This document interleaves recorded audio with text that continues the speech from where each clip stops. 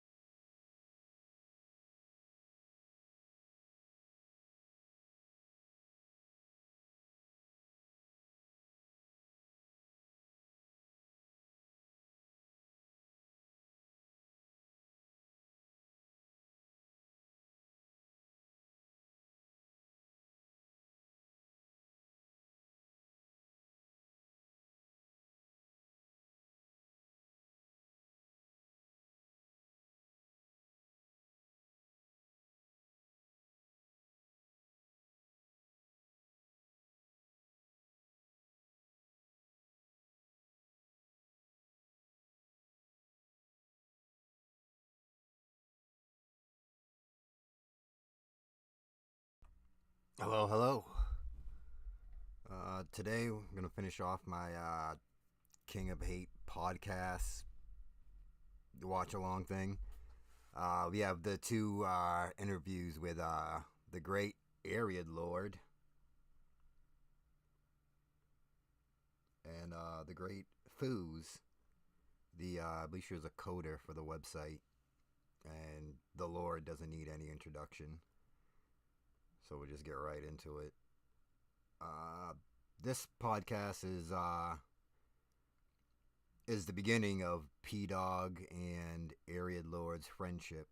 They did this interview, and then Ariad Lord called P Dog or texted him, whatever. He got in contact with him and asked him how the podcast was doing, like the interview. And P Dog thought it was a sweet thing to do, and they've been friends ever since. Big ups. Hopefully, this is all set up. And we're loud as fuck. Let's go. Big ups to Dwight. Big ups to Forgotten Locale.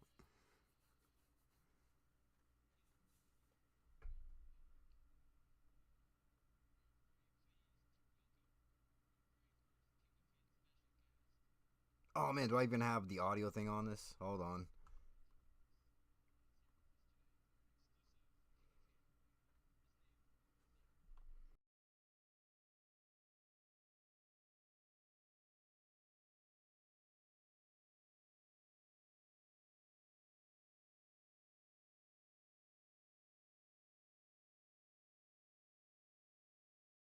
For special guest, how do you feel about being on the podcast? It's awesome. It's really cool. I think it'll be good for you guys, and to have a chain of special guests. And I'm very happy to be the first one. That's good. So, to anyone that doesn't know who you are, Who doesn't know who just the describe Ariad who Lord is who are you? Who is the Ariad Lord? Who is he?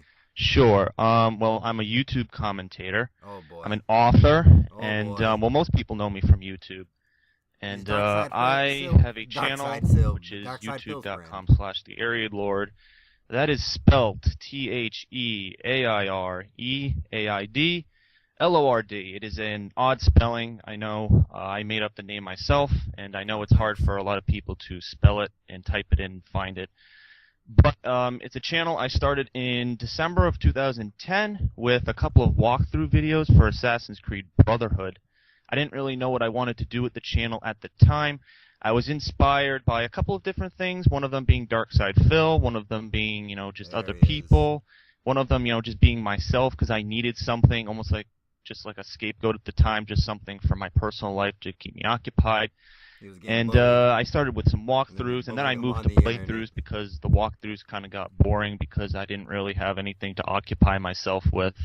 Because, there's only so much I can do with a walkthrough. Like, I wasn't like a master of Call of Duty where I could get like amazing gameplay. So I eventually had to do playthroughs of new games coming out. And yeah, that's basically what the channel is about in a brief sense. So, your username is it's a very interesting name. It's the Ariad Lord, and where did that name come from? And how long have you been using it for, etc.? The Ariad Lord comes from the science fiction novel which I wrote. I started writing it in 2006. I'll talk more about it later in the podcast, but the Ariade Lord is a name of a leader. The Ariades are aliens in the book. They're like the evil aliens, and the Ariade Lord is basically the master. Like, he's a lord. That's the title. Like, there's the lords, and then there's the colonels and stuff. So the Lord is the top title that you can have. It's the leader of all the Ariades. So the Ariade Lord is the villain of the book. His name is Ariade Lord Augutine. That's the villain of the Orb series. And that's where the name came from. And the Ariades are a huge part of the book. And when you read it, if you read it, you'll see how they connect to the entire story. He's basically like the king, am I correct? Yeah, basically like the king. He has, like, councilmen that he has to consult with, but he's basically like a king, yeah. This sounds like a really interesting story. Liars. Fucking all Yeah, liars. I mean, it They're all started, liars. I mean, I don't know if you guys want to Sorry, wait for me to trash. explain it, or if you want me to just explain it right now, or... I will wait. Yes, we have quite a lot of questions regarding the novel. We have a whole big, big massive questionnaire on it. But obviously people do know you from your YouTube. But and you know you play like video game playthroughs and stuff. So like what particular video games do you like play, enjoy? What genres of video games do you not touch? Etc. Anything that Dark Side Phil's doing. Sure. Well, it's basically, I have a philosophy on the channel. I tell people I don't play every single game that comes out. I only play games that I'm interested in. So if it's maybe like an Assassin's Creed, or if it's, I don't know, BioShock maybe, I know the new BioShock's coming out, something like that, then I'll play it. Or if it's a game that a lot of my fans are requesting, then I'll play it. But like this year, for example, there have been games that have come out that I haven't touched, like Azura's Wrath and what was it, Blades of Time. There are a couple of games I have not played this year, and some people have been like, "Oh, why don't you play it?" Well, again, not many people recommended that I play it. And B, I don't have $700 to go out and spend on all these games. I mean, it's difficult because I don't use GameFly. I use GameStop. I go out to GameStop. It's really close to me. And I'll basically trade in the games that I complete. As soon as I beat the campaign and review the game and give it a score, then I'll trade it into GameStop. And then that will go towards credit for the next game that I buy. So I usually get my games at like $40 a pop once all of the charges are taken down and stuff. So it's a pretty good deal that I have. And then also my machinima earnings are actually working pretty well, and they're actually covering a lot of the expenses for my games. So it's been working well. So that's my philosophy for games. If it's a game that a lot of people are requesting, then I'll play it. If it's a game that I really want to play, then I'll play it. Or maybe if it's a game that I want to do co-op with somebody, then I'll get it. So those are the three main things that will determine if I play games. So will you pretty much play... PD, I'm sorry. Give me a moment. Can I ask you a short question? Sure. If like you said, you don't have like $700 to buy all these games, but if you have a renting store nearby, why I sometimes think, why not rent the game instead of buying it? If you can't compromise to buy the game, it's better to rent. Am I right? Well, I mean, I considered doing GameFly, but I really turned against it because just of the fees and just how it worked. I didn't really think it would be necessary for myself. And also, I'm not sure what stores you can rent. I mean, I know Blockbuster, when I was younger, Blockbuster was everywhere. Now they're going out of business because they haven't stayed up with the times. So unfortunately, I can't rent a game from like Blockbuster or Hollywood Video. Those stores like don't exist. Game Crazy, all these stores that like don't exist anymore because they've just collapsed with the economy. So yeah, I mean, if I find a store that I can rent games at, I guess that would be, good. Maybe the only games I would rent though would be games that only have a short campaign, like Syndicate or Binary Domain. Those two games that I played recently in March of 2012 had short campaigns, really didn't have much multiplayer, and that could be a game that I would rent. But if it's a game, let's say like Assassin's Creed or Call of Duty, it's a game that I'm going to be keeping for a longer period of time, and I'm going to be playing over months. I might want to get more achievements. I might want to do fan appreciation with the matches. So that's kind of my feeling about that. Get them out of here. Oh, I have another question. All right. Have there been any games that you've really like? Have there been any games that you bought that you've like kept, or any games that have been one of your favorites that you have like kept? Like, have there been any games that that you really like that you decide to keep instead Like of any get rid hidden of? gems, pretty much. Like you didn't expect it to be good, Yeah. and Yeah. then you end up loving it.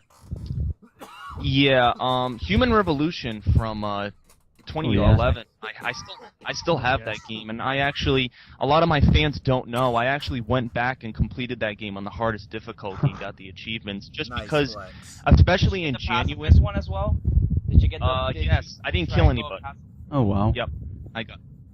Let me And, ask you this: if you try to go for the pacifist, if you like take control of a robot and that robot kills him, that actually locks you up? Yes, that does not count.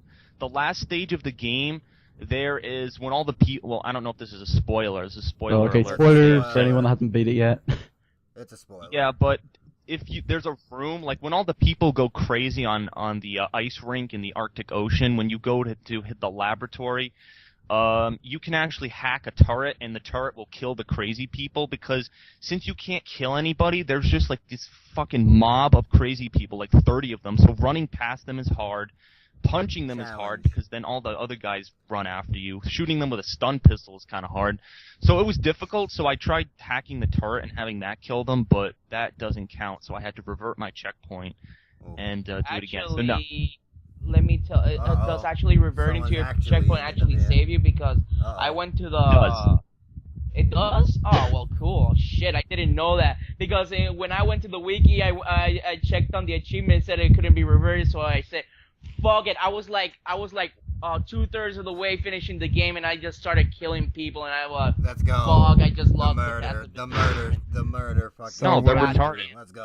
You shouldn't believe like a wiki link. I mean, I just tried it. It was the last You mission believe before you go Dark Side, fight Phil. Get Zhao outta here. Yunrun. So I was like, you know what? Don't I'll believe just give it a wiki. shot. I'll Hold kill on, I'm gonna Zhao trust really this guy quickly, named and then I Phil. got it. Come I got on. the achievement for beating it on the hardest difficulty. Then I killed her again, and I'm like, wait a minute, why didn't I get the second achievement? So I'm like, oh wait a minute, I got to go back and do it. And then I got pacifist, so it did work. So, Area Lord,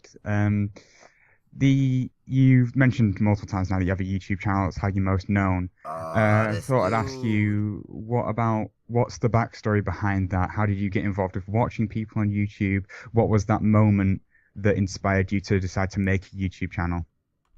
Well, it was a combination of a couple of different things. Number one, it kind of comes into contact with stuff in my personal life, and a philosophy I have on the channel is that I don't reveal anything about my personal life. I mean, obviously there are other commentators that make it very personal. I mean, even Phil. I mean, Phil's life is revolved around video gaming, so people know about a lot of what he does, but there's also stuff that they don't know. But for me, they don't know. basically there were things going on in my life in 2010 that were just very troublesome for me, and I kind of needed something to fill that gap. So a YouTube channel, after watching people like Darkside Phil, I have been watching his content since 2008. The guy who asked this question actually checked Area Lord.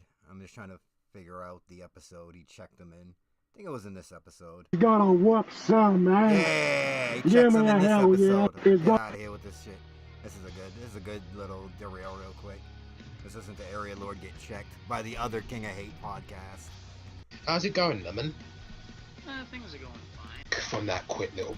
Also, there's suspiciously a person named Lemon. Sometimes they go by Lime also. Very suspicious. Break. How's it going, Lemon? Things are going fine. Wait. Oh, I found something interesting on the forums. What? Uh-oh.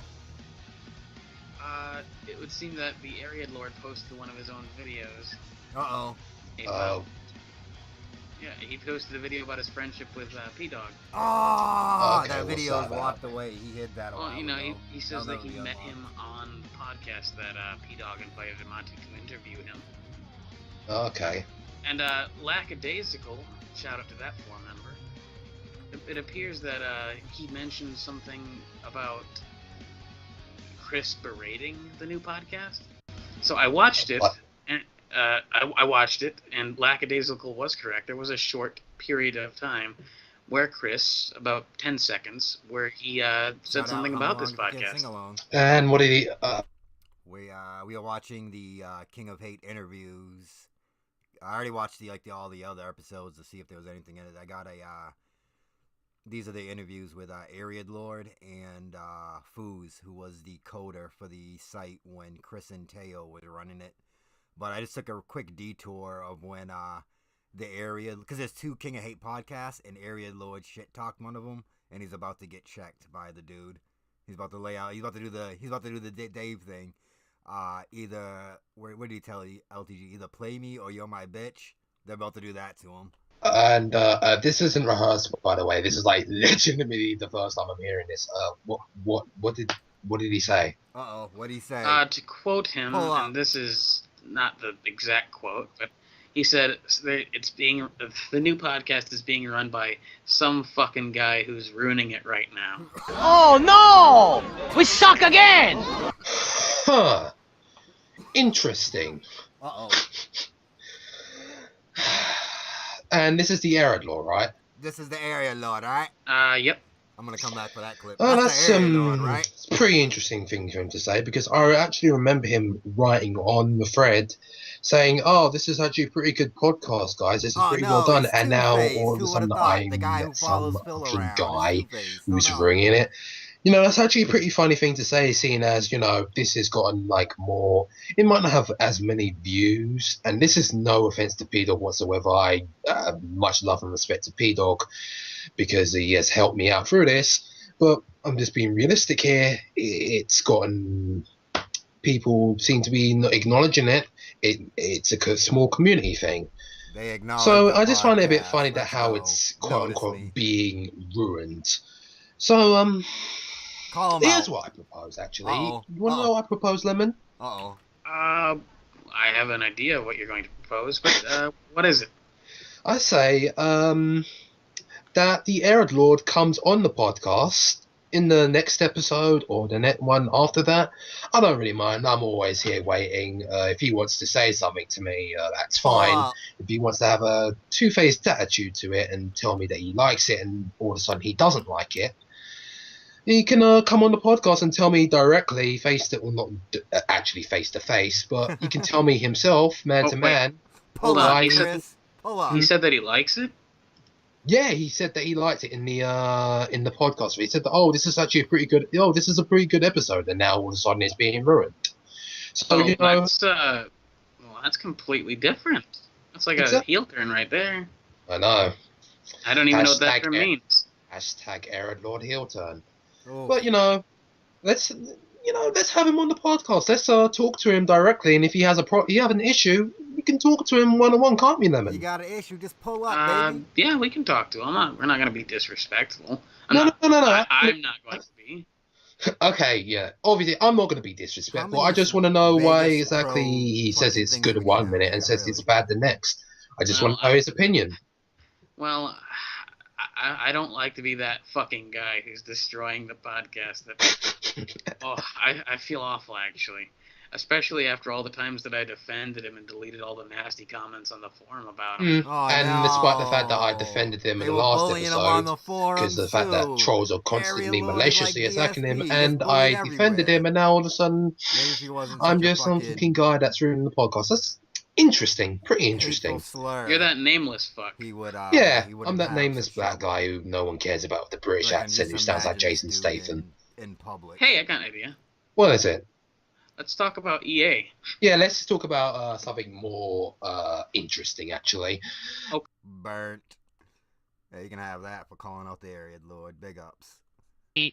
I participated in a couple of things, like I sent questions in, he answered it. Like I think in 2009 he answered one of my questions. In 2010 he answered a question.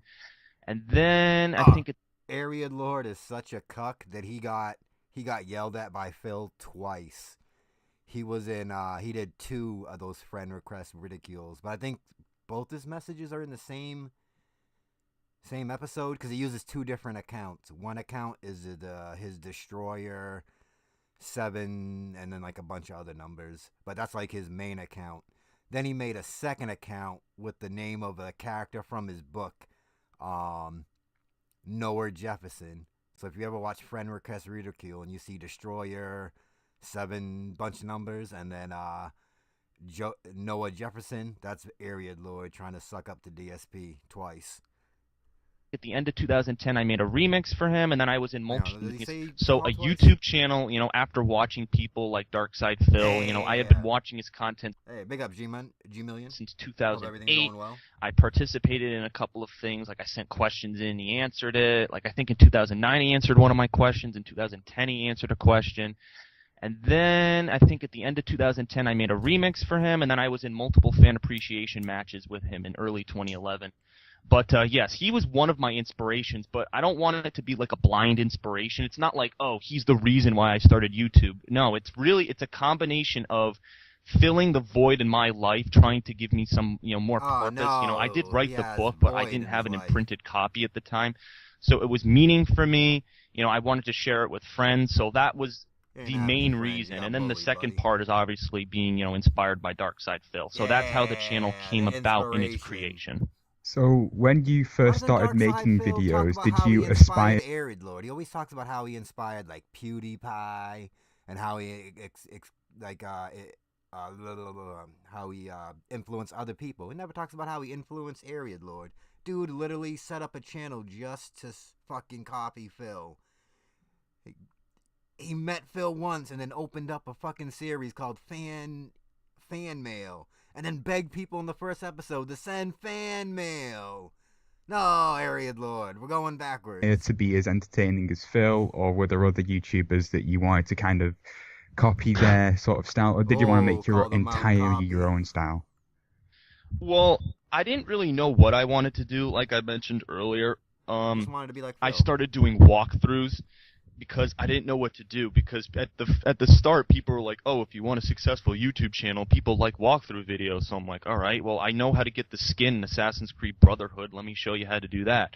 So, it was a really shitty video. It was all off-angled. It was with a camcorder that I don't use anymore, and it was really... It's a real shitty video. He does retrospectives now where he talks about this video all the time, how it was his first video about getting this fucking skin in this fucking Assassin's Creed game.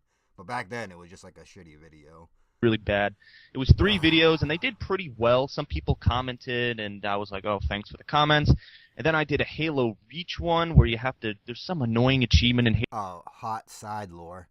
The video that blew up DSP and Rambo's co-op playing together would be the Raccoon City game that you play with. They played with Panda Lee, and she was annoying. But specifically Part 5. Part 5 has it's like the third highest views on his channel. That Spider-Man one was Spider-Man Web is at maybe 2,000.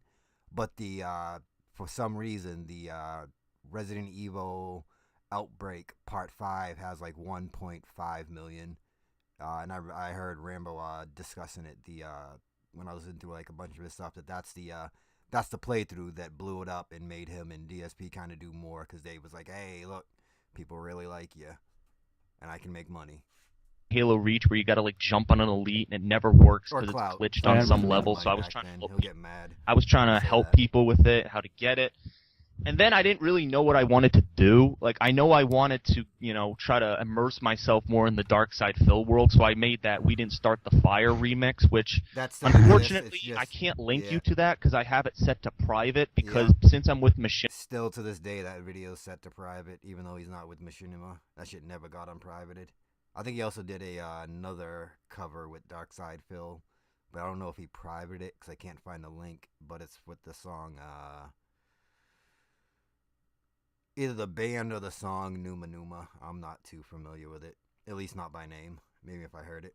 Cinema now. I can't show I can't show copyrighted music, so I have it on private. So unfortunately, I can't show you that video. So sorry, guys. It already has 8,000 views, so most people have already seen it. Well, an interesting thing is, I actually did remember watching, whenever it was brand new. I remember watching that, and I never knew that you made it. I was like, oh my gosh, he actually that's something that I just discovered there now. That's pretty interesting, because I had the reel of all the games that you played during the year, and I had the cut to thingy from hitting the desk or something with the flames in the background. I had no idea that you made it, so that's pretty interesting. Well, wait a minute, Aaron. You have a Facebook account, am I right? Oh God.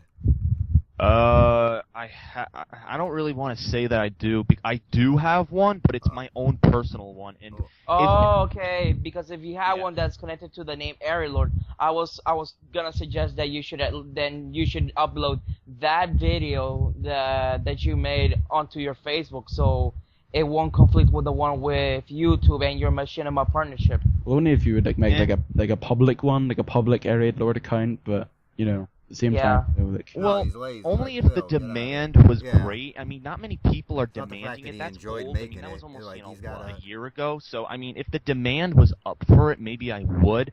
But not many people are asking for that. Most people are asking for new gameplay videos, and they're asking the most common question I get is, when are you gonna play with Darkside Phil? That's always the first question I get. When are you gonna play with Darkside Phil? I don't know. He has his own fucking life. I don't know. You wish you knew, buddy. You wish you knew. So, Area Lord, you mentioned that you are currently partnered with Machinima. Yes. How did you? Because you've been on YouTube for a while, so I assume you've strived to make your video quality better, tried to make yourself more entertaining. So how did getting to that Machinima partnership, was that an aim for you? How did that come about? Did you approach them? Did they approach you? Well, what happened was, it was pretty interesting. I mean, I mean, I don't know if you want to start with the story of how I became friends with Phil first, because that kind of connects to it. I found the contact he's the recruiter for Machinima for the United States. His name is Rishi Chadha. Phil's friend, Koro Chado, I don't know if you know who he is. I've talked to Pete about him a little bit. Koro Chado is a friend of Phil's that he knows through Street Fighter, and I played with him during some of the co-op we did, like the Resurrection Map Pack, Uncharted, and he got partnered by Machinima, and I'm like, whoa, how the hell did you do that? You know, you only have like 2,000 subscribers, and I have around the same number as you. How did you do it? So I asked, and he sent me the link, this guy's Twitter account, Rishi Chadha, and basically all you do is you send him a message, and he's like, okay, send me an email with your channel link.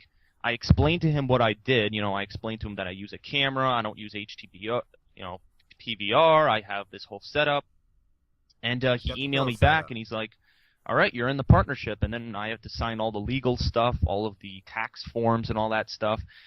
And a lot of that stuff I can't disclose. I'm not at liberty to discuss a lot of the how the partnership works and stuff. But basically, I got say that as well. Yeah, I got partnered at the end of January, and basically January, I think, what was it, 27th, 2012. I'm officially a Machinima partner, and now I have logos, I have connections through it. They've actually just offered me a live streaming before anyone else gets it, so I'm thinking about doing it. I mean, it's like the YouTube live streaming, so partners get first dibs on it. So I don't know. I don't really use live streaming, so I don't know how that would be any worth to me. But yeah, it's pretty cool. And then obviously I make money off of it, but I can't explain how much I make. But yeah, it's awesome. It's a good deal. It's understandable. I mean, you get a lot of people on YouTube that are so interested in how much YouTube partners make, and it's just like, you wouldn't walk up to into a Burger King, go up to the till and says, "Excuse me, how much do you earn per hour? Tell me now." Yeah, you don't walk up to someone and just ask them like, "Hey, how much much do you make?" Because that's well, that's rude. YouTube people for you. They just ask you anything like, "Oh, how much do you make? Where do you live? What's your bank account details? What's your I want you to play Dark Souls. Yeah, Dark Souls. Dark Souls, man. So, we've talked about what you made in the past and what you... Detour.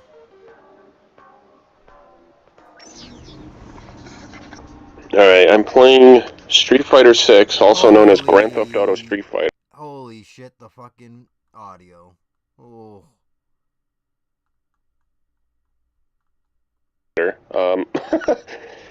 When I started this game, I did not expect, it's like The Sims, Grand Theft Auto, and Street Fighter all combined. Yeah, this is very peculiar, but anyway, I don't really upload stuff on the channel for gameplay, and my friends wanted me to buy this game, so I have it now. So, yeah, this is my, I've beaten, I think the funniest thing is you can just challenge anyone on the streets. It's hilarious because the game's like, oh, they want me to go buy food from this truck, but you can also fight the guy who owns the food truck.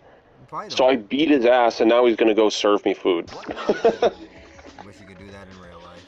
Food purchased from eateries can be... Oh my god. He reads just like Pizza covered in asparagus from time to time. It's gonna be eaten. He Food even truck. reads it out loud. So I like beat his ass, and now he's gonna go serve me food. No. Food purchased from eateries can be eaten. These are two separate types. Food must be used. Food lineup changes from time to time. This is like... Really? Oh my god, Arid Lord, play the game, please.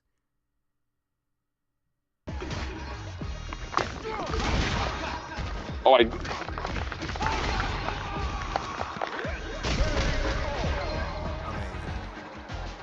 Oh, alright, they didn't have much health.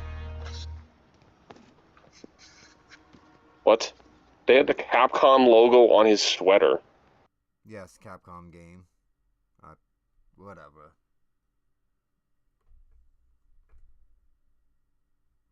Area Lord is not loading.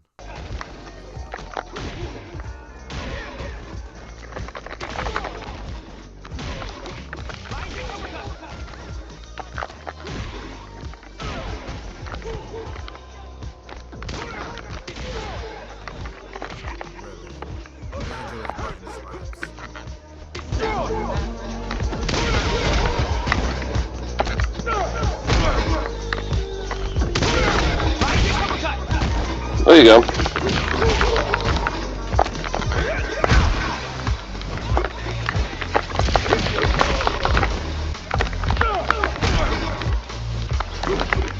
Oh, I'm out of here.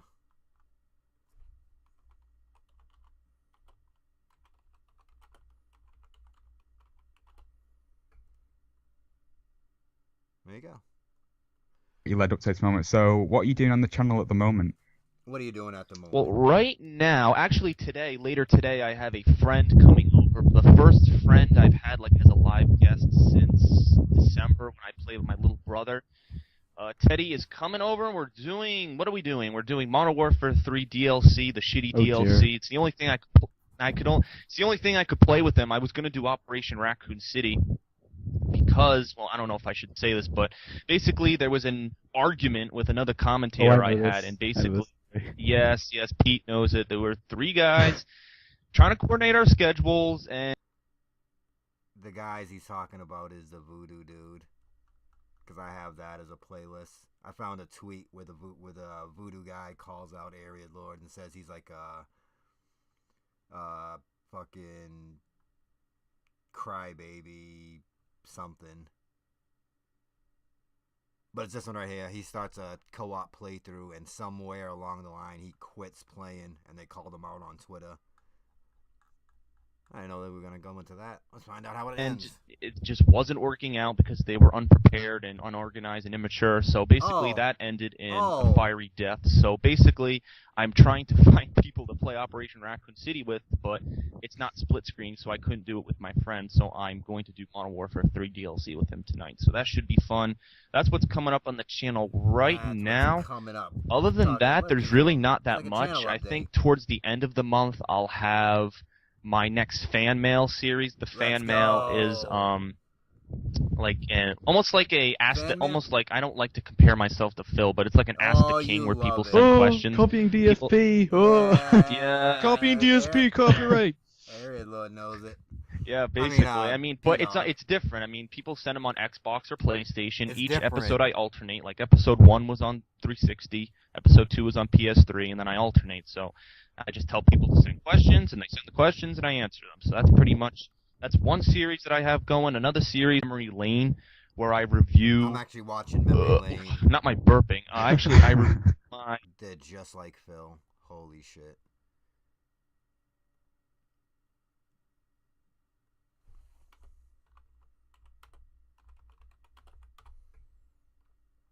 This dude. This piece of work. Oh, it was right there. This piece of work. This dude begged people. Fan mail. Inbox, by the way, because DSP used to call his DSP inbox. So, of course, he calls his Area Lord's inbox / fan mail. Let's see how much fan mail this dude got. I'm going to lower the quality because it's just messages and my internet's being weird with buffering stuff. Alright, so that's it. Those are all my messages, and then the last 3 are friend requests, which I'll get to later. So that's basically it. Wasn't much, but I did get some messages, and thank you to those who did send me messages. Really, it was only 2 people. It was the one guy who sent me like 4 messages, and then the other person. So thank you. I know, unfortunately, I put this video out a little late. Maybe I could have put this video out a little earlier. Maybe when I made that last MagFest video, I could have put this out and said, hey, I'm going to be opening this up to my new inbox series. And it's actually funny. I got like 13 likes on my gaming update, which means a lot of people are probably interested in this kind of footage. So I'm glad. If you guys are interested in seeing more inbox videos, send me messages. I can't do the video if I don't have the messages. I could just barely do the video today because, you know, I only had a couple of messages. I only had like 6 messages, and they were only from 2 people. So I would highly suggest, if you want to see more videos like this, obviously it looks like there is a high demand for a video like this. If you want to see a video like this, you have to supply me with the content so that I can make that video. I can't just make it. Looks like there is a high demand for a video like this. If you want to see a video like this, you have to supply me with the content so that I can make that video. I can't just make it. Hot. First fan mail. I review old things in my life. Like episode 1 was Yu-Gi-Oh! How I was extremely competitive with Yu-Gi-Oh! In early 2000s. Pretty much at the same time Phil was really competitive with Street Fighter, I was really competitive with Yu-Gi-Oh! Going to tournaments and winning money and stuff. And that lasted for a good amount of time until I sold the 5,000 cards I had collected to some guy for like $200, and then that was the end of it. So, you play games, you still do playthroughs now. You're obviously looking to do Operation Raccoon City with people. I mean, there are a few gems that seem to be coming up in the future. I mean, what games are you looking forward to playing, and will you be doing them on your channel? Duh, he's a YouTuber, well, I retard. think it's not next week. I'm pissed about it. I really wish it was next week. A lot of fun. Are you gonna upload stuff to your Prototype YouTube 2. channel, sir? I'm very hyped for that. This is one of the games that I've actually played, like the original Prototype. I played it in 2009. It's funny, but a lot of these games that come out, like Mass Effect 3, I never played Mass Effect 1 or 2. Crisis 2, I never played the original Crisis. So there are a lot of games that I'm doing now that I have a channel that people are suggesting that I've never played. I've never played the original version of these games. So, yeah, I mean, Prototype 2 is one of them. Assassin's Creed 3 is another. I'm really hyped for it now that I've seen the exclusive footage from PAX East, which nobody has seen except people who have gone to PAX East. Nice flex. And then there's Bioshock Infinite.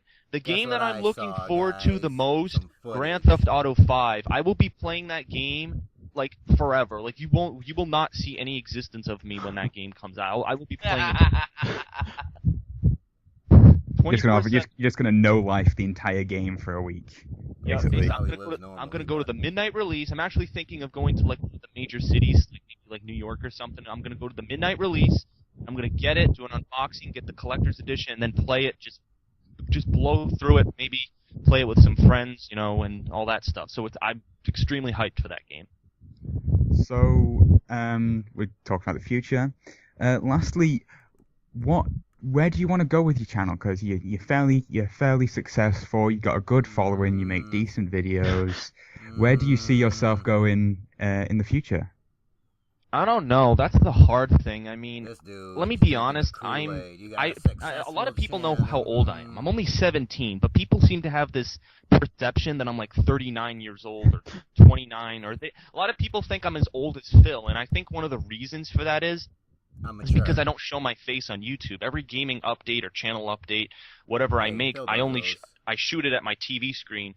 And I don't shoot it at myself just because it's worked. Like, that's what I did. Like, in 2011, I didn't want my face on YouTube, and when I made updates, I put them on my TV screen. Now that my face is up on YouTube, like Phil caught it at MagFest and stuff. That was really the first time people saw my face. So people have briefly seen my face, and I guess I don't know if Pete is going to. Them. No. I don't shoot it at myself just because it's worked. Like, that's what I did. Like, in 2011, I didn't want my face on YouTube, and when I made updates, I put them on my TV screen. Now that my face is up on YouTube, like Phil caught it at MagFest and stuff. That was really the first time people saw my face.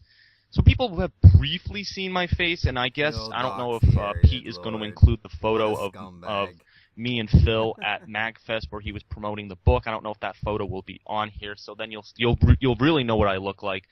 But since I'm only 17, I mean, I'm going to be going to college next year. I just want you guys to understand this. So it's going to be really hard for me to transition to now having to cope with college and now the channel because, I'm going to have to... Where is this fucking giant of a man? YouTube. Look at that. He fucking towers over the guy.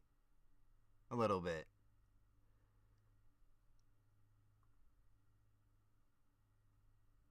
Use that for later. Where were we? 22 something. 22:30. That photo will be on here, so then you'll really know what I look like. But since I'm only 17, I mean, I'm going to be going to college next year. I just want you guys to understand this. So it's going to be really hard for me to transition to now having to cope with college and now the channel because, I'm going to have to choose. I mean, is my book going to take off? Is that going to be the thing I focus on and video gaming is going to go away? I'm always going to be a gamer. I'll never give up on video gaming. It's always going to be a hobby. It's always going to be something I love doing. But definitely when I go to college, like probably late 2013, you're probably going to see a decline in the rate of footage. I'm not going to be doing full playthroughs. It's going to be very sparsely populated with videos. I will do playthroughs every once in a while, like maybe when I have long breaks or vacations, I may try to do footage. One thing I have actually established is that MagFest, the gaming convention MagFest in Maryland, is always held in January, and I always have break during that period. So that is a convention I'm always going to go to. So I think if I keep up with that, keep up my relationships with Phil and his friends, I think that's going to be a big contributing factor to the channel. So the channel's still going to be active. I don't want people to freak out. And I always have break during that period. So that is a convention I'm always going to go to. So I think if I keep up with that, keep up my relationships with Phil and his friends, I think that's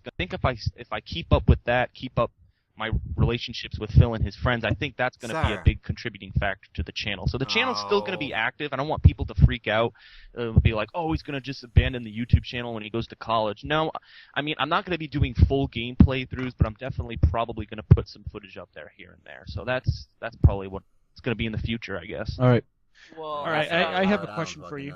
Do you have any tips or advice for anyone who kind of wants to get into the? I actually asked him this. It's a pretty funny question. I actually asked him this in his latest, viewer questions, and it was the very last question that he asked, and that he answered on the third part of it. But you could answer it again here anyway.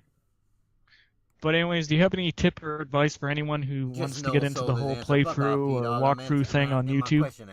Like make videos, like gameplay videos and stuff? Yeah, sure. Yeah, well, I mean, I wouldn't suggest, a lot of people have this blind perception that, okay, if I'm going to be popular, what am I going to play? Okay, well, let's look at the games that have come out that are really popular. Call of Duty. That's a popular game. Let me do 1,000 fucking montages of me throwing a knife in the air and seeing if it hits people and seeing how many views I get.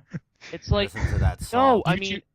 There are so many people who already have that on YouTube. There's probably like 10,000 plus videos of people doing that. Nobody wants to see it. So, in my opinion, that's one of the reasons why I chose to do playthroughs. It's always going to be new. People are always going to be searching for it. So if they come across your stuff and they think you're funny because you're adding your commentary to it, then it works. It's a win-win. When people search playthroughs, they come to the fucking area, Lord. The king of playthroughs. One thing I really hate about old school YouTube is everyone called their videos the same thing. Like this title, like Assassin's Creed walkthrough. Well, not that one, but like when they play, they just call their game this right here. It's the DSP way of doing shit, but I see a lot of like old school YouTubers doing this shit where they just say the name of the game, what they're playing, it's a playthrough, and the part, but there's nothing that differentiates it. Like it's theirs. Like there's probably like 1 million of these fucking titles on this site. Get out of here! It's fucking stupid. Don't fucking do that. I mean, that's great if you want to do Call of Duty stuff. I mean, you can do it. I'm not saying you can't. I'm just saying it's hard. It's not easy as it was maybe 4 years ago when the only game you had was World at War and Call of Duty Modern Warfare 1.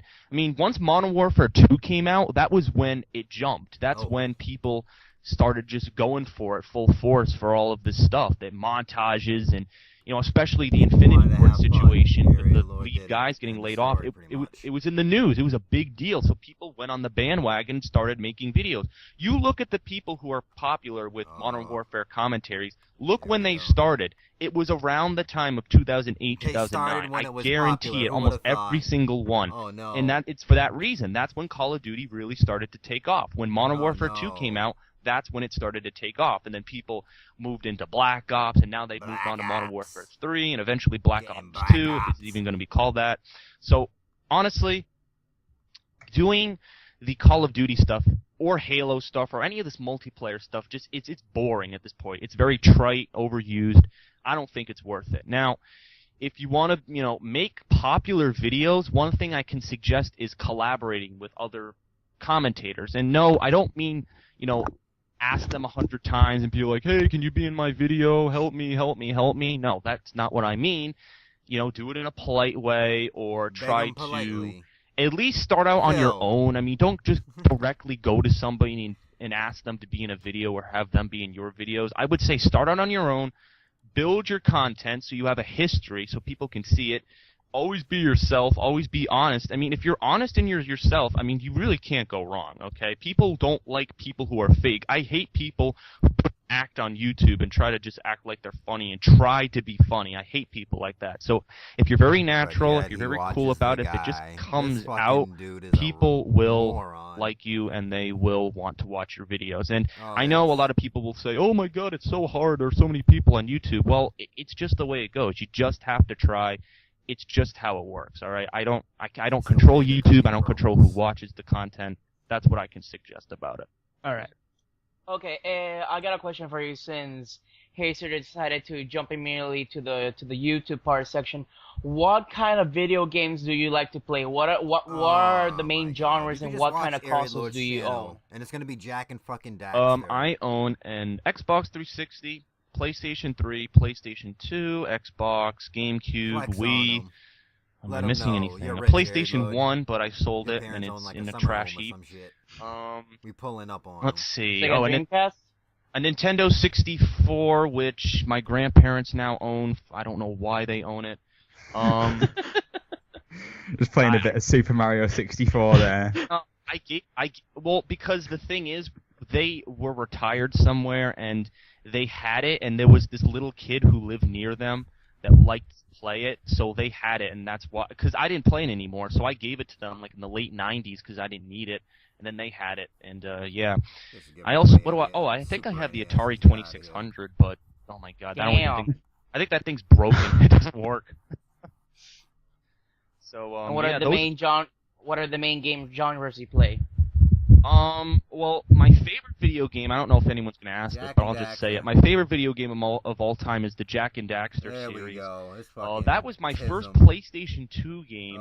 Before that, I was mainly a PC gamer, which is kind of hard to believe. I was really into games like Age of Empires, Age of Mythology, and some of these other real-time strategy games. I was really into it, and that combined with Yu-Gi-Oh! Was basically my two main hobbies at the time. But when I got the PlayStation 2, it came with a free copy of Jack and Daxter, and I really got into that. I liked the action-adventure. I liked the style of gameplay. So action-adventure puzzle games are really my favorite. I feel like those kind of games are losing out nowadays. Like Uncharted 3, I didn't really like it that much, even though it's an action-adventure puzzle game. It really didn't feel that awesome to me. It really just kind of felt, kind of boring. But I know a lot of people would argue with that and call me an asshole for saying that, but that's just my opinion. But, yeah, I mean, first-person shooters, they're okay. Everything's copying everything nowadays. Call of Duty is the same shit every year. So I guess first-person shooters are fun, Halo 3, I mean, I played that game all the time when it came out, 2007, 2008, because Halo 2 was what got me hooked on the Xbox. In 2004, my friends showed it to... wait a minute, it wasn't 2004, it was 2006. Yes, 2006, it was 1 year before Halo 3 came out. They showed me the copy of Halo 2, and at the time there was a store. It was called Airport Video. It doesn't exist anymore because obviously with Xbox Live and PlayStation Network. It doesn't need to exist anymore. It was basically a game shop which supported, local system link play. So back when the PlayStation 2 and Xbox were popular, like, internet cafe they would type shit. have all these systems set up, and you could play with your friends, you could hang out, you could go drink, or you could do something fun, and basically just have a fun time and do all that interactive stuff. So that store doesn't exist anymore, but Oh, no. But yeah, that's how I got introduced to first-person shooters, and RPGs, I'm not really into them that much. I mean, Fallout 3 is probably one of my favorite games, but I don't really play it like an RPG. I always try to make the outcome be something what the game developers were aiming for. Like, I don't really like the fact that you can make your own story. I want the game developer to make a story for me. That's why I paid $60. So that's not, I don't really believe in the RPG MMO,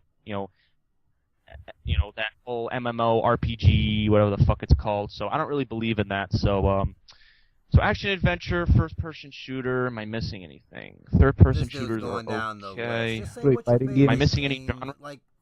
Fighting games like Street Fighter, Tekken, Mortal Kombat, etc. Oh my god. The funny thing about that, I actually had no idea Street Fighter existed until Darkside Phil started playing it. I didn't even know what it was. Like, and we just watched all of a sudden, Street Fighter. All of a sudden, I see Street Fighter, I see Evo, and I'm like, what the fuck is this bullshit? People are actually competitive with this stuff. And then I hear there's a whole history behind it. There's leagues. There's this guy fucking Triforce making leagues out of. Yo, let's go. Oh my god! I mean, it's competitive. It's and I hit and I'm like, what the fuck is this bullshit? People are actually competitive with this stuff. And then I hear there's a whole history behind it. There's leagues. There's this guy fucking Triforce making leagues out of. Triforce. Oh my god! I mean, it's competitive. It's and I compare it to Yu-Gi-Oh. How I was really competitive with Yu-Gi-Oh, and people would trash talk in the Yu-Gi-Oh industry. It's just another industry, just like Yu-Gi-Oh. So even though it's a card game, are mentally retarded. So you know what? I'll be honest. I have to completely agree with you in the fact that I had no idea Street Fighter existed until VSP, and then I actually did pick it up, and I actually started playing it, and I actually started really getting into fighting games, and that was pretty much a case where DSP really did inspire me to do something I otherwise would have never thought about doing. So, it's kind of interesting, and I do agree with you, that it's very competitive. There's a lot of competitivity going along, especially with nations clashing, like Japan and America. They're always clashing and stuff, especially with Korea and stuff, just being thrown in Taiwan. A bunch of countries are really competitive with it. But anyway, people would know you from a YouTube channel, but they would also know you for something that not many YouTubers can say that they've done, and that you have actually written a book and published it and all by yourself. So to anyone that doesn't know the book is called The Orb, and to anyone that has no idea what the heck The Orb is, can you please give a small synopsis of what The Orb is, pretty much? Sure, it's a 330-page science fiction novel that I started writing when I was in 6th grade, and it was originally a writing prompt that we had to do based on this really shitty movie that came out in the 1950s, and we had to make our own story based on it. So I did a story about, the movie was Journey to the Center of the Earth, but it's not the 2008 version. It's the 1950s version with these actors who are probably all fucking dead, rolling over and over. What a scary thought. Yeah, so, movies actually did exist in the 1950s, believe it or not, but, so we had to do a writing prompt on this movie, and I really liked the story. I did well on the assignment, and I really liked it, and over the past 5 years, I just kept working with it, and at first, I didn't really realize that I was writing a book. A lot of people are like, "Oh, did you have the goal of writing this book in mind?" It's like, no, I was just kind of writing a story because ever since I was little, I remember when I was 2 years old playing with Thomas the Tank Engines, fucking making him crash and stuff, and making my own stories. That was fun for me back then. The old Thomas, the 80s, 90s Thomas. That was what I watched when I was little, and I played with that stuff and. Then it evolved into, Yu-Gi-Oh! And then I would make stories out of that. Then I would make stories out of, the video games. So anything with a good story is what compels me and stuff. And that's part of the reason why I had you put up that music theme. It has driving emotion in it that you feel when you watch these great stories. When you watch a great story like Jak and Daxter where you're immersed in it. Maybe you watch The Dark Knight, which is a great movie by Chris Nolan, one of my favorite movies of all time. So anything with a great story is really what captivates me, and that's what I wanted to bring out in my book. So the book is The Orb. The Orb. Actually, let me see. I'm going to get Get a copy right here. I'll read you the back cover if you want. It's a summary of the book. So the summary goes, Noah, oh my god, I messed up the name. Noah Jefferson has it all. Fame, power, money, and a huge mansion. It's all thanks to his father who leads the world in alientology, the study of extraterrestrial beings. But Noah feels out of place. Even though he has everything he could ever want, he still feels like he doesn't belong in his school, in his house, in his world. But that suddenly changes when his father gives him a special book called Orb. After reading it suddenly whisks him away to a place far away. Now Noah must deal with new feelings of hatred and anxiety and solve a conflict he didn't even know he belonged in. So that's basically a summary of the book. It's on the back cover. And that took 6 years to write. 330 pages. You can buy it on arealord.com, and I can ship it to you via PayPal if you're interested in buying a copy. A lot of my fans have actually purchased it. There are some fans from Ohio, some from Illinois who have actually purchased this book. It's really cool that I have international fans. You know, OJ bought a copy, Phil has a copy. Rambo and Howard read it when they're at Phil's house, which is kind of cheap.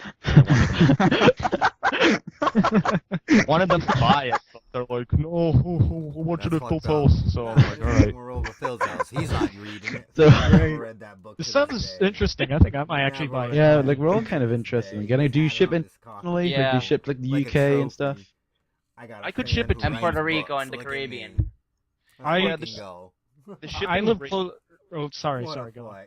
Oh yeah. All I was gonna say is the shipping rate is might be a little higher because it's gonna be converted to the pound, since that's the currency of England. So, I mean, basically you would just have to pay for the shipping rate. I mean, for the United States it's $5, but I'm sure if it's gonna be international, it's gonna be a little more. So you just have to pay the little extra for the shipping. But the book is $15, so $15 plus whatever your shipping is. I actually live near like where Phil is, so I guess it wouldn't be a problem to ship where I am. He's been mostly in a little loop. They've been asking him like what's his favorite stuff, and he's been giving Phil answers. We did watch some of his Street Fighter 5 play. He was just walking around in the open world, and then I went on a tism fit on how I hate YouTube videos when they're titled like this. Just the name of the game and what part and playthrough most likely in there. Like a billion of those on the website. Come on, don't be stupid. And we watched Area Lord get checked by the other interview podcast because he talked shit about the other podcast. So the dude on that podcast, Dark, whatever his name is, called out the area.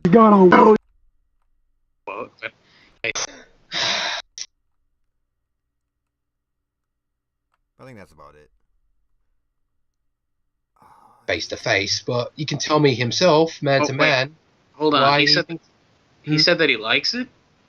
Yeah, he said that he liked it in the podcast. He said that, oh, this is actually this is a pretty good episode, and now all of a sudden it's being ruined.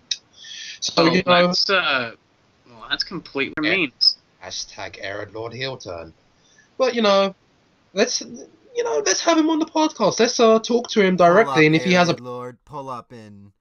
When was this taken? 2013. Pull up in 2013, you fucking coward. Yep, I live in New England as well, so you could just drive down to his house and pick up a copy directly from his home. Perfect. But yeah, just drive by. Hey Phil, can I have a copy? It's like when Phil goes on in one of those interviews where he gets like his dick sucked, and he just goes on and on how great he is and how he's gonna do all this cool stuff. Copy. But imagine if Phil was copying somebody else and kept trying to bring that person up. Also, he said he wanted to keep his relationship with Phil and his friends going good. So there was that too.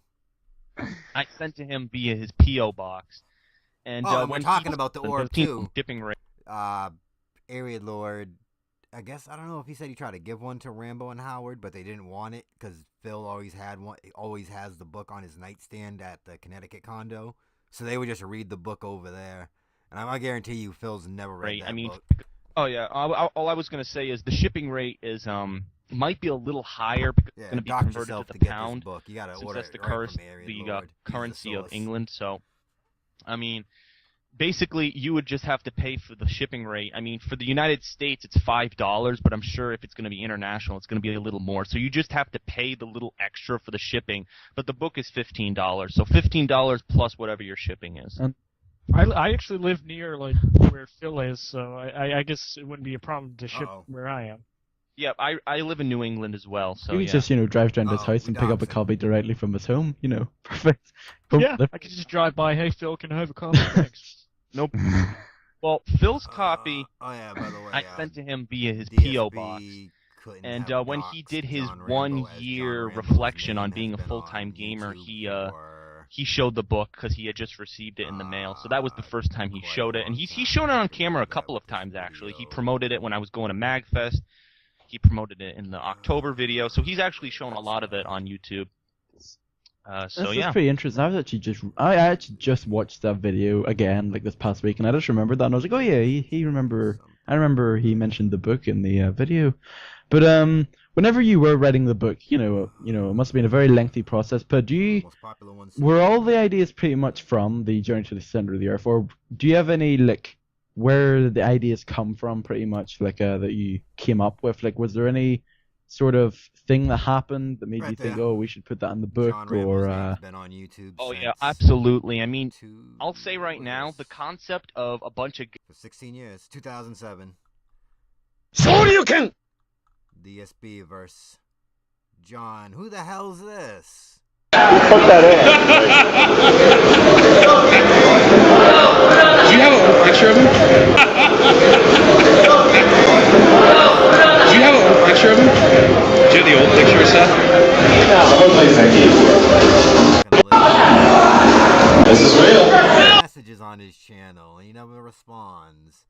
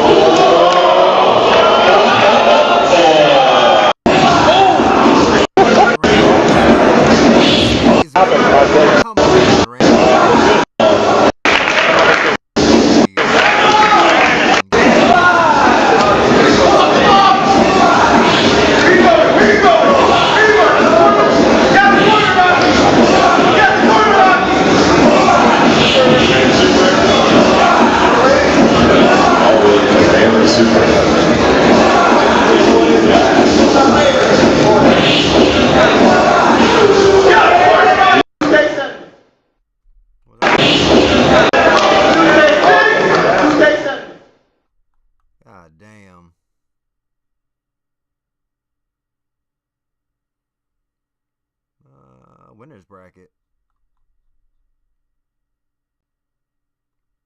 Anyone comment recently?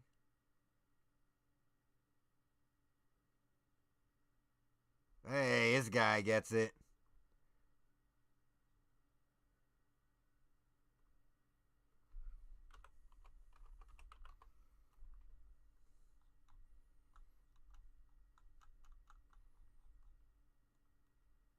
Guys going to the center of the earth to find aliens, that concept is nowhere in the book.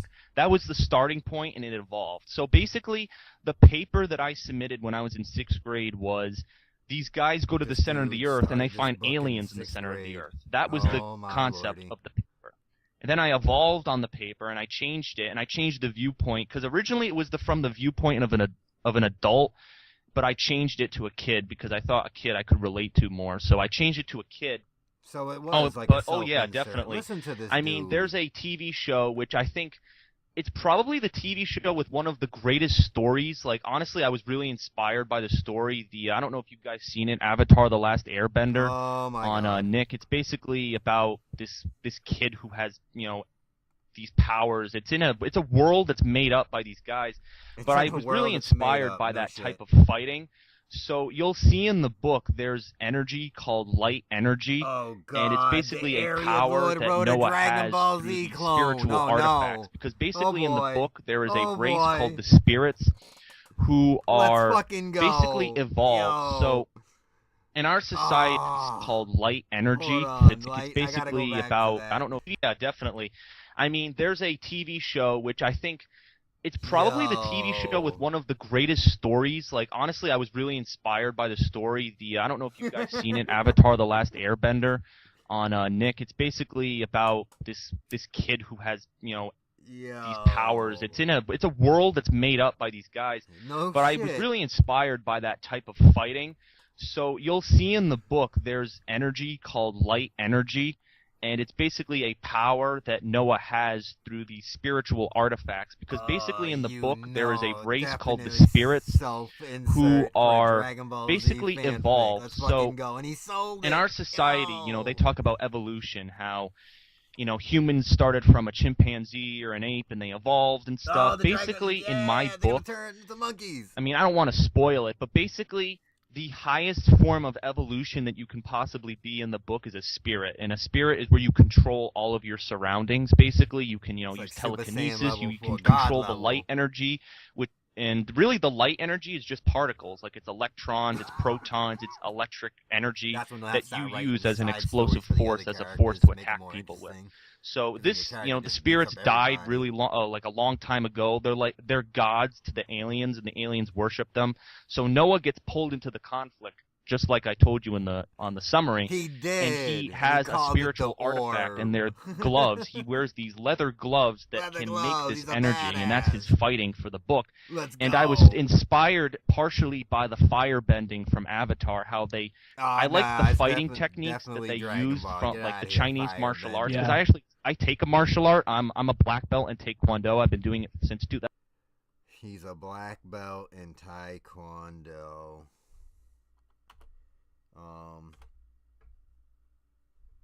About that, it's probably gonna sound mean, but I've seen the Area Lord Taekwondo stuff, and it looks like he went to like one of those mall Taekwondo places with his family, because he has an absurd amount of fucking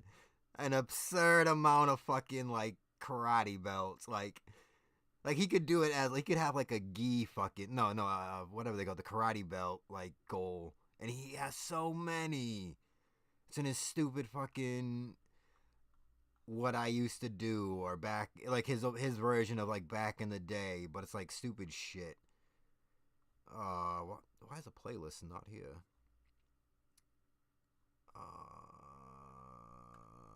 Where is this? I know Yu-Gi-Oh! is like, he did one with Yu-Gi-Oh! Decks. I didn't watch that one, but I watched the Taekwondo one. And he has like fucking a bunch of fucking foolish belts. Where is this stupid playlist? I can just go to my playlist and find it. I'm pretty sure it's there. Just thought it would be easy to go into his fucking channel. But his channel's a fucking mess of all... Oh, fuck, whatever. I'll go to my channel. I'll go to my playlist. Where is this dude?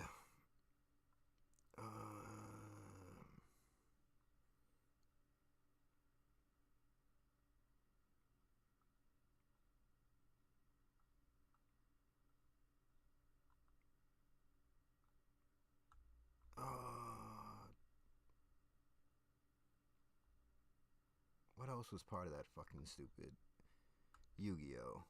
I don't know how to spell that, but I'll just try my best. And then we'll see. We'll get the rest of it. Let's go. Memory Lane. That's the fucking name of that stupid shit. There we go. Let's go, Taekwondo. Look at this shit. Susan, new Susan. What is up, everybody? It's the Area Lord. This is like a family taekwondo thing. I don't know if Right, all my my siblings and my parents at one point were actually doing this martial art. We would have big classes, and those were really great memories and stuff. Now, there we go. You got a trophy. It's like I got my purple belt, so Master Yu was obviously the person I did taekwondo with. Some martial arts. Cannot hold this camera straight for fucking shit. I believe. There we go, Master Yu. I believe he still has his studio to this day, but I think he's relocated to a couple. He relocated. The Ultimate Taekwondo Center, the UTC. This was a. What was that? It was either a state or national. Breaks out nunchucks at one point for some fucking reason. Was struggling to make money off of because obviously it's a business. Like this. Is this Phil talk? I don't remember this. Getting really busy, and some of the things in the Massachusetts institution that I went to, there were just some things that. Yeah, I think the dude was a scammer and he got in trouble. But not completely. The taekwondo teacher. Completely, I still practice in my spare time, but it was either a year and a half ago where I really stopped and. Oh no, sorry, that was me. That was I had volume because the interviews on the King of Hate podcast, like their audio's all over the place. It was just because, my dad and our lives were getting really busy, and some of the things in the Massachusetts institution that I went to, there were just some things that, my master was struggling to make money off of, because obviously it's a business. Like, this, I hope you guys know that this isn't free. Like, you have to pay a pretty. Some kind of weird fetish with finding like men who can't fucking pay their bills and latching on to them. What the fuck? Obviously, in the Massachusetts institution that I went to, there were just some things that, my master was struggling to make money off of, because obviously it's a business. Like, this, I hope you guys know that this isn't free. Like, you have to pay a pretty hefty sum of money to actually sign up to do this, to learn how to defend yourself, learn the disciplines of this martial art. So it's not like it's free. So it does take a lot of time. Yeah, the boys area and stuff like that. But this, oh my god, I can't even wear this. Where's the nunchucks? Bust out the chucks. There you go.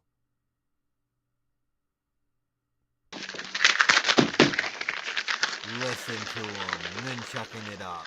Remember the form for this? Yeah, like Michelangelo. All this shit up, god damn it.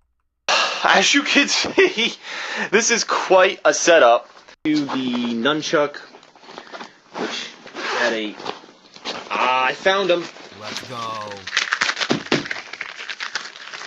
Watch this. I mean, you can't. Remember the form for this? Listen to this. Listen to that karate. There we go. Can I perch this on a stand and have you watch me do it? I don't know. One-handed here, maybe? Oh, we get hand cam. Let's go. Look at it. Let's go. The tism's going off. Let's go. See, contrary to popular belief, you don't move your wrist that much. It's all in twisting. Letting gravity kind of bring the thing around, you know? Find out. See, like that? It's hitting my bedroom door, but that's okay. At this rate, I might as well do a room tour. Room tour. No one. All right. These were my What belt did I receive these for? I don't even know. I received these nunchucks for something, but fucking beat upon, I guess.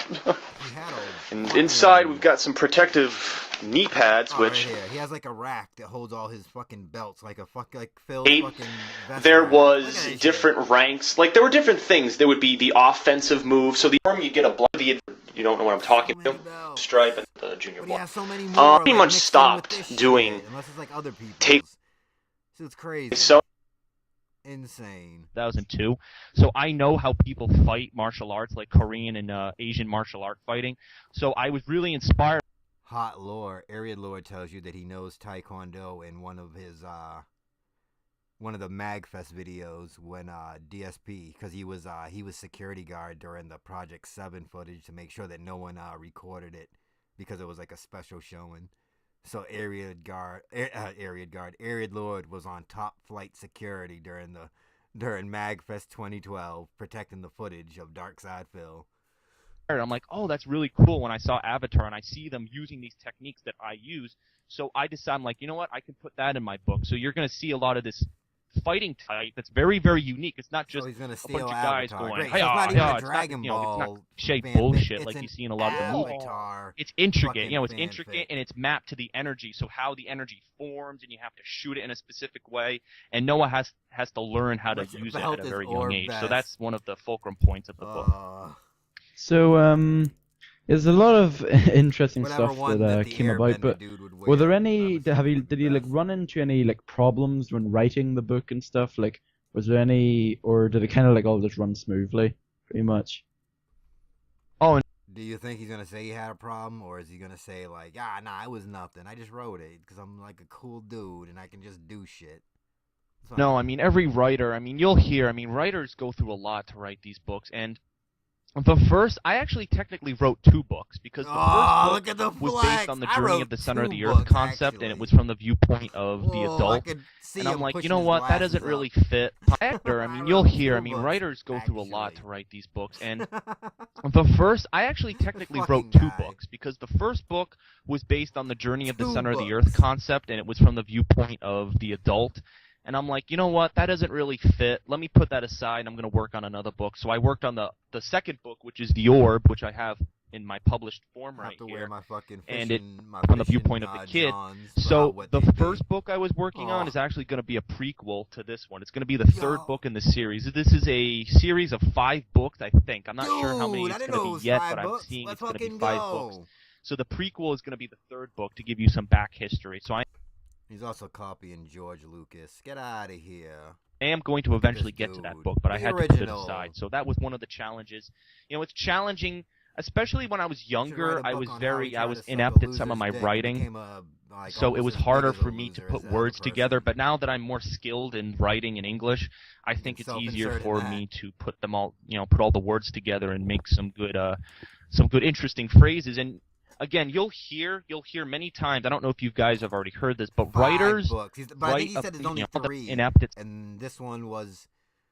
So I think he said the first book, like when he was flexing, the like 2 books. I think the other book besides the Orb was the prequel. But I gotta go back to listen to that real quick, and I'll make sure I shut up so I can hear it. We can hear it. It's going to be the 3rd book in the. Let me put that aside. We wrote 2 books. Pretty much. Let's go back to 2 books. Oh, no, I mean, every writer, I mean, you'll hear, I mean, writers go through a lot to write these books, and I actually technically wrote 2 books, because the first book was based on the journey of the center of the earth concept, and it was from the viewpoint of the adult, and I'm like, you know what, that doesn't really fit. Let me put that aside. I'm going to work on another book. So I worked on the second book, which is The Orb, which I have in my published form right here, and it from the viewpoint of the kid. Orb, which I have in my published form right here. In my published form right here. This dude is trying to mini flex in a conversation. Like, you think you can just talk to him? Nah, he's gonna throw in a flex in there. This guy. So I worked on the second book, which is The Orb, which I have in my public. What do they call it? Was it the MCU? We need whatever the equivalent of that is for like the Orb. Yes, we need all of it. The timelines, we need all of it. Oh man, if only Area Lord would have the balls and make like a version of the timeline where like there's like a black dark side Phil. Yo, that would be crazy. And he crossed over. Oh. Published form right here, and it from the viewpoint of the kid.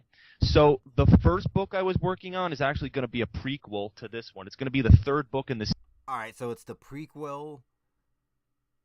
Well, wait, what? In my published form right here, and it from the viewpoint of the kid.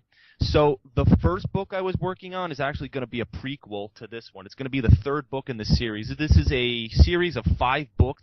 So he didn't even write the first one yet. So we only have The Orb, which he published, that first one that he started working on before the Orb, but now he's going to turn it into a prequel to the Orb, but this timeline's crazy.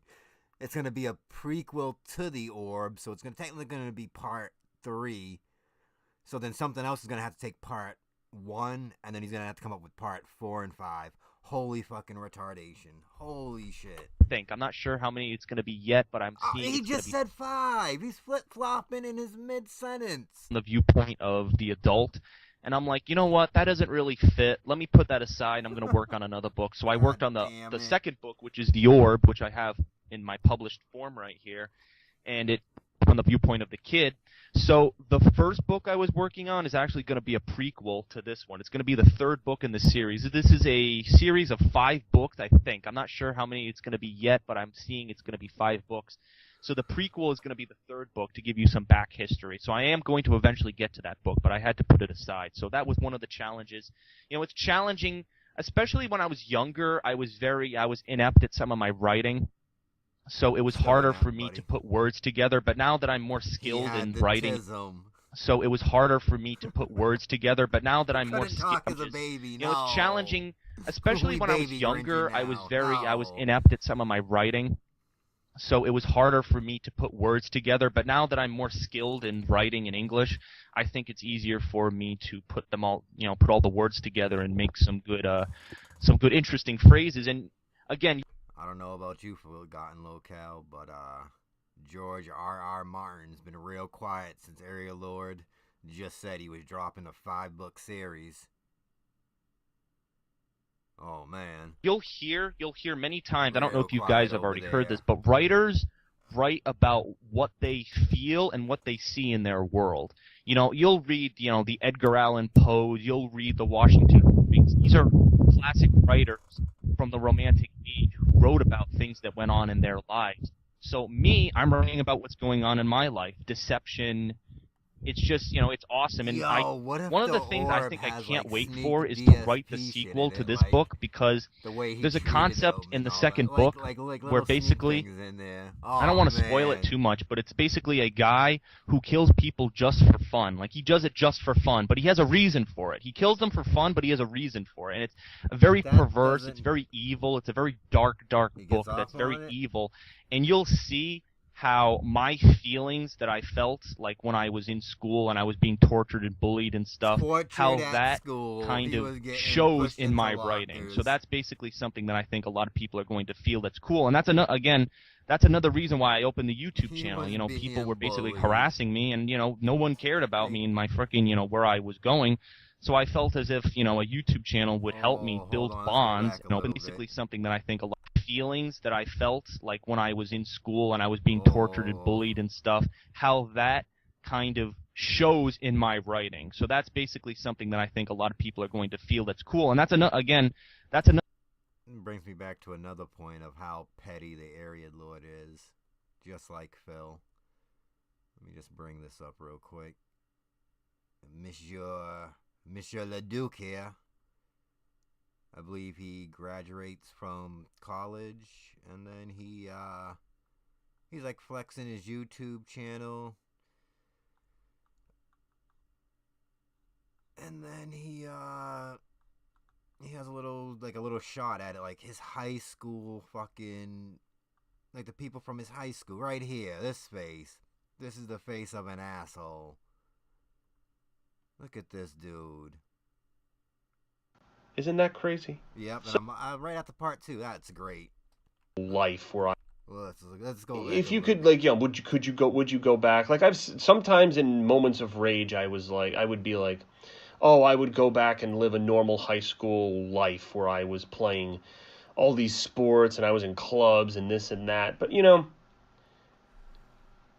for a lot of those people that I went to high school with, those memories are fleeting, you know? A lot of them didn't turn into those star athletes. But me, I was doing the YouTube channel in high school. Hold on. He does a face that I've always been trying to catch, and I want to see if I can catch it here. High school. And I'm still doing the YouTube channel right now. Isn't that crazy? So, I technically outlasted them in a way. And I'm able to still make money doing it. He outlasted his high school buddies. Let's fucking go. That fucking smug sentence. What a piece of shit. Isn't that crazy? So, I also like this dual vision of Area Lord we get up here. I'm not sure why that's there, but whatever. technically outlasted them in a way. He outlasted them. And I'm able to still make money doing it. And I've made some pretty cool friends from this whole freaking thing. So I would say, in the words of Michael Scott from The Office, that's a win-win-win. There it is. It's so quick.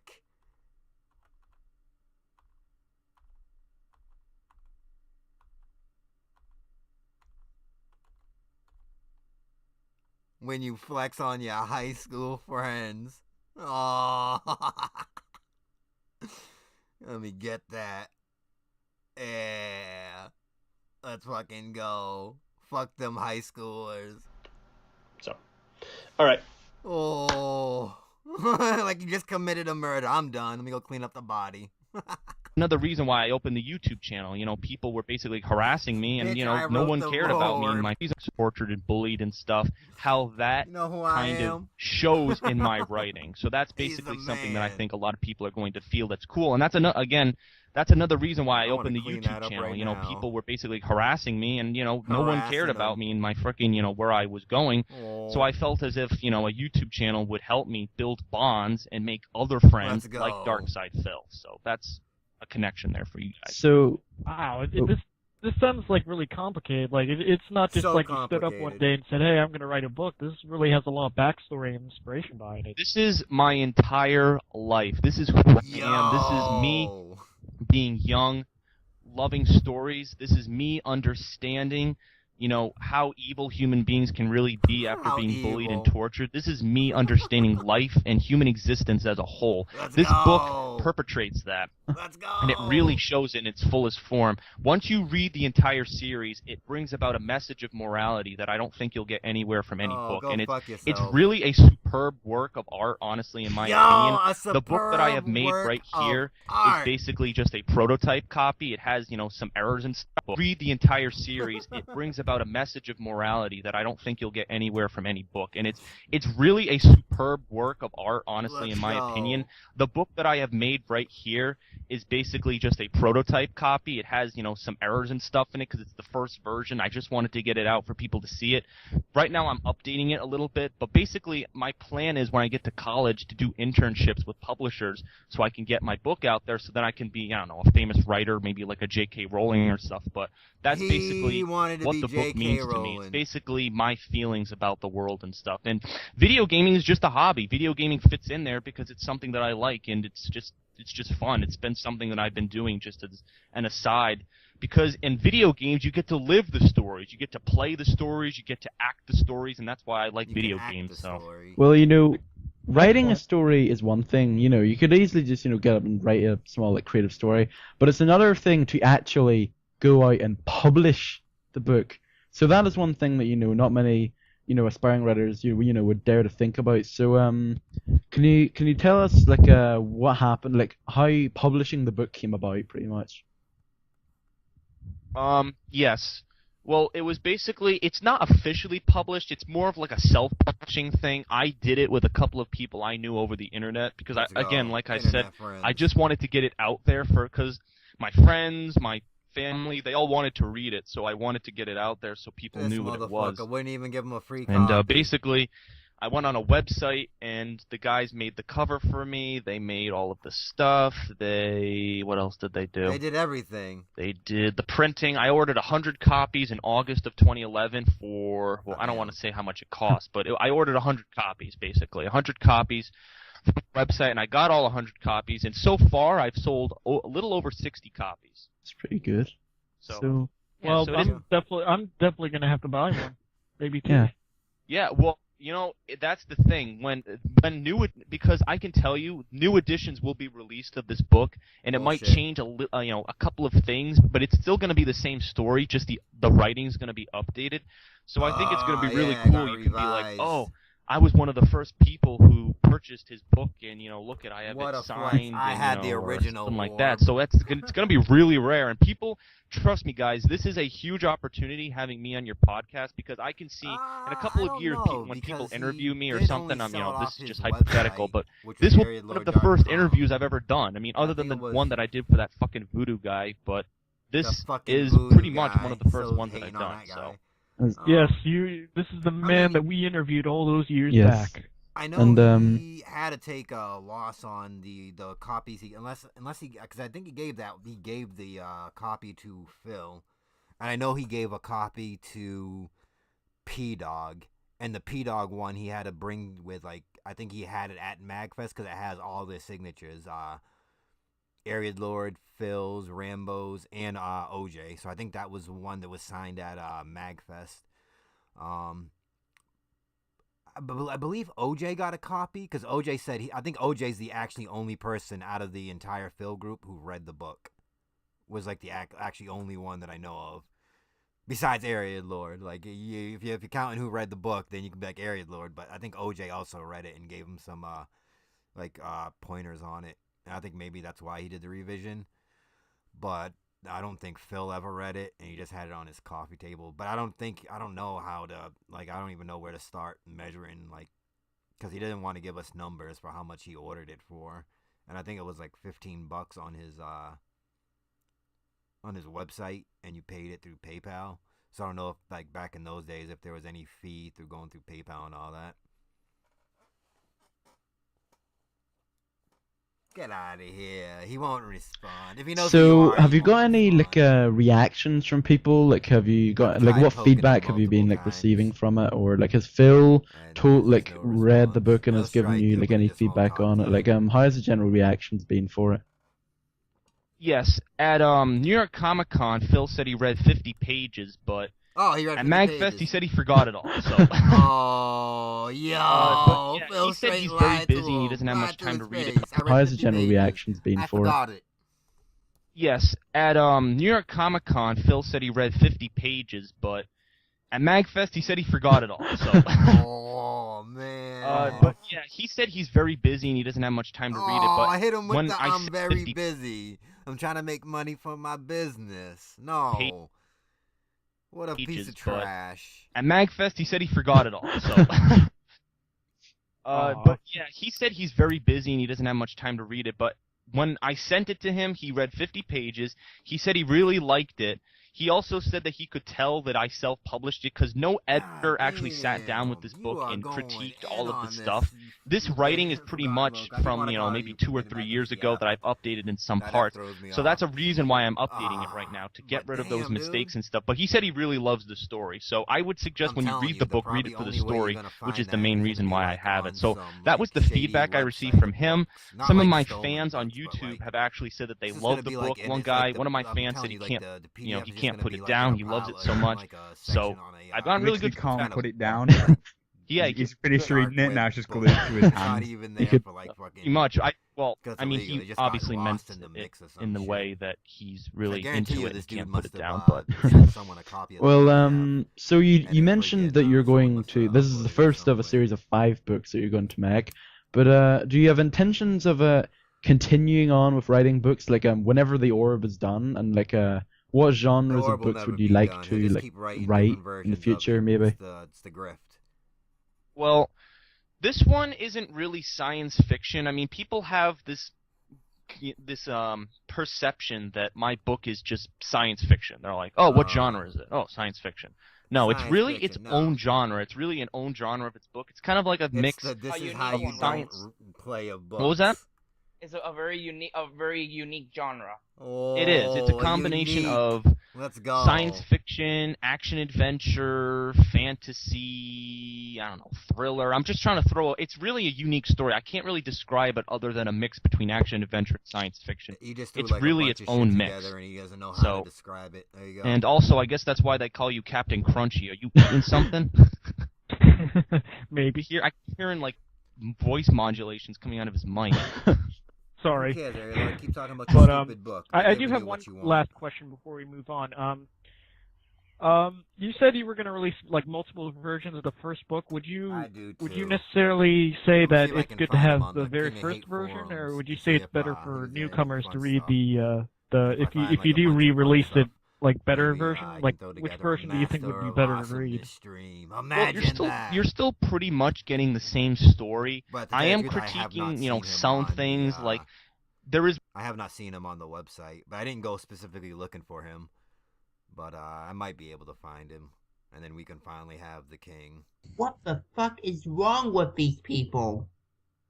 What family were they raising? I mean, come on. Grow up, people. I mean, Panda Lee is the queen of hate. You don't disrespect her like that with your useless garbage. Useless fucking garbage. Get him out of here. One part where I add like a group of people to the book that weren't necessarily in the first one. They were kind of mentioned, but I go into more detail. It's really me going into more detail and making sure things make sense. Like, I did find the name of the tournaments that DSP held. They were called Web to Zone, but none of them seemed to be recorded because other people held tournaments with the same like name in it. But DSP's was Slammin' Saturday Nights on the, if you go to the SRK archives and you type in Web to Zone, all is one word, like,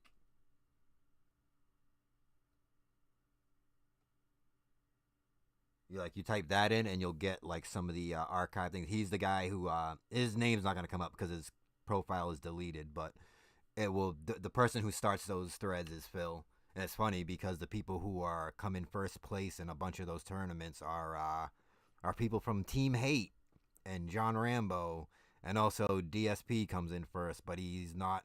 It's weird because the archive I seen has it has him starting the thread on the Dark Side Phil account, but he responds in that thread to himself on the DXP account. I don't know if like there's some weird glitch that happened that like it didn't pick up that he was banned, so it showed the name, or if DSP is just like really weird and he uses two accounts even when people know that he's the same person on each.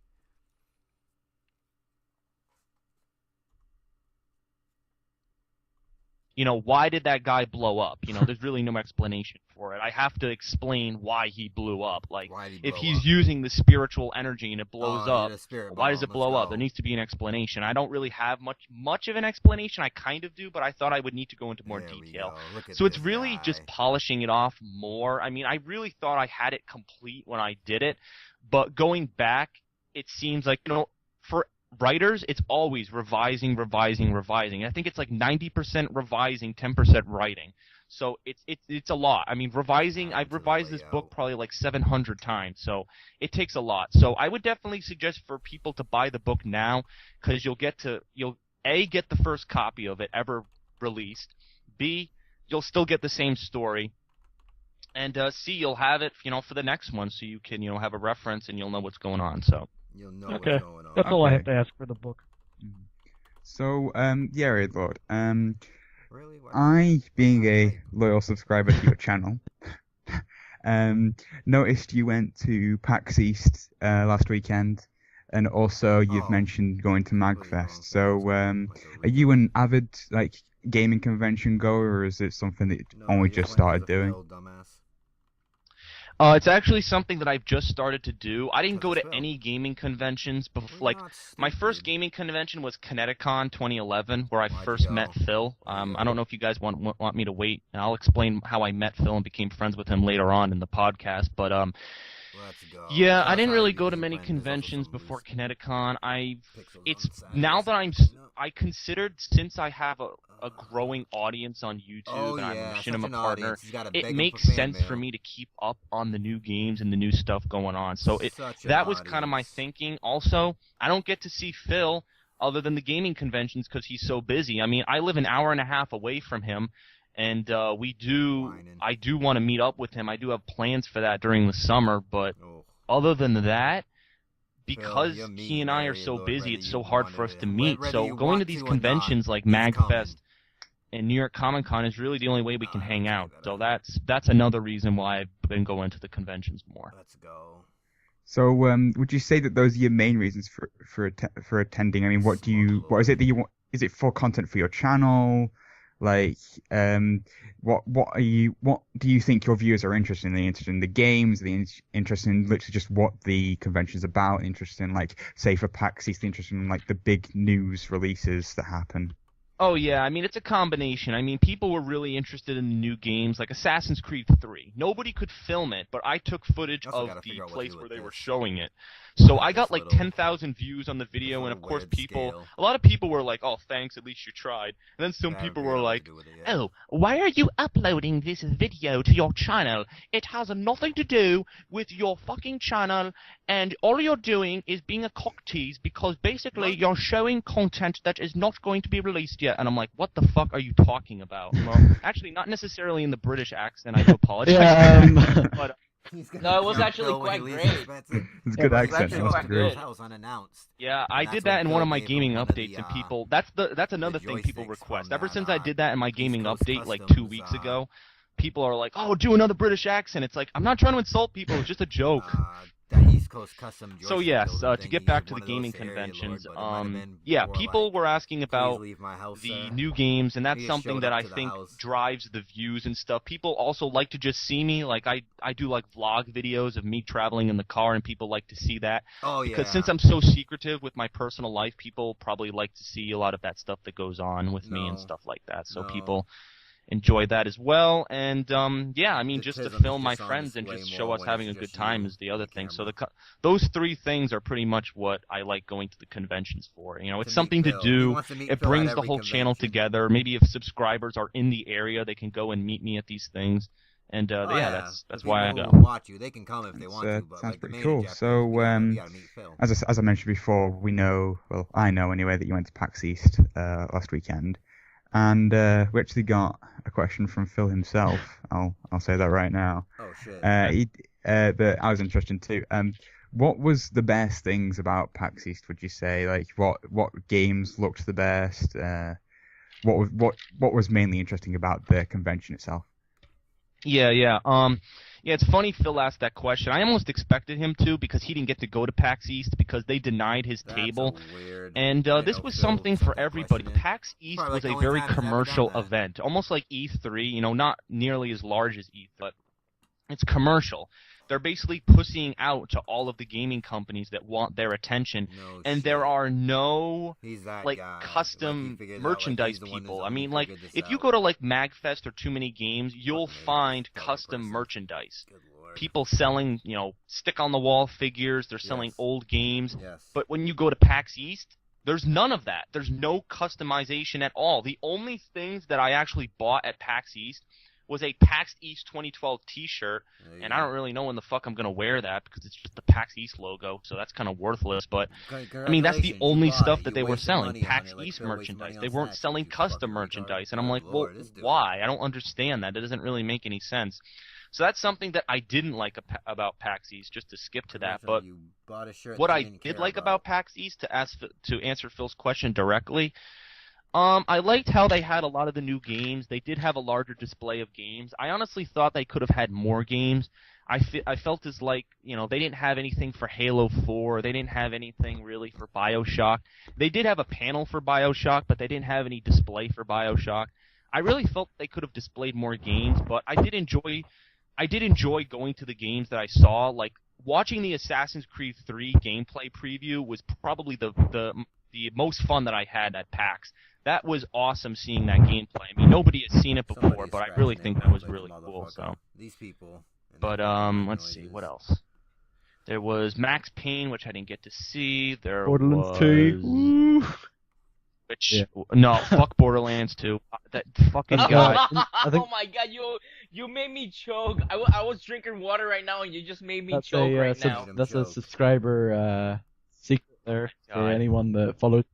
Yeah, go watch the last part, the acquisition video of PAX East 2012. Go watch that video, alright? Basically, to make it long story short, I'm filming at a live, on-the-floor showing, because here's the thing.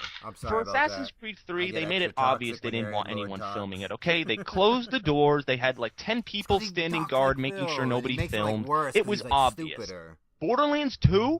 There was nobody. There was no sign. There was no anything. There was nobody there enforcing that you couldn't take footage. And it was open. It was right in the middle of a huge line of traffic cycling through PAX. So I guarantee you, lots and lots of people got Borderlands 2. And the funny thing is, if you search right now on YouTube, you'll see all the footage. There are so many freaking videos for Borderlands 2 up. Why are they being so secretive? So basically what happened was I was filming Borderlands 2 from the sidelines, 5 minutes of footage, and then all of a sudden, once I'm about to stop the camera, and this guy comes up to me. He's like, "What are you doing? You can't film." I'm like, "What the fuck? This is on the showroom floor." I didn't say that to him. But then he's like, "Oh, now I gotta see you delete it." I'm like, "What? Are you kidding?" I was about to take the camera and shove it up his ass. I really was.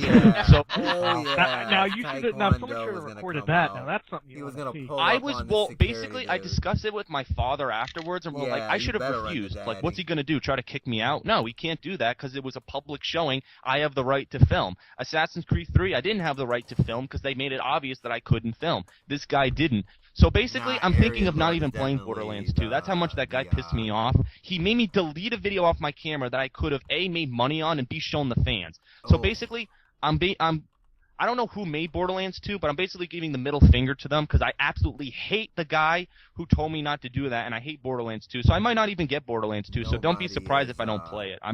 That was completely insulting because most of the time when I upload gameplay footage of something, I'm trying to promote the game. Like Max Payne 3 or Assassin's Creed 3. I'm trying to promote the game and show people, oh, you can buy the game because it's really cool. Oh, you don't want me to show footage of your game? Fine, then I'll give you the big middle finger, and now you can go. No one cares. Now you can go cry your CEO when sales for Borderlands 2 are losing out to games like Grand Theft Auto 5 and BioShock. There you go. Oh my God! By the way, to answer that question a few seconds ago, the ones who are making Borderlands 2 is Gearbox. Gearbox. Well, fuck Gearbox in the ass with a soda can. You know, I knew you were gonna go off on a rant when I said that. That is hot, man. I mean, you make a good point when you say that you're promoting the game by making a video of it. I recently, not to go off topic or anything, I recently Ho ho ho to everyone, and welcome to the start of my Christmas special, where I'll be playing videos. Can YouTube just fucking work? Holy shit. Trying to find a picture and it's over here being stupid. Actually being extra stupid. Oh, it's called The Best of Chris. Sorry. But look at the Ariad Lord with his little pilot hat on. He's dressed as the dictator. He's the son of the dictator. Ariad Lord's the real son. Look at him. I don't think this picture actually comes up in the video, so I can't. Yeah, I don't think it's actually in this video. It's just a thumbnail. Oh, but I can't show you my thumbnail for the area lord. This is how you don't play a Macon. And I use that picture. Where is this dude? I think it's this one. Hopefully it's this one. No, it's just the extra pieces I was... Wait, is it here? I got that picture. There's the piece of it.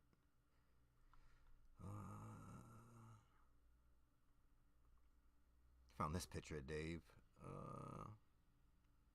11 years of DSP gaming. Very nice.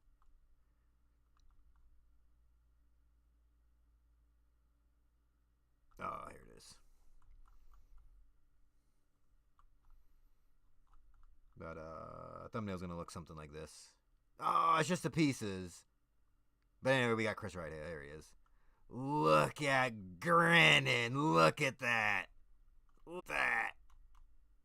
Gurning. Look at him. Then you got this guy. Take care of him. You gotta step to his boss. There we go. Look at him. I don't know why that was an outline.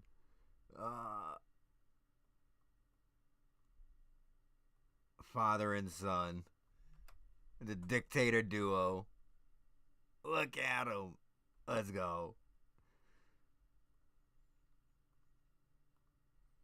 Red, it's like a review of a game called Waves, and it's like a stick shooter, kind of like Geometry Wars. If you ever played that? Don't And worry, it was made by an indie developer. Those things are hard And he was to saying find. one of the main reasons he made was that if you typed it into YouTube, the number one thing was Total Biscuit's WTF is. I don't know if you've ever watched anything like that.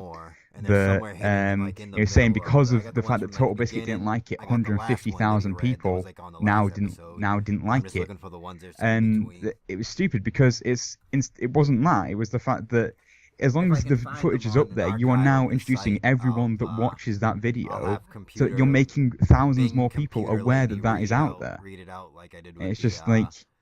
Yeah, I agree. I think that's wrong. That's wrong that people would hate a game just because Toby Games said it sucked. Who the fuck cares what Toby Games thinks? The fucking guy had a channel that didn't even have anything to do with video gaming, and then all of a sudden he sees that video games are getting popular, and he records himself, and people think it's hilarious, and he has like 1 million views. Fuck Toby Games, honestly. He is one of those people who just manipulates his subscribers, almost like Whitest Boy 7th Street. Let's get started. Let's talk turkey, like right? That.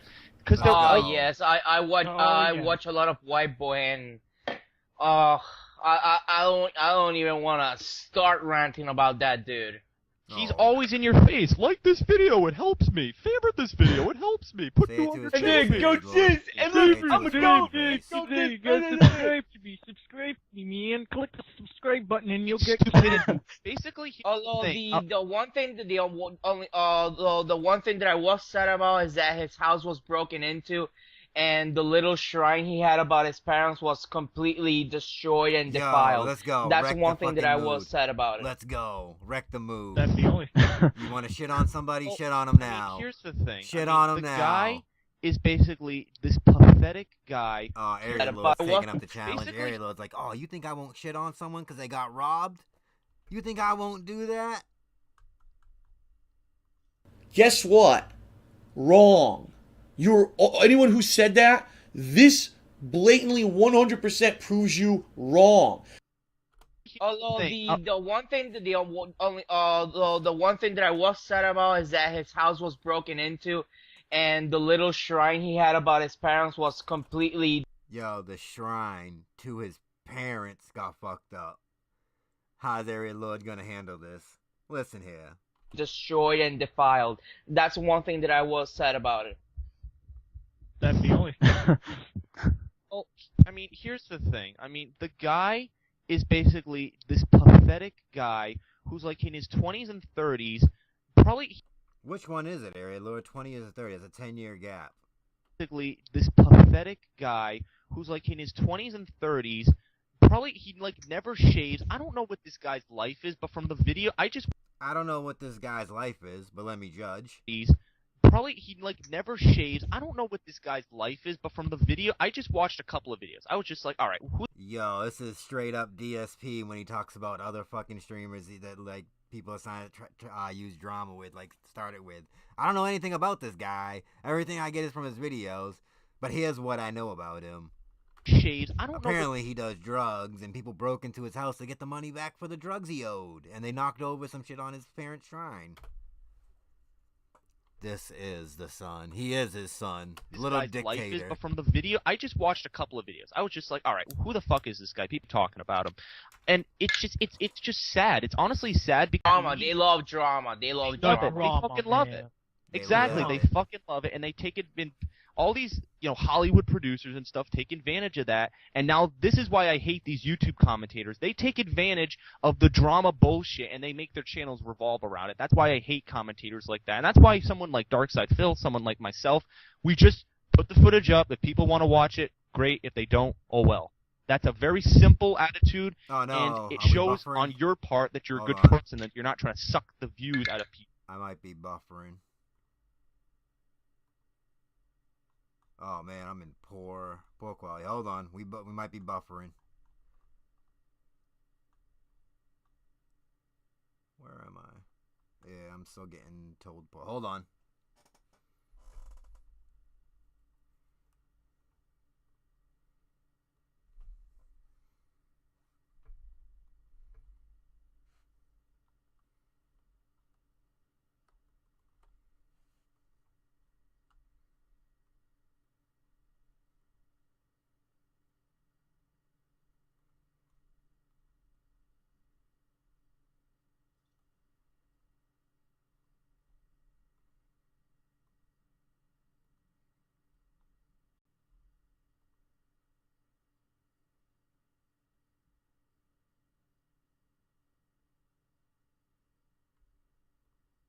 Are we back?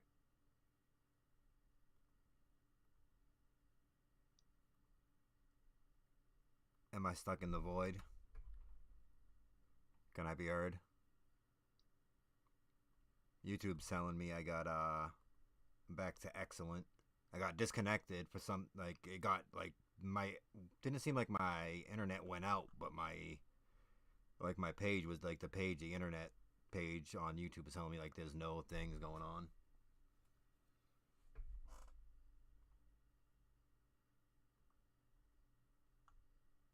So, hopefully, I'm gonna go back and clip something real quick while we're Suck the here. money out of people. I think it's wrong that somebody aroused.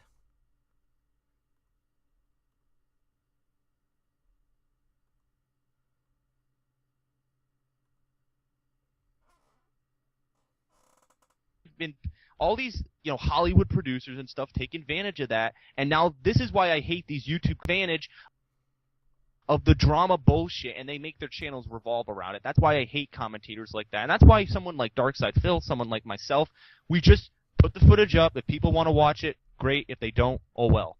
That's a very simple attitude, and it shows on your part that you're a good person, that you're not trying to suck the views out of people, suck the money out of people. I think it's wrong that somebody like Whitest Boy would do that, but whatever. Yeah. I'm not going to talk about him. I'm not gonna talk. You just ranted about him, dude. They make their channels revolve around it. That's why I hate comment. I fucking love it. Exactly. It showcases a bunch of losers, a bunch of. Yo, wow. Watched a couple of videos. I was just like, all right, who the fuck is this guy? People keep talking about him, and it's just it's just sad. Losers. It's honestly sad because people get aroused by people who fail at life. Why do you think Jersey Shore is such a popular show? Because it showcases a bunch of losers, a bunch of idiots who have no lives, who yell at each other and are complete fuck-ups. And people love that. They love to salvage drama. That they love drama. They love drama. They fucking love it. Exactly. They fucking love it, and they take it in. All these, you know, Hollywood producers and stuff take advantage of that, and now this is why I hate these YouTube commentators. They take advantage of the drama bullshit, and they make their channels revolve around it. That's why I hate commentators like that, and that's why someone like Darkside Phil shit and they love it, and they take it in. Love drama. They love drama. And idiots who, because it showcases a bunch. I think Jersey Shore is such a sad. It's honestly sad because. I don't know what this guy's life is, but from the video, I just watched a couple of videos. I was just like, all right, who the fuck is this guy? People keep talking about him, and it's just sad. It's honestly sad because people get aroused by people who fail at life. There it is. I just want to make sure I do clip it.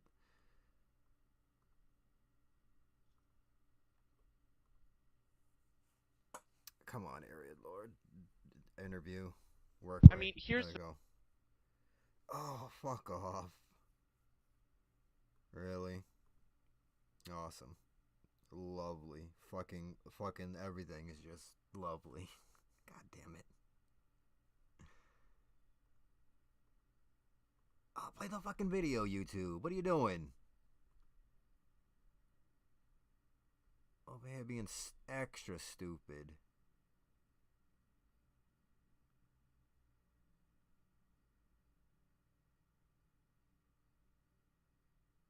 Really? Fucking really, YouTube?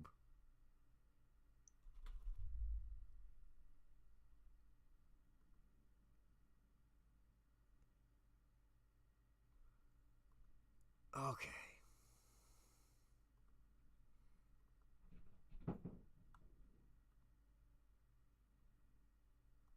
Oh my god. Will you fucking go, please? And you'll get Jesus Christ. Holy shit. Yes, and look, I'm a go. Alright, we're making fun of Jade. Let's go.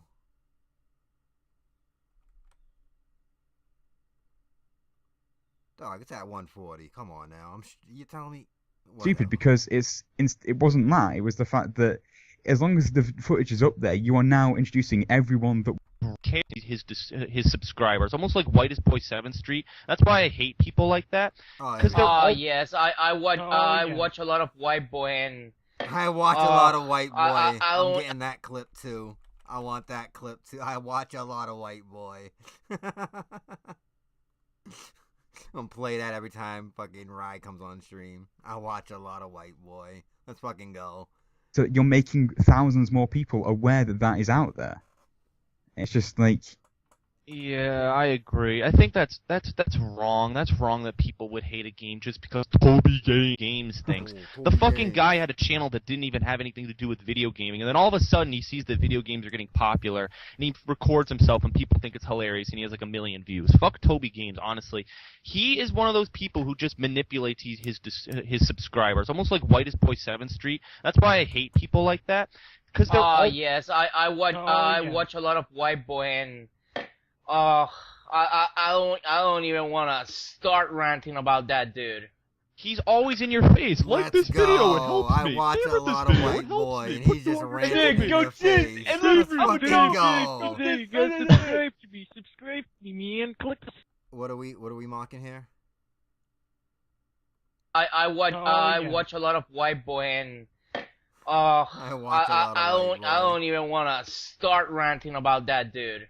He's always in your face. Like this video, it helps me. Favorite this video, it helps me. Put you on your channel. And then go sis, and look, I'm a go. You guys subscribe to me. Subscribe to me, and click the subscribe button, and you'll get...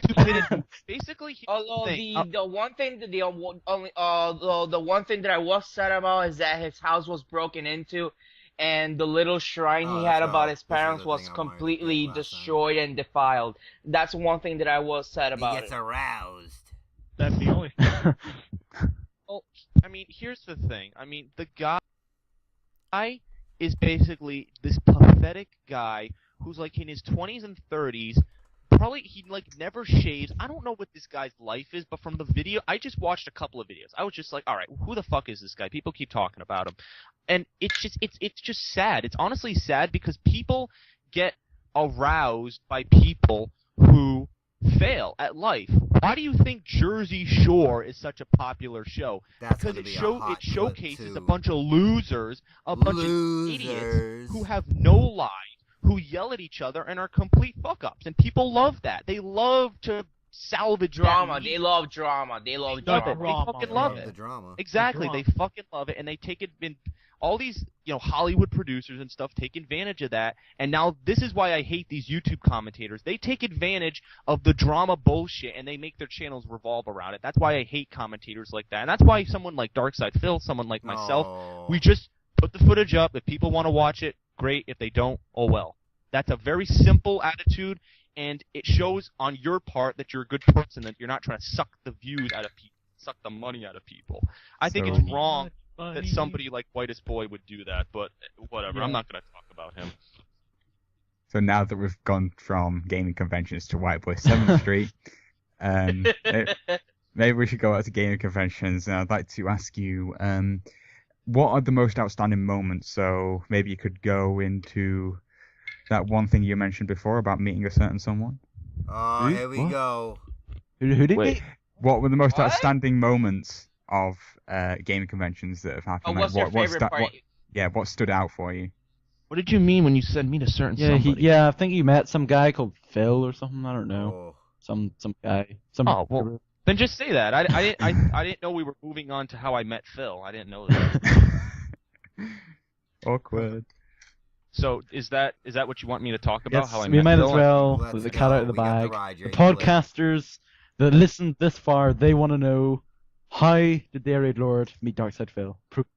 All right. Darkside Phil. So I've talked about it already in the podcast a little bit. I was a fan of his in 2008. I stumbled across his videos when I was searching for the evil endings of Fallout 3, because in 2008 Fallout 3, that was one of my favorite games. I was playing it, and I had done the good side, and I'm like, well, what's the evil side? So I searched it on YouTube, and I come across this guy who tagged his video with horrible, worst, bad, sucks, and I'm like, well, why is it tagged that?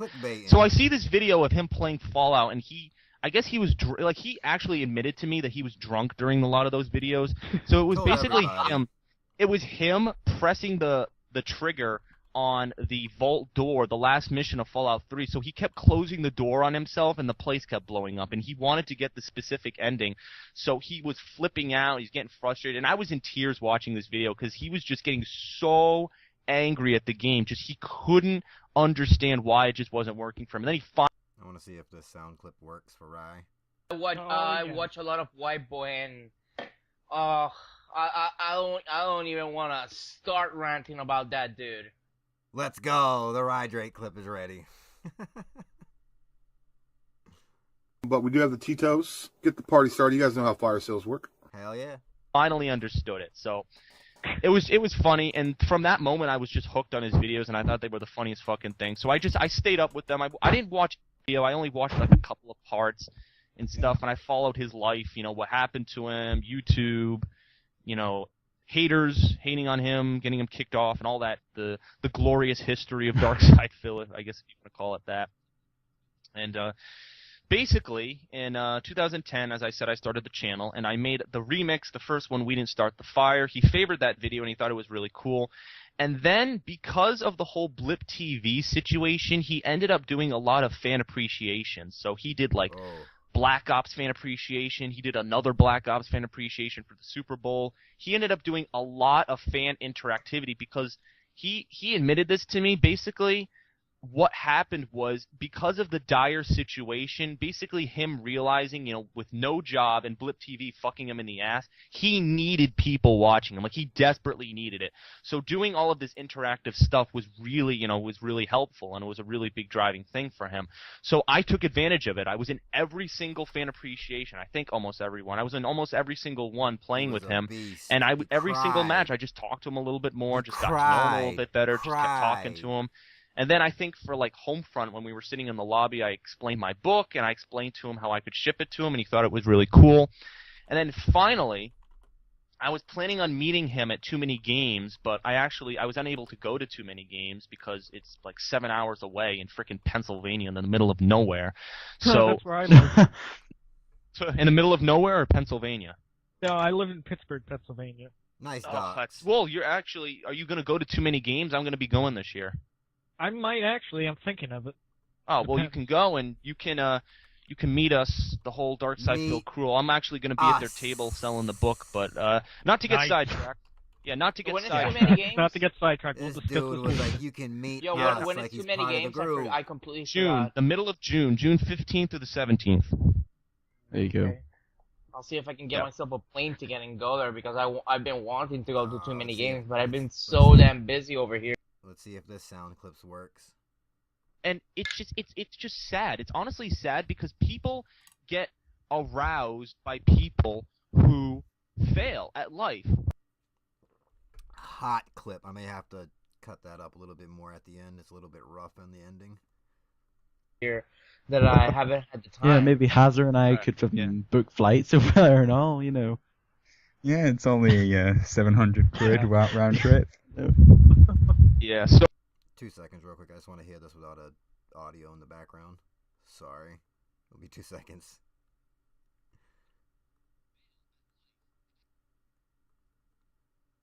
So right there. All right.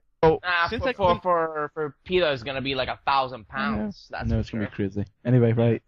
So since I couldn't go to Too Many Games, I decided to go to Kineticon, which was a local convention in Hartford, Connecticut, which was. It really didn't have anything to do with video gaming. It was mostly cosplay and anime.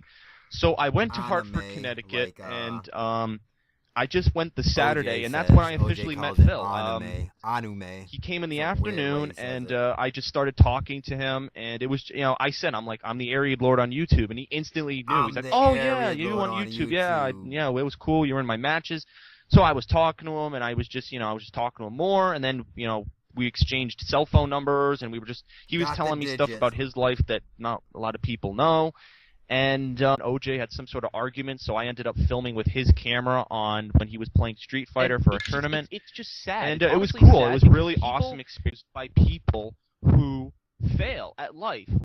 Yeah, let's go. And then in August the next map pack for what was it? I forget what it was called. I think it was the next map pack for Black Ops. Call of Duty Black Ops. Yeah, it's Call of Duty Black Ops. It was Resurrection, and on my phone I said, "You want to play it?" And he responded. He said, "Sure, we could do that." So I ended up playing that with him and Coruchado. And one of my friends and one of my fans, the Reaper, who I don't know if you guys know who he is, the Reaper 9512. I consider him one of my longest time fans. He started watching my content when I did my first playthrough, so that's basically he's basically one of my longest fans. I don't know if you know who he is, but basically him, Coruchado, Phil and myself, we all did Resurrection. And what happened was the Reaper eventually had to leave, so then it was just the three of us. So we were trying to get the Easter egg in the Resurrection map pack. And what happened was Coruchado's internet went out. You can actually, if you look at my videos and Phil's videos, you can actually see the history of this happening. And Coruchado made a video of it too, and he was so angry that his internet went out.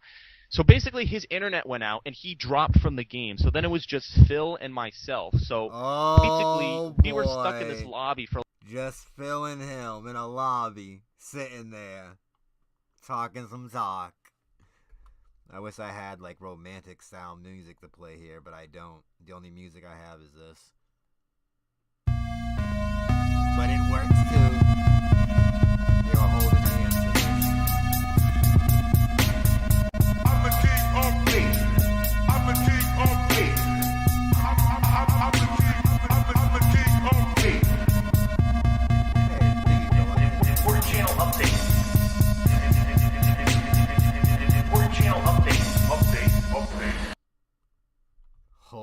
He was so angry that his internet went out. So basically, his internet went out, and he dropped from the game. So then it was just Phil and myself. So basically, we were stuck in this lobby for like an hour just talking. And we started, we were talking, how are we going to, tell people that Coruchado left, and what are we going to do about the Easter egg, because now we can't get it because there's only 2 people. So once we discovered that, I was searching on YouTube for things that we could do. So, and then I talked to him more. That was another opportunity for me to talk to him more. And then we attempted to do the Easter egg a little bit more, and then we died, and then that was the end of it. So that night, I uploaded all my footage, and then the next morning, I get up, and I have like 500 plus subscribers, and I'm like, whoa, where did all this come from? And I check on Phil's page, and he actually added me to his other channel section, and I'm like, wow, that was really nice of him. I didn't ask for that at all, and I really think, that was a really nice thing for him to do, and, it was nice of him. It was really, really nice of him, and I was, thankful for that. And when I sent the book, so it's just building, all this stuff that I did, meeting up at the conventions, meeting him through his game playthroughs. I just built a friendship, and he just thought I was a cool person, and he just responded positively to it. So that's really all it was to it. And now, I guess I can make the big reveal if you guys want me to reveal the big thing with Phil. If you want. Yeah, go for it. The secret information. Yep, I am classified information, man. Basically, for Project. Well, today is the release date of Project 7 Episode 3. Woo! But this summer, or at some point later on in the year, I am going to be an actor on Project 7. Wow! Congratulations. Never happened. Good job. Yeah, so I'm going to be a guest on Project 7. I don't know what I'm going to be doing. I did tell Pete some stuff that I had, there were some ideas that I threw out to him. It wasn't all official. Like, I was saying some stuff that I'm not going to say. It was kind of, they were funny concepts. It was all stuff that I pitched it to Phil, and I said, what do you think? And he's like, man, maybe we could do that. But, he had ideas roaming around in his head, so we're really not sure. So I know I'm going to be an actor on the series, but I don't really know what I'm going to be doing. So all I can tell you is that I'm going to be an actor on the show, but I don't know what I'm going to be doing. So that's going to be awesome, and it's going to be, more exposure. It's going to be awesome to, act with these guys and, do all sorts of cool, funny things. Project 7's been going really well so far. Just recently, they've added lots of new actors. Episode 3 has OJ in it. If you guys didn't know that. It's good that OJ's gonna get some fame out of it. Yep. They hugged like Master of Awesomeness. and maybe showcase and them and their Rambo reactions to Phil getting his and power nonsense. stolen, stuff like that. So he has lots of good ideas. I don't want to spoil them, but what I can tell you is that he's looking for fan interactivity with Project 7. Well, there you go. If you listen to the podcast, you got that exclusive information. So, that you can only get on the on the King of only podcast. exclusive. You know, what are you doing? You're just a big massive DSP fanboy. Now, where did you see that first come about? Pretty much, where did you first? That first came when I think the biggest indicator of when it was first coming up was when I did Assassin's Creed. What the fuck? Oh, my email just exploded. My email just erupted. What the fuck? You don't know someone love bought until the you book. stare Who just into a bought the dude's book? hair Some dude just bought and hold him like some kind of fucking. I did. I offered to the podcast. By the way, YouTube was saying that was my pretty. connection's All right. poor Well, again. thank you for the payment. I'll try to. Do you live in England or do you live here? I live in UK, yeah. Wait a minute. Oh, yeah. All right. He bought the book. All right. Yeah, I bought the book. He did. All right. So I'm gonna have to figure that out how I'm gonna get it to UK now. But anyway. What was I talking about? Oh, DSP haters. Basically, the first indicator of it was Assassin's Creed Brotherhood in 2011. I was talking into the mic and I was trying to be funny, and people were like, "Who? Stop talking. We don't care about your videos." Blah blah blah blah blah. And I was like, what he's "Okay, doing, but he who has the a fuck unique cares?" I kind of did care face going because I was on right I was kind of anxious. It's like, oh, why do all these Can't tell people if his hate me? I'm trying to eyes make are people have a good closed impression or of if me. he's Why do looking all these people actually hate me with now? this one eye and this So I was a eye little is like- concerned. And then the largest thing that happened was basically after Phil put me on his main page and I did all the resurrection footage, people were saying, "Oh, this guy's annoying, he's cruel, he's an idiot, and he's making fun, and he's copying." And basically, I made this 19-minute video because I actually received a lot of hate mail on my Xbox Live, so I almost did like a friend request ridicule where I fun of all the people who sent me stupid messages. So you can still find that video. It was basically me raging and flipping out at all these people saying that I copied him. Where is that video? And I think I saw that. Yeah, it was I was yelling. I was livid, fucking pissed. What's the name of the video? And Phil actually watched the video and he's like, "Whoa, calm down." So he actually investigated and he actually blocked people who were insulting me. And then I get these people who are like, "Oh." He blocked them on his behalf. Oh, that's like one step before that massive awesomeness hug. You block them and then you hug them. And he actually blocked people who were insulting me. And then I get these people who are like, "Oh, you made DSP block me." It's like, well, stop fucking insulting me, you cocksucker. Won't get blocked.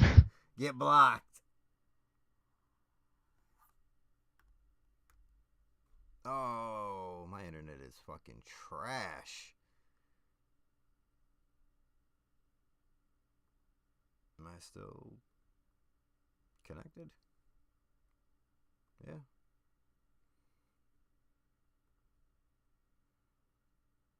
So that is the hate in a nutshell that I received. And even before I started doing these matches with Phil, people were saying I was copying him because they saw my remix that we didn't start the fire, and I instantly drew the connection that I was connected to him. As soon as I made that remix, we didn't start the fire, I instantly put myself into the Dark Side Phil world. I instantly said, okay, now I am associated with these guys. I instantly said that. So now people have this connotation. And you'll see, if you watch my gaming updates that I make each week, I'll always get at least one dislike. And the people are retarded because guess what? Every time you click on that video, it makes me money.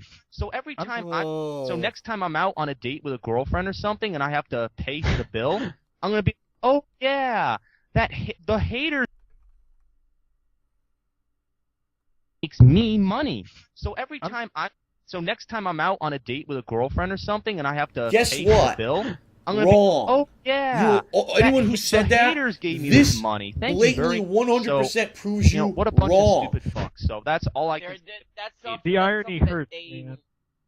Nice. Yeah, the That's irony. something that they will never understand.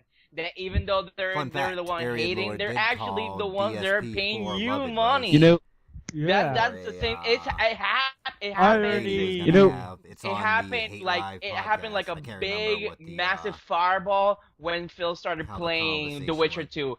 There was a massive massive backlash and hate when he in the first 20 parts when he couldn't do anything right. Yeah.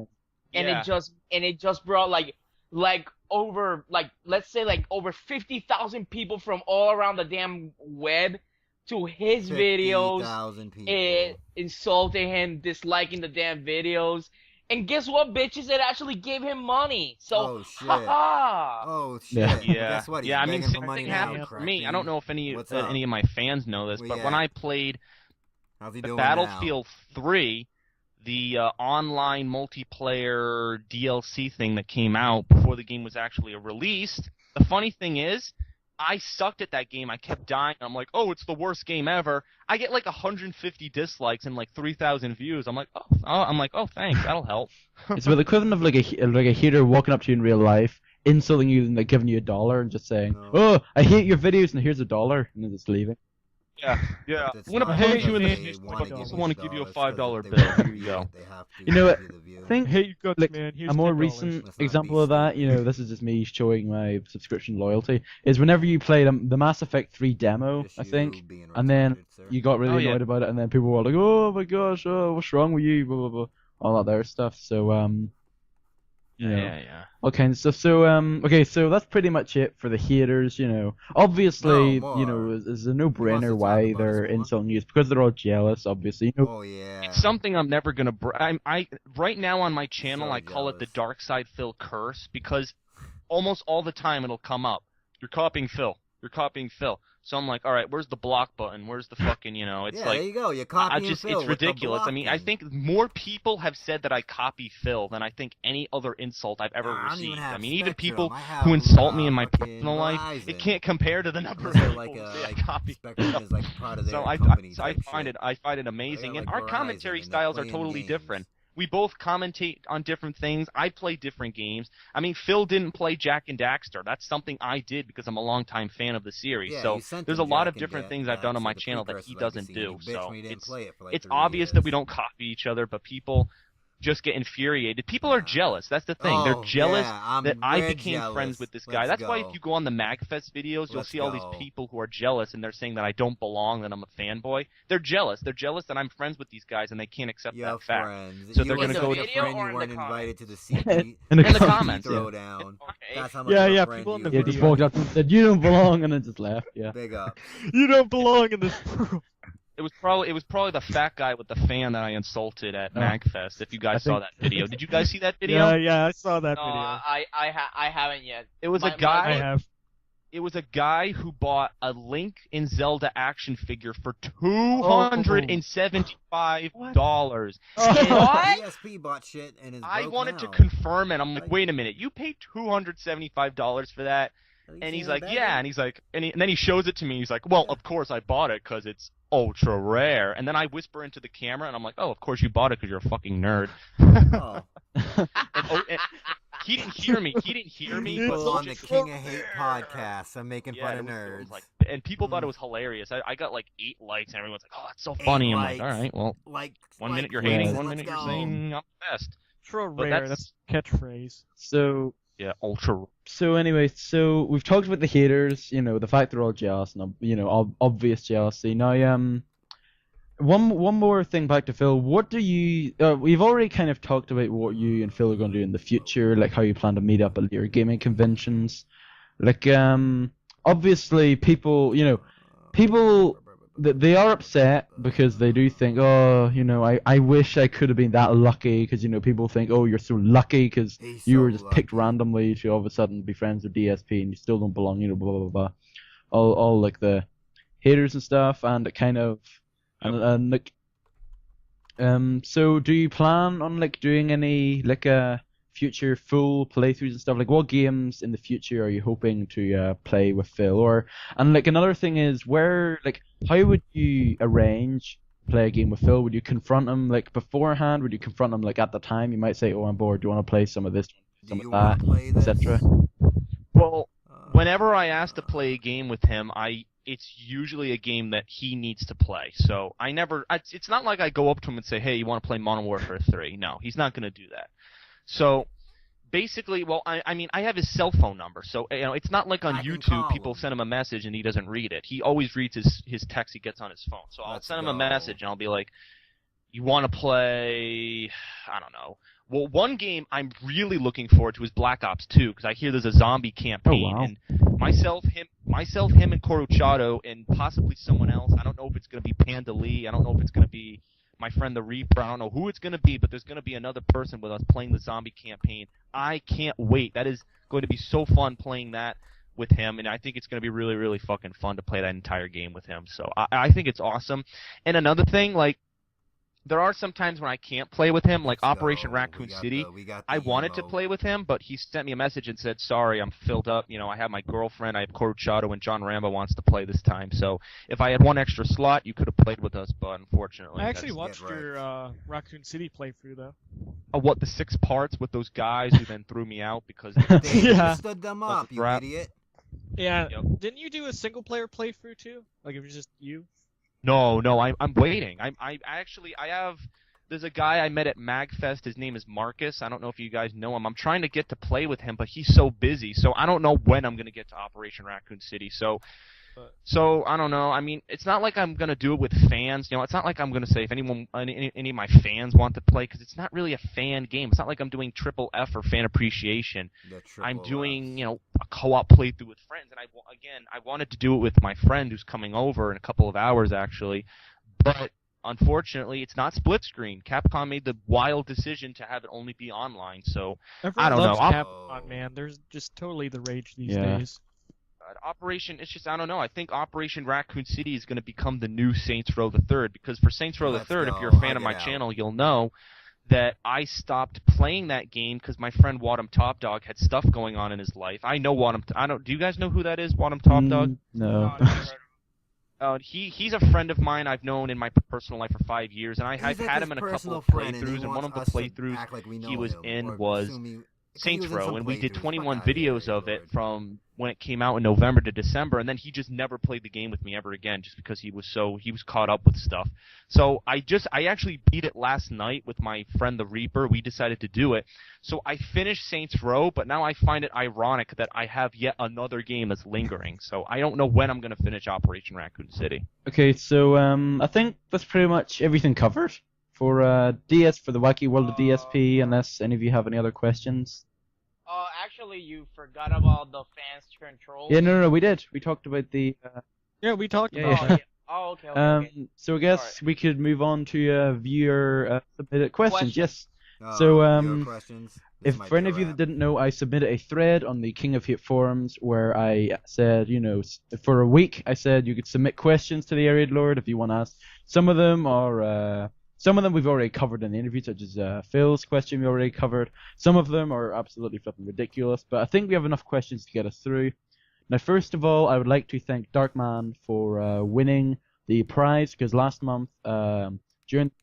Yes, I was about to mention that his questions should be the ones... During the WrestleMania special, I hid a 5-second photo of Triple H in the podcast.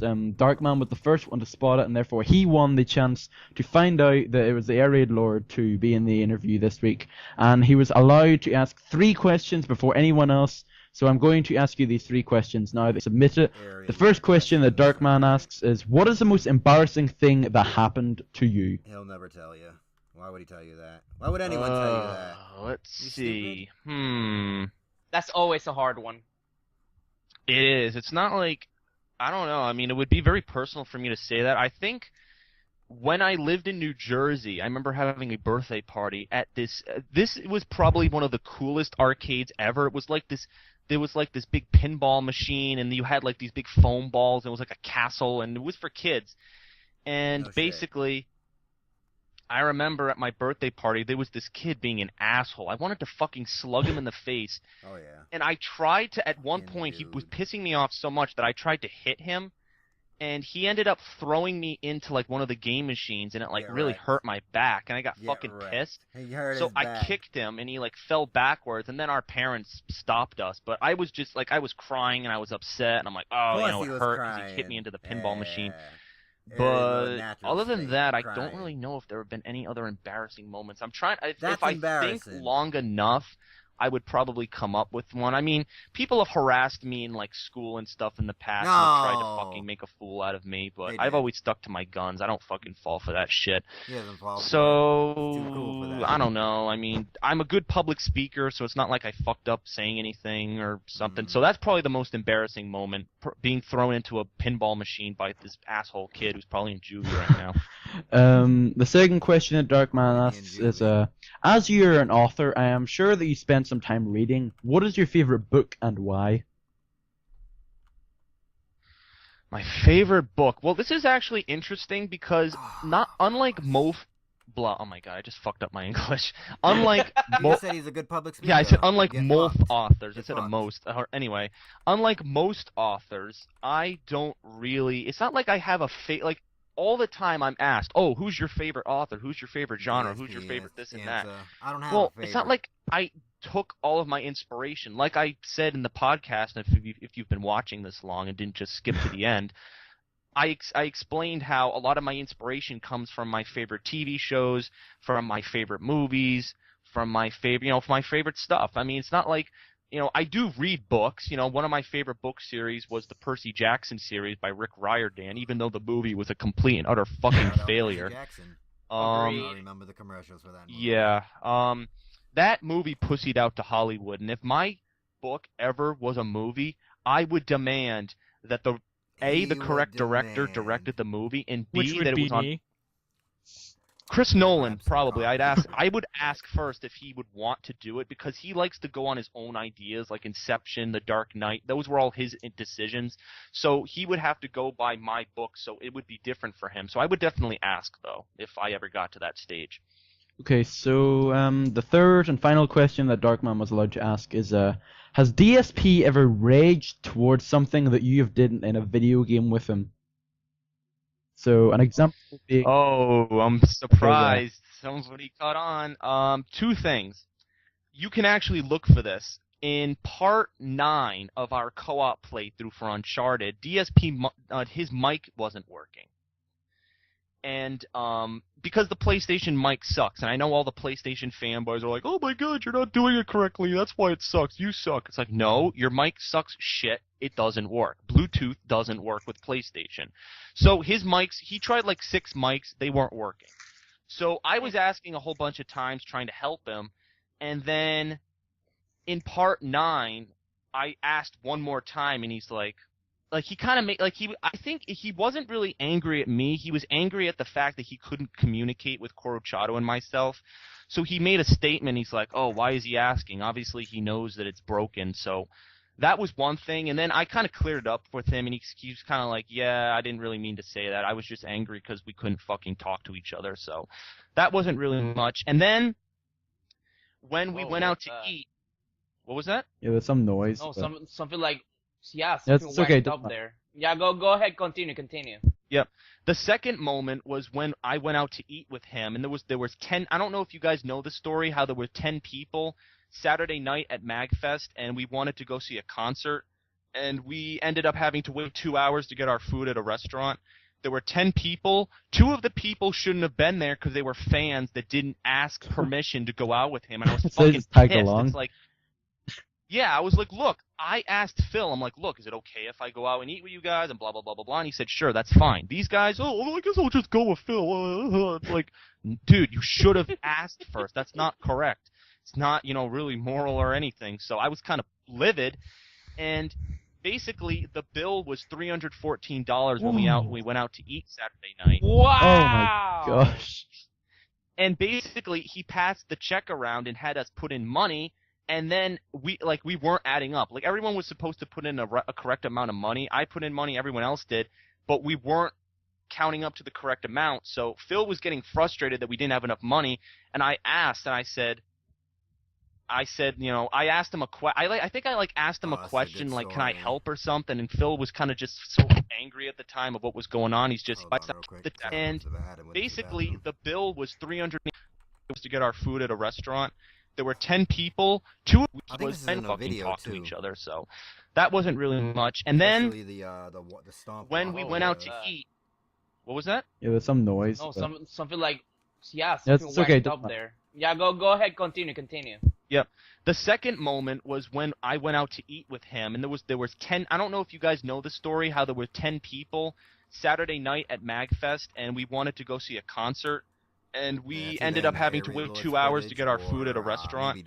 There were 10 people. 2 of the people shouldn't have been there because they were fans that didn't ask permission to go out with him. And I was fucking pissed. It's like permission to go to this. Yeah, I was like, look, I asked Phil. I'm like, look, is it okay if I go out and eat with you guys and blah blah blah blah blah? And he said, sure, that's fine. These guys, I guess I'll just go with Phil. It's like, dude, you should have asked first. That's not correct. Ask him. It's not, really moral or anything. So I was kind of livid, and basically the bill was $314 when we went out to eat Saturday night. Wow! Oh my gosh.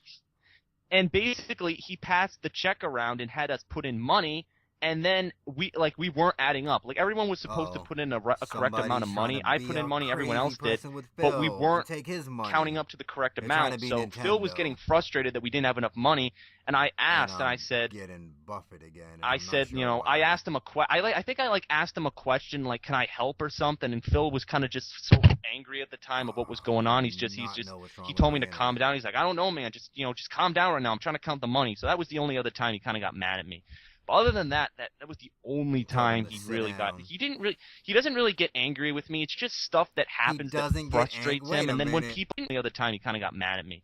But other than that was the only time he really got. He doesn't really get angry with me. It's just stuff that happens that frustrates him. And then when when more people talk about it, he's like it's almost like he doesn't want to be reminded. And then he took it out on you. Yeah, he doesn't want to be reminded of it, so it's kind of like, So I didn't take offense. He didn't do anything wrong. Don't misunderstand. It's just stuff that happens. What's wrong with you? It but happens. We later found out the and I'm getting reason why and I actually went to him and I said, "Are you okay? You got angry earlier." And he's like, "Yeah, you didn't do anything wrong. Somebody put in $0 for the food. Someone didn't pay." What? Absolutely. Hold on. This was from MagFest 2012 Saturday night. There was a guy who put in $0. Wow. So we just got a free meal and free meal on DSP. So I'm like, let's go. Yeah, I'm like, maybe it could be the guy who tagged along who wasn't supposed to. So I raged at him when I made my review video of MagFest. I was like, that's unright. That's not right that guy did that. And of course, all the haters, they were like, oh, it's your fault. You're the one who didn't put in money. It's obviously your fault. It's like, yeah, okay. It's okay. It's my fault. Just say it's my fault. Joey, so I get what more money because you're fucking. To the money? How did they pay it? Some guy didn't pay for it. He passed the checkbook around. It was a table, and it was a square table. It was like a rectangle table. There was 10 people. There was Darkside Phil, John Rambo, OJ, Howard, two members from Respect the Pack, Marcus, myself, and then 2 fans. So how much money did it come to then? And then $314. He passed the checkbook around, and basically we just put our money in, and Phil counted it, and he's like, "Wait a minute, this is not adding up even close to $314." And then he counted it like 4 times, and he got so frustrated. And he's like, "You know what? Fuck it, I'm done." He took out money from his wallet, threw it on the table, and stormed out because he wanted to get to the concert. And you'll know if you go to his year 2000X videos, it'll say in the description, "I was late to this concert." That's why he was late. Yeah, I remember seeing that.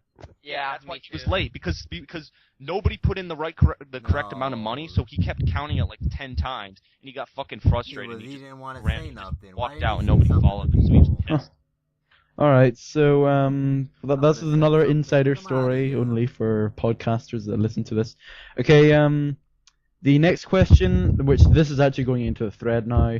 A bunch of these questions have already been answered, and a bunch.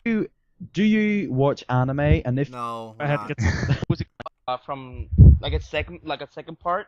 Yeah, it's like the sequel, but it's taking the no, I don't want dent questions. Sorry. A tune deck, just like Pegasus, and people Pegasus, get out of here. Understand using to the next interview. I'll happily do that. Christopher. Kevin Kusana Jaime Tubi Dambi Puzi. There. Okay. Get out of here, Red Lord. Now for a better interview. Yes, it's gonna suck because this lady has like shitty audio, plus a very heavy accent, and Ariad Lord, P-Dog sucks as a audio balancer.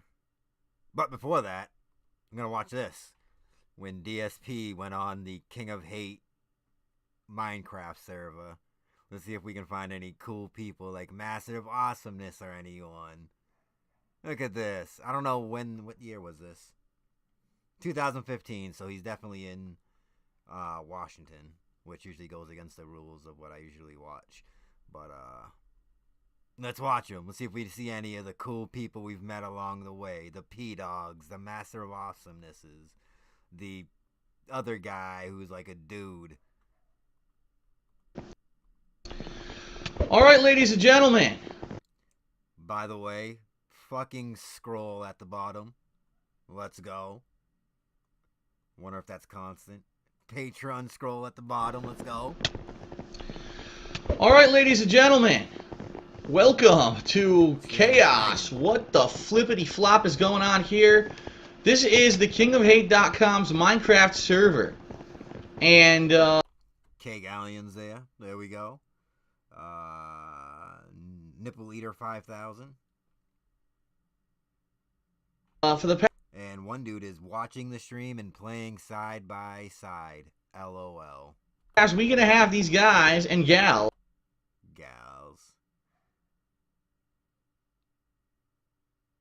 Oh boy. Do you see that? Forgotten locale? Do you see that specific set of numbers? Oh, the dude. Fluffy. Wish giver.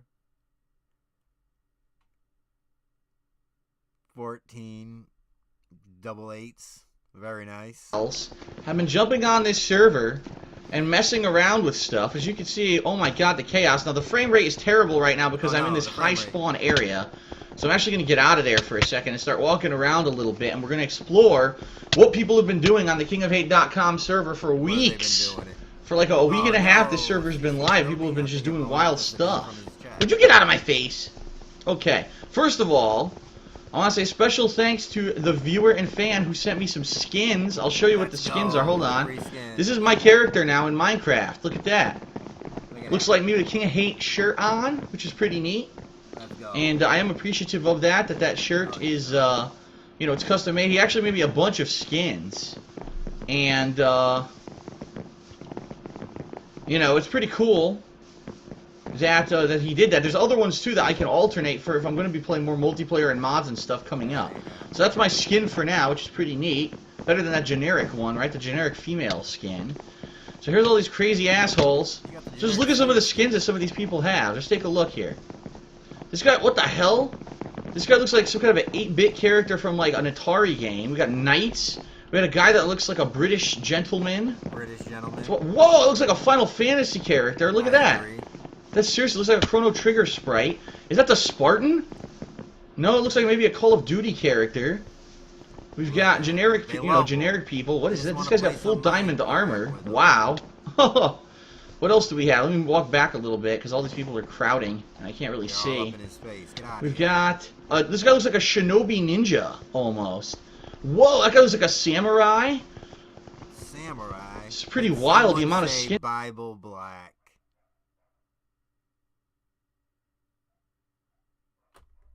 That people have made for this, right? Whoa, Ghost of Sparta. Look, Ghost of Sparta looks like a Spartan. He almost looks like Russell Crowe from Gladiator. There's K Galleon with his own outfit, with his own initials. What is this? A yellow suit, like a yellow hazmat suit someone's got on. Damn, there's like 40 people on this. Oh god, this guy's like a zombie bloody face, look. With an axe. This guy over here's got I think a slime head. Damn. Anything else pretty interesting? I'm trying to see all the skins. Oh my god, look at this guy's face. Ooh. That is some creepy face right there, man. Kind of looks like the Enderman, right?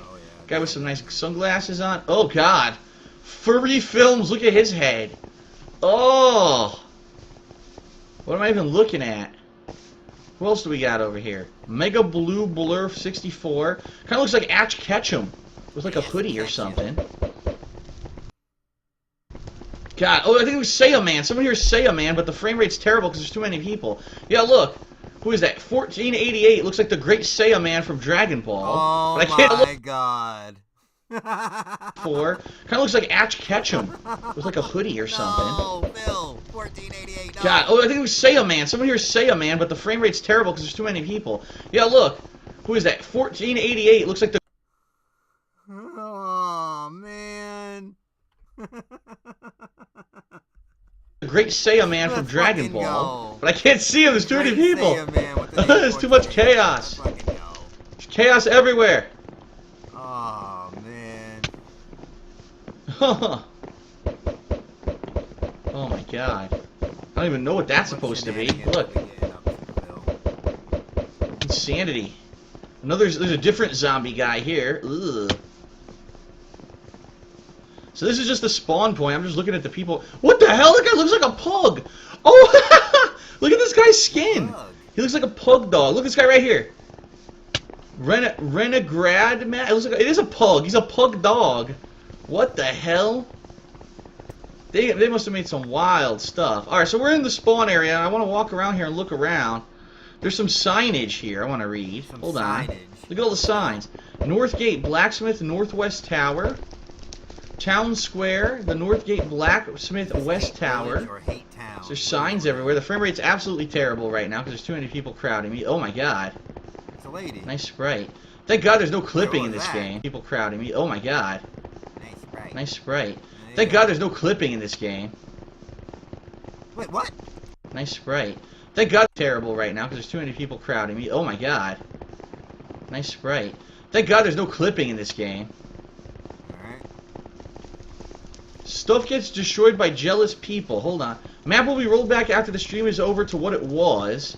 Right before the stream took place, so don't worry if stuff gets destroyed by jealous people. Okay. That's smart. Yeah, there you go. Don't jump in the well. Jimmy died that way.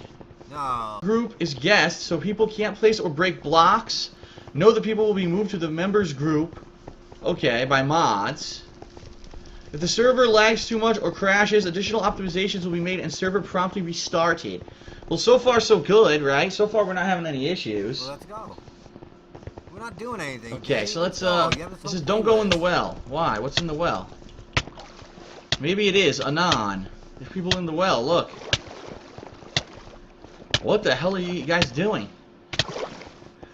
What are these people doing? They're out of their minds. Yeah, you get stuck in there and you drown. I kind of want to look around. This is the Lookout Tower, it says. Southgate and Lookout Tower. Wow. Can you... Oh my god. Get the fuck out the way. What happens if you go this way? He should just make himself invisible. What the hell? There's a horse! Yo, cat. There's a horse with horse armor here. What up, bitch? Southgate. Holy shit. This is the Lookout Tower? I'd like to look at what everything looks like. Ah! The Mighty Onyx. That was a... Okay, there's nowhere to climb here. Either Twitch chat or I believe Twitch chat, but I think on the website. I can't go up from here. I might be getting him confused with... Oh, here we go. Okay. How do I climb the tower? Is there an elevator or any way to get to the top of the Lookout Tower?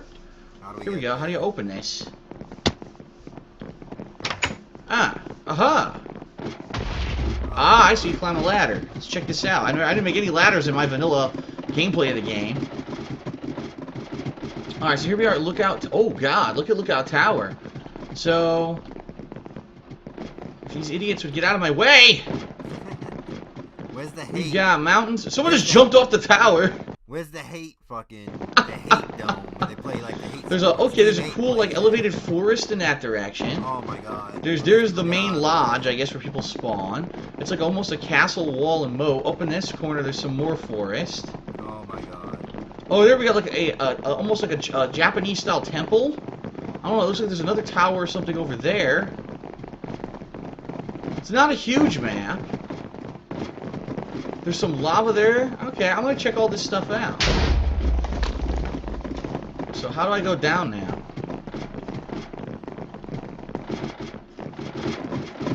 I'm just going down by myself. I'm not even touching anything. Look. There you go. Alright, so that was the Lookout Tower. Here's the main hall. I want to go to the main hall here and see what we've got. Not even putting up, like, pictures of Phil. Where is the door to get into the main hall? Here it is. Man, it's lagging right now. It's too many people. Too many people right here. We've got severed heads. There must be the heads of our enemies have been severed and put on top of the fireplace. That's nice. What the hell's Batman? It's the goddamn Batman is on the server. Look. He's throwing things at me. Okay. This is like a bar, right? It's like a bar? Yeah. My god, it's so laggy. There's a bar. What's inside? Music discs. So if we want to play music, we can play music with these music discs. Look at that. Artwork on the wall. What's this? Oh, like a nice big bar-length table with bar seating. It'd be nice if these people would stop crowding me and lagging me, but I guess they're gonna do whatever they want. That's the chaos of a public server, right? Where's the staircase? There's a staircase up over here. Here we go. Oh my god, it's so laggy. I fell off the staircase. Second floor, we got a library. Look at this. It says decorated by 5 Shrellock and the Mighty Onyx. We got a second floor balcony with seating. Look at this. Nice view. Oh my god, look at the moon! I don't think that's the standard Minecraft moon. I'm just saying that may not be the standard moon. Okay. Something's going on here. Just glitches and stuff. Look. Things are being moved. Here's a bedroom. What the hell? There's a severed Batman head in the bedroom. What's that about? Creepy skull artwork.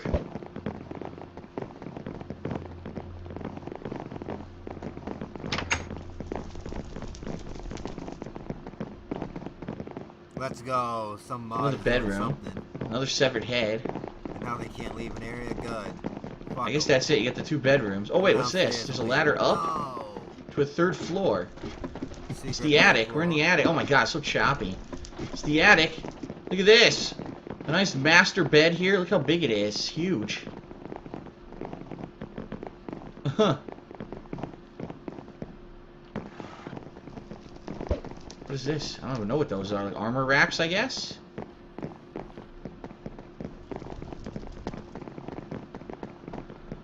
Okay. People are saying it's Majora's Mask all over again. That would actually be pretty funny if someone had if they put a Majora's Mask moon on the server. Creep the shit out of everyone. Alright, well, it's pretty laggy in here because there's so many people, so I guess we'll get out of here and start exploring.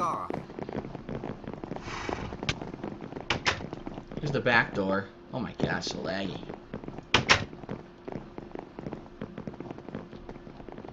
You can't jump. No one made a way down here, look. Oh, you gotta... There's no way down from here. I have to go to the main front door, I guess.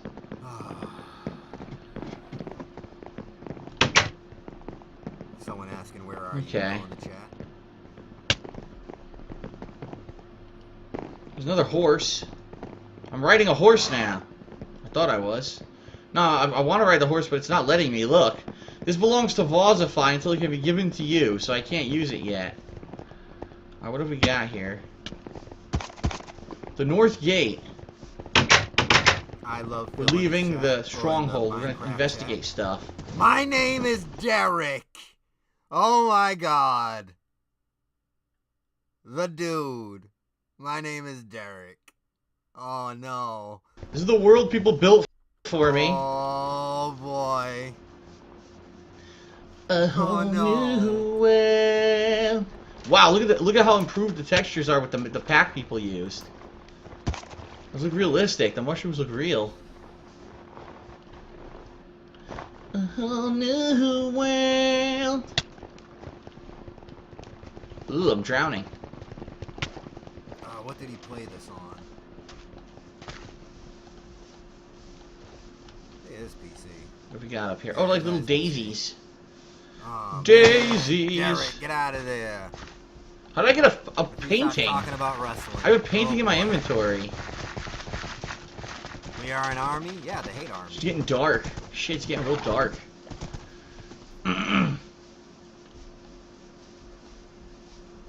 Where am I right now? I don't know where I am relative to everyone. What the fuck?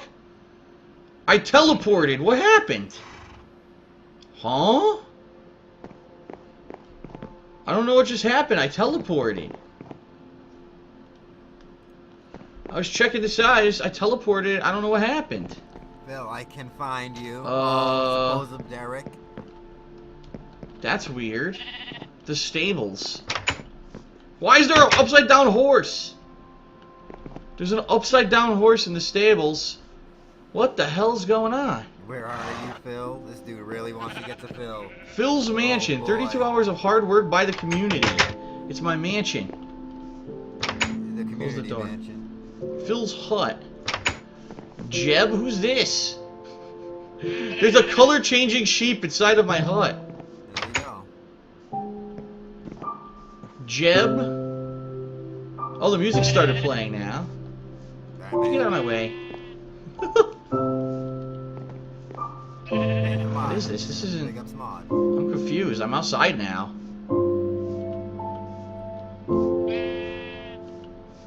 What is going on?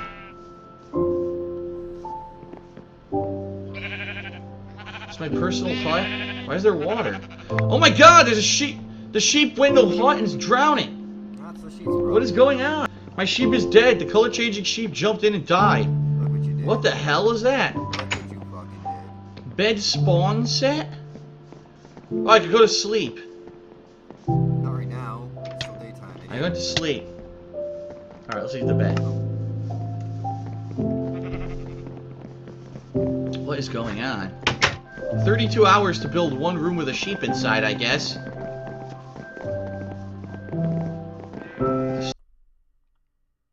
Can someone teleport me to Phil? Oh, man. Stables.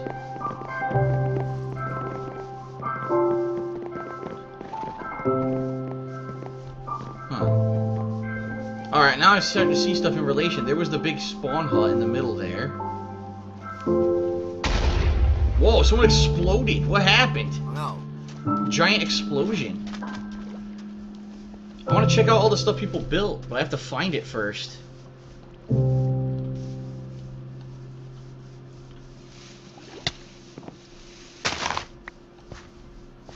Can't get over this stupid fence. Oh wait, somehow got over the fence. I don't even know how. What's this over here? There's something over there. I don't know. I don't think I can walk to it from here. Maybe this way? Where is Phil? Oh man. Yeah, I wonder if all Minecraft multiplayer gameplay is like that. That much lag.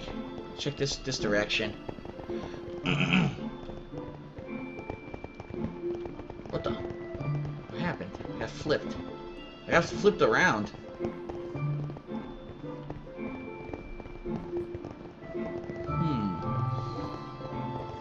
So it looks like we got more stables, right? Oh, look at this.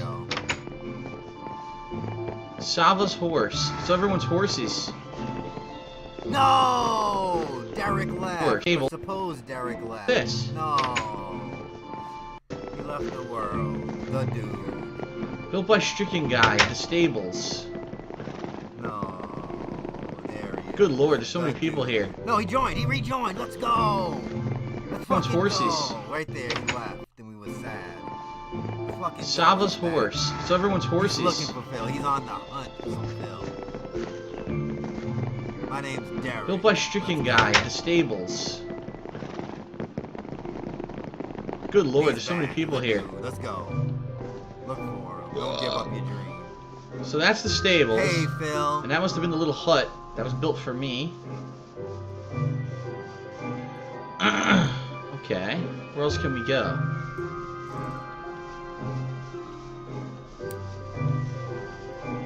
What's this? A bridge across the water. Huh.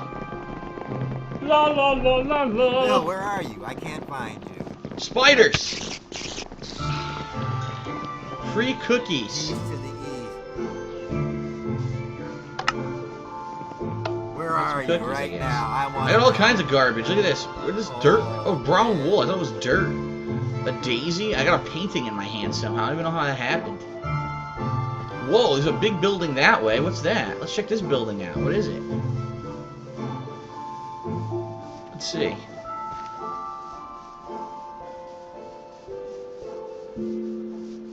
More buildings are spawning. See that? It's a giant empty hall.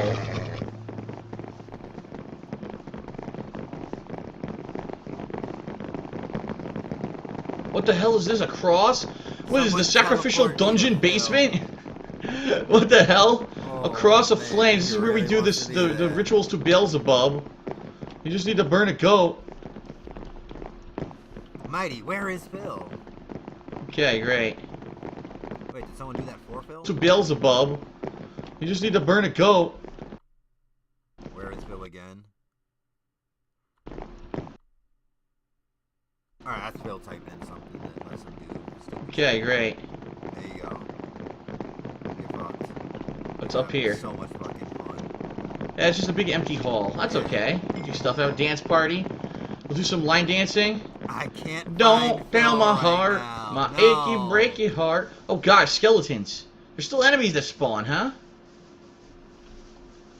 No stopping that shit. The enemies will spawn. What the hell? This guy's floating. What the? Kless is floating. Don't explain that. It's Minecraft. What do they need to explain? What's this building?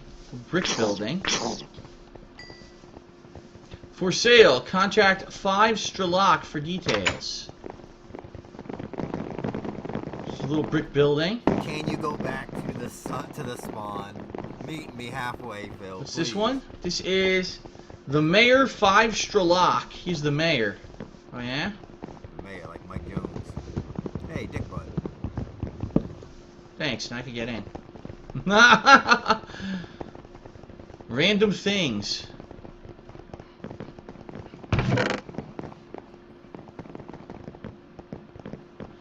He wasn't kidding. This is some random stuff. Oh man. No diamond, how dare you? Food. The food locker. Damn, all kinds of food. Look at this. Feel bad for the guy who grabs the rotten thing. What's in here? Whoa. Whoa! What the? What is this? A book of knowledge. Some kind of book of knowledge here. It's an enchantment area, which I never got to when I was playing vanilla Minecraft. I never got to enchant anything. Yeah, it's because you didn't play. Alright, that's pretty cool. Wow, this place looks awesome. What is this, gold tiles or something? It must be, right? Hold on a second, I'll find out.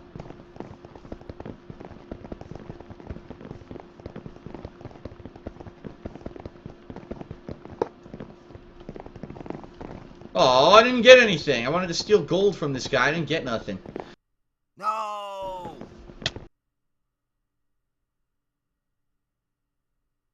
Oh man. What did I do? God damn it.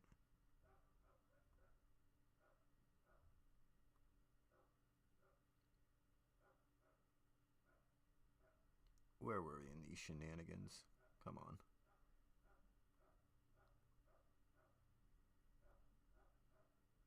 Our multiplayer gameplay is like that. That much lag. Check this.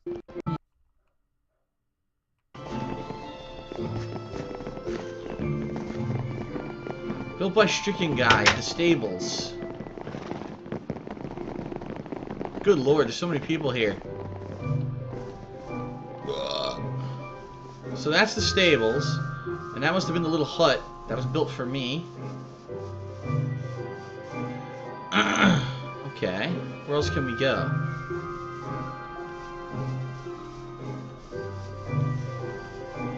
What's this? A bridge across the water. Huh. La la la la la. Spiders! Free cookies. I don't know where we were. Where the hell were we? There we are. Around here.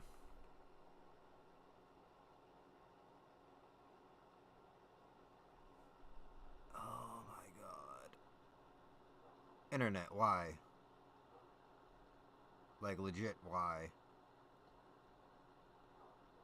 Alright, now I'm starting to see stuff in relation. There was the big spawn hut in the middle there. Whoa! I don't even know how. I don't think I can walk to it from here. want to check out all the... Did we sleep? I don't remember. Giant... Find it first.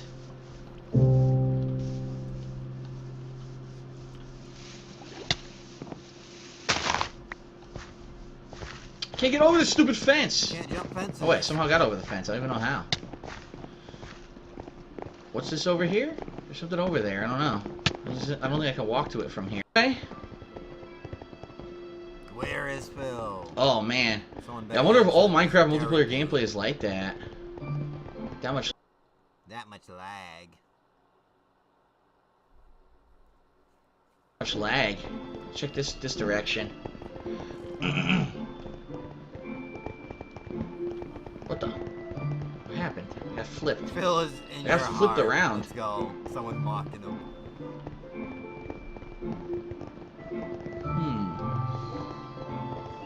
So it looks like we got more stables, right? Oh, look at this. More stables, horses. Let's go.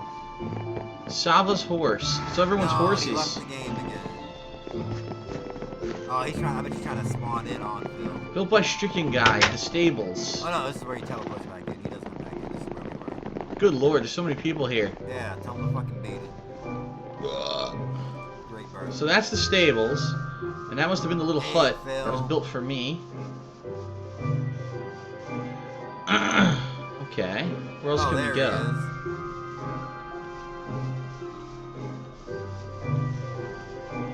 What's this? Can't find you. A bridge across the water. Huh. La la la la la.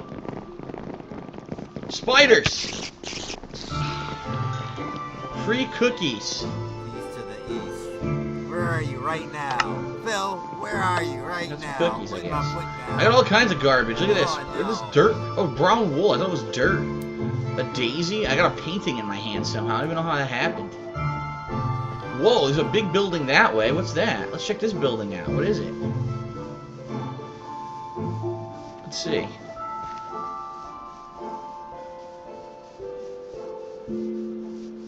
More buildings are spawning. See that? It's a giant empty hall.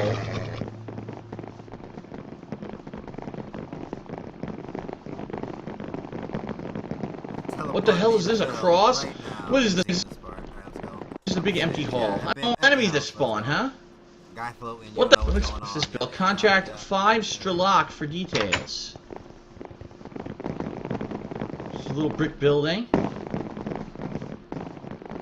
Can you go back to the spawn to meet me? What's this one? This is the Mayor 5 Strelok. He's the mayor.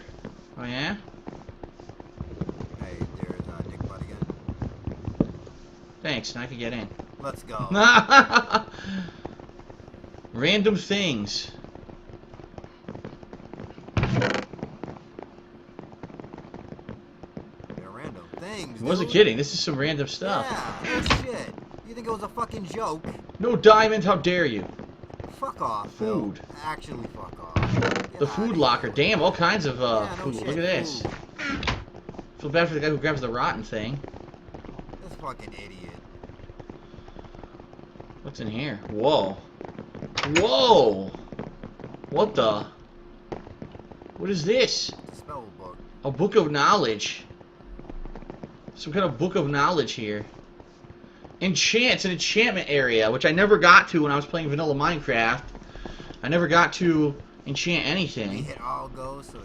Alright, that's pretty cool. Wow, this place looks awesome. What is this, gold tiles or something? It must be, right? Hold on a second, I'll find out. Look at this motherfucker.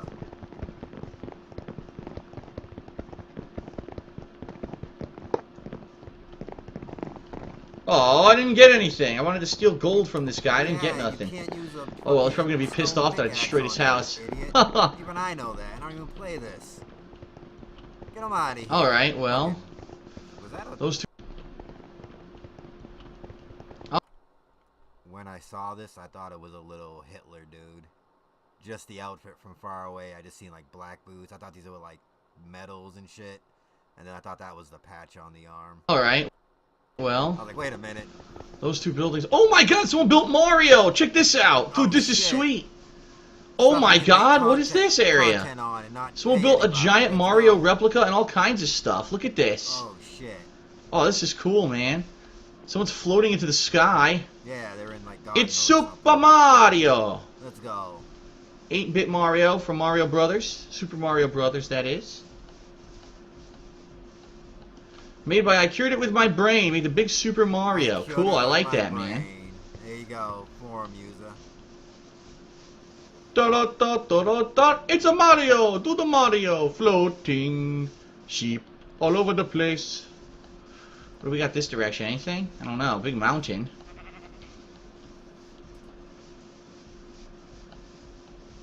If I climb the mountain, I can see some cool stuff. Cool stuff. I'm surprised no one built fast travel.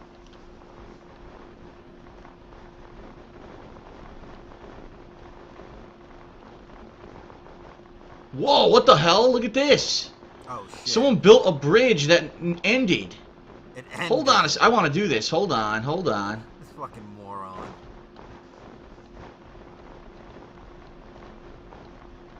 You built something stupid. This dude. Oh my god. Oh, guys, all spawning. Look. Yeah, it's the draw distance. Look at this bridge. The bridge to nowhere. No, it probably oh man. Going. It just didn't load on your side, you fucking. And look at that. Look at that. Someone was building and didn't finish. Why is that a mountain? It's not. Oh, at least he did say. Alright, the bridge to nowhere. Look at this. The bridge probably keeps going. People are falling. Oh wait, the bridge goes somewhere. Look at this. The bridge actually does go across. This is pretty wild. This guy's trying to destroy the bridge while we're all on it. That's nice. No, he's getting rid of the snow. You are so fucking stupid. Hold off there, bud. We're almost across the bridge. Wait a minute, it's a dead end. Wait a minute, you can't go down from here. Wait a minute. This isn't good. Why did they block this off? Someone blocked this off. This is supposed to be a walking path. Come on, man. What happened? Whoa, Batman. Aha. Holy. Oh, boy. What the? I got teleported or something. No, you know what it is? The guy walked in front of me. I don't know what happened. People are saying I ruined the logo. It said DSP. Oh, that was a logo? I didn't know that said DSP. Yo. I had no idea. Let's fucking go. I had no idea that that was a logo that said DSP. Well, now it's destroyed. I never got to see it. Let's go. Let's fucking Oops. go. I couldn't see. The problem is the draw distance is too short for me, so I couldn't see it from the ground. I didn't know what it was. I thought it was like a dead end. Damn, that sucks. This is pretty cool to see everything from up here. Look. There's a house out there with glass. I don't know what that house is. I want to see. There's a lava pool down there. Another building down there near the lagoon, it looks like. Right? There's probably a ladder to one of the sides, Phil. There's a ladder, probably. Interesting. Yeah, there's a ladder. Oh my god. Okay, well, I'm gonna go down here. Try not to die. There you go. Raw mutton. Here, let me eat this cookie. Get my health back. Delicious cookie. There we go. Oh, there's some dogs outside fighting. Some dogs outside my place of real life fighting. What the hell? Oh no. What was that? Yip, yip, yip. Alright, well, I gotta get down here without dying. Here we go. Dog fight clubs. Very Oh, what's this? Another DSP logo, I think, right? DSP, cool. Demo blueprint for the terrible sculpture. So they're probably using that as the demo to see what it would look like, right? When they made the one up top that I destroyed because I'm an idiot. Alright, where should we go? We could go down here to the lava pool in the lagoon. Well, we're close to that. Let's check the lava pool in the lagoon out. Give me a delicious cookie. There we go. Yummy. This is pretty interesting. Oh god, what happened?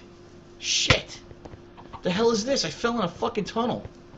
I don't want to be down here. Where am I? Wait a minute, what's going on? What is this? I don't want to be down here. I don't have any torches or nothing. Who made this? The dude is still looking for DSP. Someone Who the hell made this? He's thirsting. Just spending typing in here. Find me the DSP. Teleport me to DSP. Thank you, whoever is this. Good lord, it's a dead end. Aw, come on. Alright, this calls for some heavy duty mining. Let's mine through these walls. Where? Which way are you going? Let's go. Where's Papa? We need Papa Vera. Let's do this. Where? Mine to where? Let's mine a tunnel incredibly quickly. Where? Yes. Where? What? Up, down? What the fuck? Someone teleported me. Someone teleported me. Well, I guess they're going to be mining by themselves. Here we are. Where is the West Gate, the Plains biome. Oh, yeah? I guess I'll follow the path and see where it leads. What the hell? Someone's got an elevated house on top of a freaking ladder. Look at that. People starving. Alright, I'm going to head this way and check this out. Phil fucking walking around, not knowing what's going on, being teleported to random places. God damn it. Alright, so far this has been a wild ride. Just starting up here. Let's follow the paths and see if it leads us to logical stuff that we want to see. I would think it would, right? It's probably how they built it. So, okay. Over there is that Asian-style building that I want to check out. To the right... Over there is that Asian-style building that I want to check out. To the right, we have the elevated house. Look at this. All different houses. Let's check out the Asian building first, because it's over here out of the way. I want to look at this first. Then we'll head back to the other houses. He wants to hit it with a chicky chang wang. Let's go. The Asian-style architecture, right? I don't know. You tell me, DSP. Oh shit, it started raining. Whoa. It's a donkey. Donkey.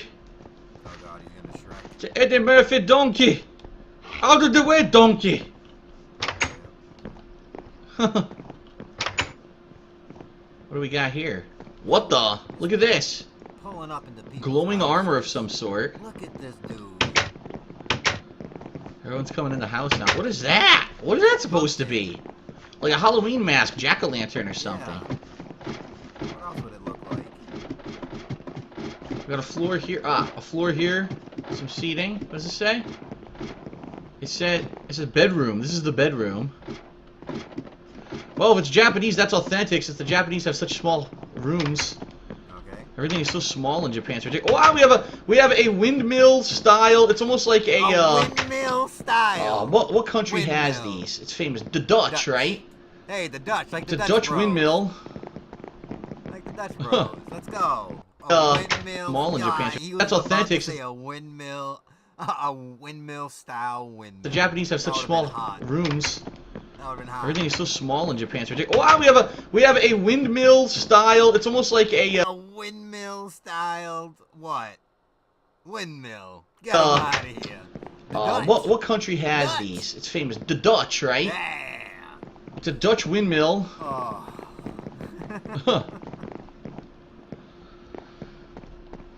Cool. Check that out. Or we could go back to the other houses, right? Alright, well, which direction is that from here? I don't know. Gotta go back down.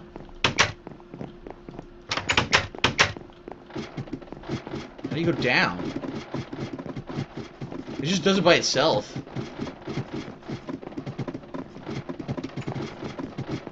The tree farm. Yes, I farm trees in the house. He does. Gigantic overgrown bonsai trees. Whoa, what's this? Wait a minute. I'm a Dutch. Oh. Looks like someone was doing some cave digging at some point and went really far down. Look at this. Interesting. Maybe this is where they went to get like minerals and stuff earlier. Yeah, you know what? This is probably where they went to get diamond. Yeah, look. One of those cave systems. Alright. Dude, he is begging in the chat for someone to teleport him Go up the to stairs Phil. here. Someone, please teleport me to Phil. Please! For the love of God, help this man. Please. Alright, where's the way out?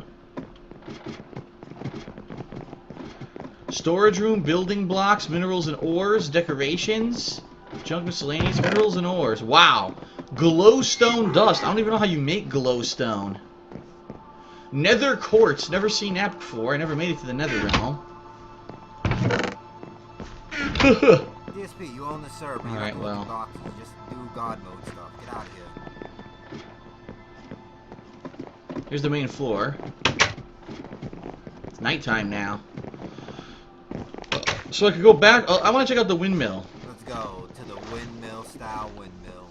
Can't get over this stupid wall. Come on. Fuck this. This fucking Stupid wall was in my way. What do you want me to do? I don't know, learn to play the game. Manifest destiny. When something's in our way, you fucking move it. Built by Kazi. Kazi, big ups. Kazi, a viewer and patron, by the way. Oh. Special thanks to Kazi for that. Thank you, Let's Kazi. check out what she built. A nice big windmill. That's pretty sweet.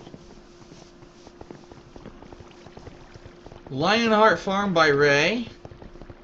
You need food? Just ask. Love you, Phil. 10 hours all in one day, no cheats, and solo. Damn, bitch. That YOLO solo. Whoa, someone built... Look. We got a Minecraft fact from the dude. You get glowstone dust from the nether, and it turns into Christmas lights. Oh boy. Look at that. Someone built a giant tower-like thing that goes to the top of a mountain. That's pretty cool. What we got here? Hold on, I want to go back. Did he Ask, love you. A nice big... Wall was in my way. Fuck this. No, he didn't. That was the first thing he said. You need food? Just ask. Like thing that goes to the top of a mountain. Oh boy. That's pretty cool. What we got here? The hills are alive with the sounds of Minecraft. I can't get up this ladder. Yeah. I'm fusing with other people's bodies. It's not good. Oh, whoa. We're at the top. You see all kinds of stuff from here. Look at all the houses. Well, I could see all kinds of stuff until everyone came up here with me, and all I see is bodies. Look, all I can see are bodies. There's bodies everywhere. Break the window and jump out. Ugh. I'm getting out of here. Too crowded. Staging house. I'll check this stuff out later, I think. But look, they do have a whole field full of flowers, like the sound of music. The hills are alive with the sounds of music. What do they have over here? God damn it. Ugh, tired today. Got more sleep. Thank you from Kazi. Kazi made this, huh? What was that noise? I don't know how to get up here. How do I get this? Check this out. There's no gate. How do I get in? Here it is. No, we're on the King of Hate. There's like a farm. Server for Minecraft. Pumpkin. Look, jack-o'-lantern pumpkins. Oh, this guy looks like it's like an Infamous skin, but with a different head. Look at that. Black guy. What the hell kind of skin is that? Ugh. He's a demon? It's kind of a monster. Look at that. It looks like a fucking monster. Yeah. Ooh.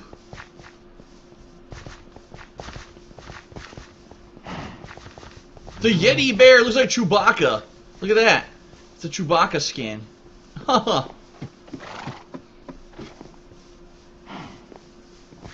I like the windmill. Looks cool. Let's check this out over here, I guess.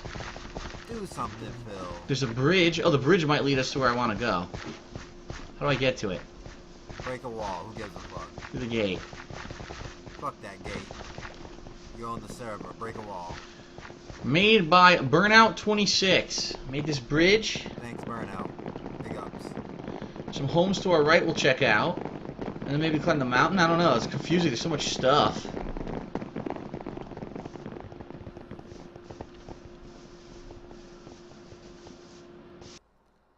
$14.88 types in chat.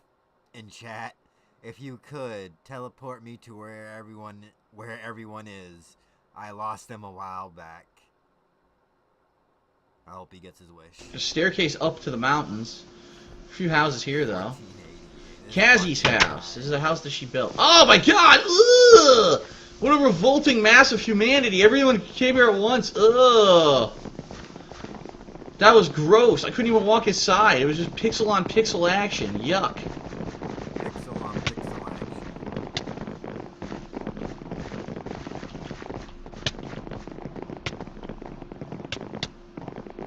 nice house, nice wood. Rustic, I believe would be the word people would use to describe the house. Rustic. Well, it's a nice house. I like it.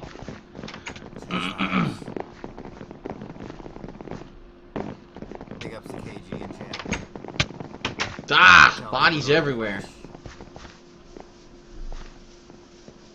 Oh, did the stream die? Did his stream die on his I guess side? the stream is lagging. I don't know. I'm looking and my stats say the stream is fine. Ah, same with me. I don't know what's going on with my internet either. Hold on. My stream is fine. Yeah. There he is. He's here. My stats say the stream is fine. Where is he? Where is this son of a bitch? He's here. Do I have the sound clip for that?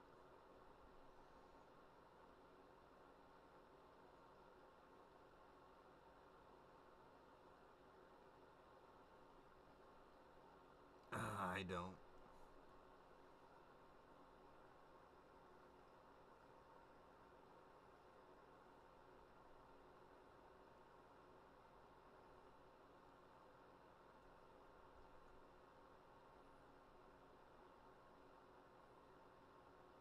I was trying to find it. The Vince McMahon. Take me to the... Oh, there it is. No!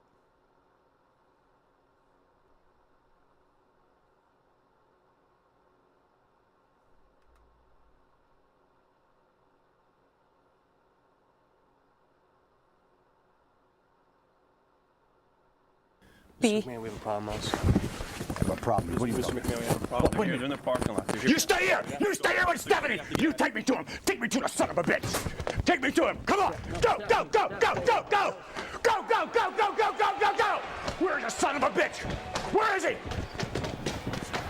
Where is he? God, where is he? Where is he? I just seen his name. Hold on. My stream is suspected fine. Derek users here. There he is, the dude.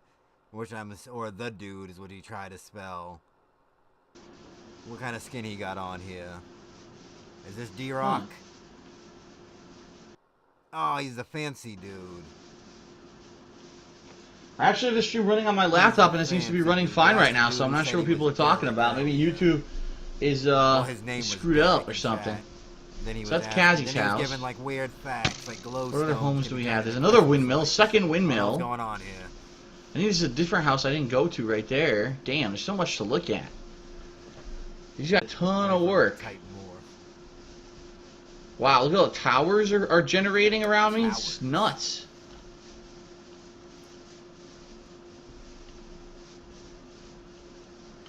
Huh. What's this?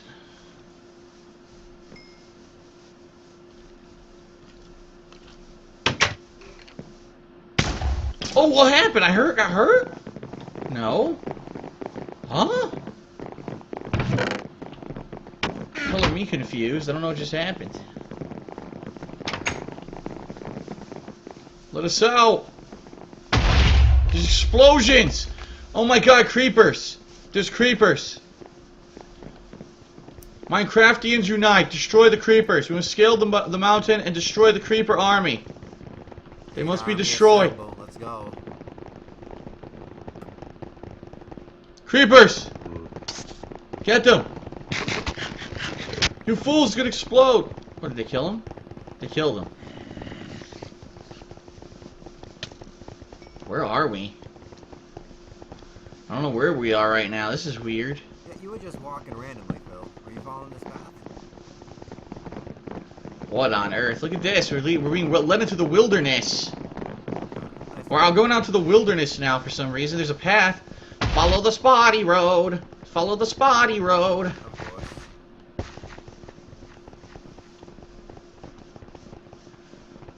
I see something ahead. Huh. Oh, water bottle. Let's go. Staircase to the end? Made by Burnout. What is the end? End of the world? I don't know what the end is.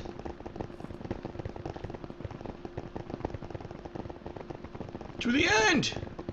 1488. Different doorways and stuff. Chat. LOL. There you go. What's this? What the hell? Someone jumped in!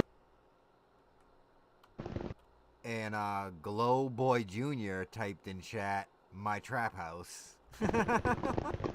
What's this? What the hell? Someone jumped in! What is this? What's going on? What are they doing? What are you people doing? Why are you killing yourselves? Huh? Why are they doing this?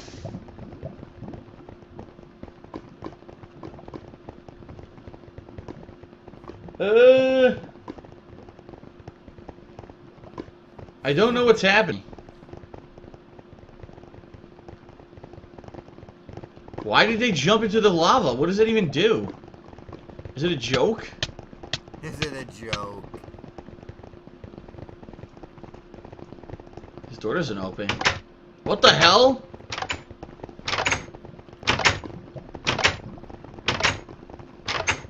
I don't know what's happening. The Joker's here. Look at the Joker skin. That's a pretty cool skin. I like that one.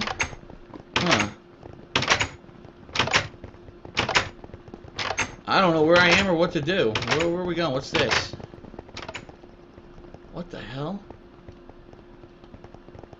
Portal down the stairs. He is always just so confused on it. It's an end portal that takes you to the end. I don't know what that means. What's the end? The end. The end of what? End of uninstalling. It's a dead end. This dude.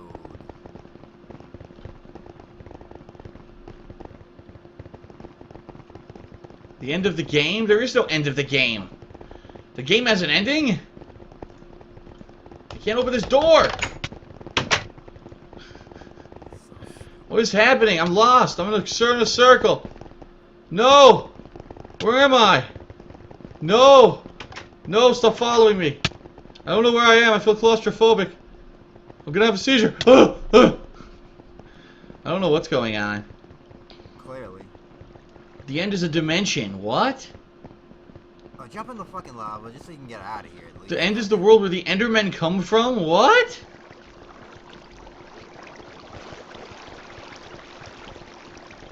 That's weird. Fucking dead end, Phil. Shove some Eyes of Enders into the portal. And then beat the game.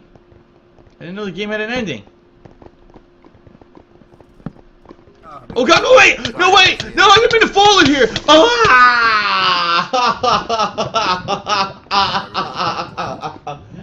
Oh, I fell into the fucking lava. That's not good. Burned alive? Come on. That's not good at all. Damn it, man. Damn it, I was fried. I was absolutely fried. Oops. Now I don't know where the hell I am. What the fuck is this? Oh, I'm back at the beginning of the game. I have no items. I'm back at the beginning of the game with no items. Damn it. Oh man, this is so choppy. Get all these people out of here. Any items here I can take? No, it's just those CDs. I already checked that. What's this? I don't know what that is. Oh my god, the lag is real! The lag is real! Oh, someone's playing music. Oh wait, yeah, no. It's a terrible song. It just jumped back into my head what it was. Southeast Tower Bakery. There's a bakery?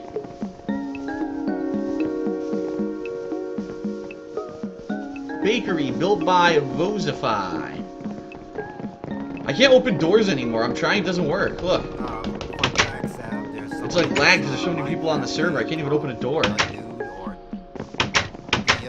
What the hell is happening in here?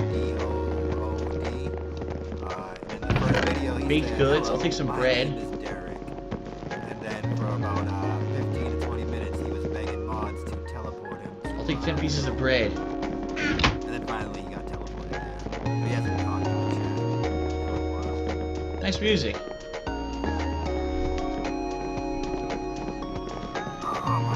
I can't leave. The door's fucked up. We can't leave. We're stuck in here. What the hell? I got teleported again.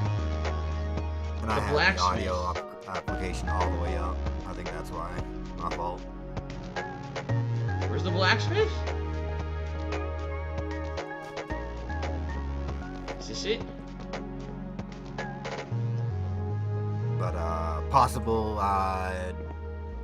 the staff and the break room in this Minecraft. I don't know what it is. It wasn't a playthrough. It was just he was on his server for the King of break room forums. But the one that he owned, not the super old one. Ew. A spider eye or something. Yuck. Well, I still didn't find the blacksmith. I'm looking for it. This wall was made by I cured and Mighty Onyx. No, I made this wall. You made the other side. I cured. I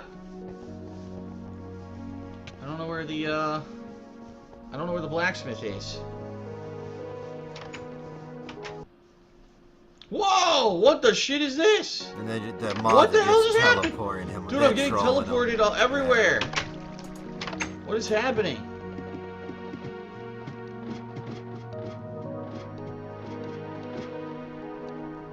I saw Mega Man, then I couldn't see it, and now I don't know where I am at all. Where am I? Just teleport him in some random wilderness and just let him. I don't know what's going on anymore.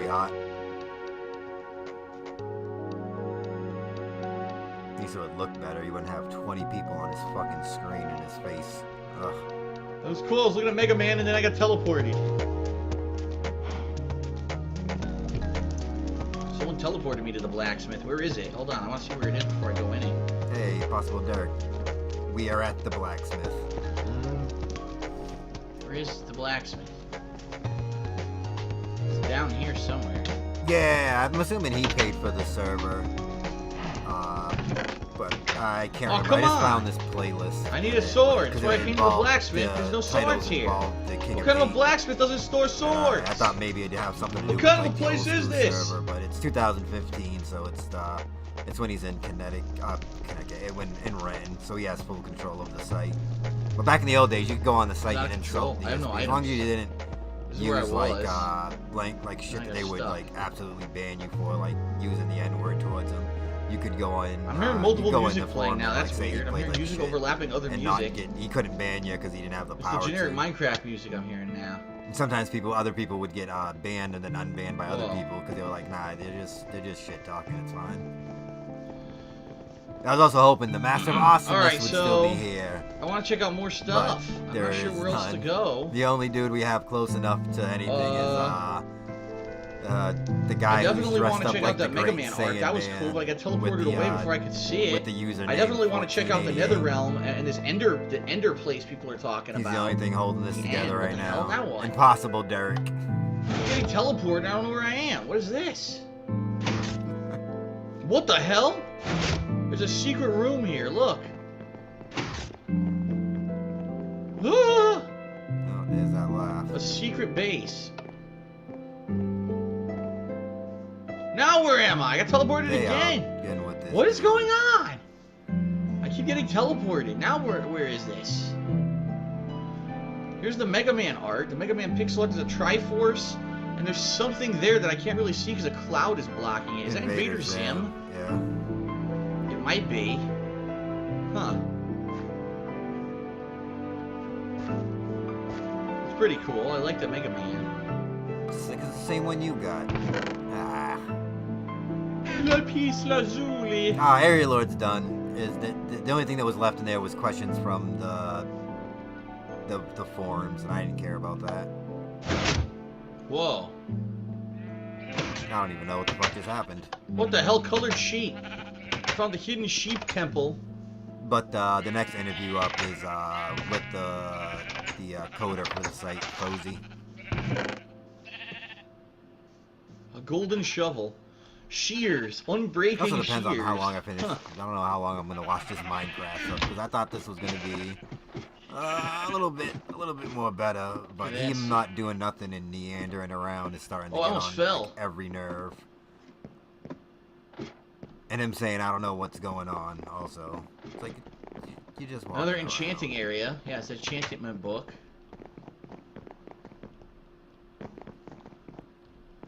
You gotta roll in there. You gotta massage his Small ego. chest. Ah, an iron sword. I'm sorry I need to take this, so I actually have a sword. You can get in there and just friggin' massage his ego. He Oh, might it's give a it to high you up on area, discount. Whoa! Is that what I think? Is that Invader Zim? I don't know. I never watched Invader Zim. It kind of looks like an alien, right? Huh. Huh.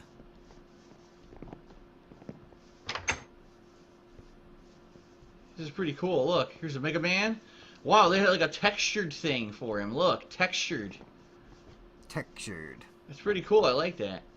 There you A go. tower over here. Probably climb this building and keep He going should up have the just been tower, in God right? mode and flew around. This is like extra retarded. I think so. Extra retarded. He's not gonna build Ah, anything. here it is. Look. That's Gir, G-I-R. Who is Gir? Gir. Uh-oh. Uh-oh. Wait a minute. I'm stuck. I can't. Ah, even Whoa. the dude in the chat picked up on the way he said textured. Volan. Go up this thing. Oh, wait, I can't Textured. seem to get to this block. Oh, there we go. This is dangerous. So dangerous. You could This is fall a in this precarious game. position. I don't know how these people got that high. Damn, how'd you get that high? Now I'm stuck. Oh no. This isn't good.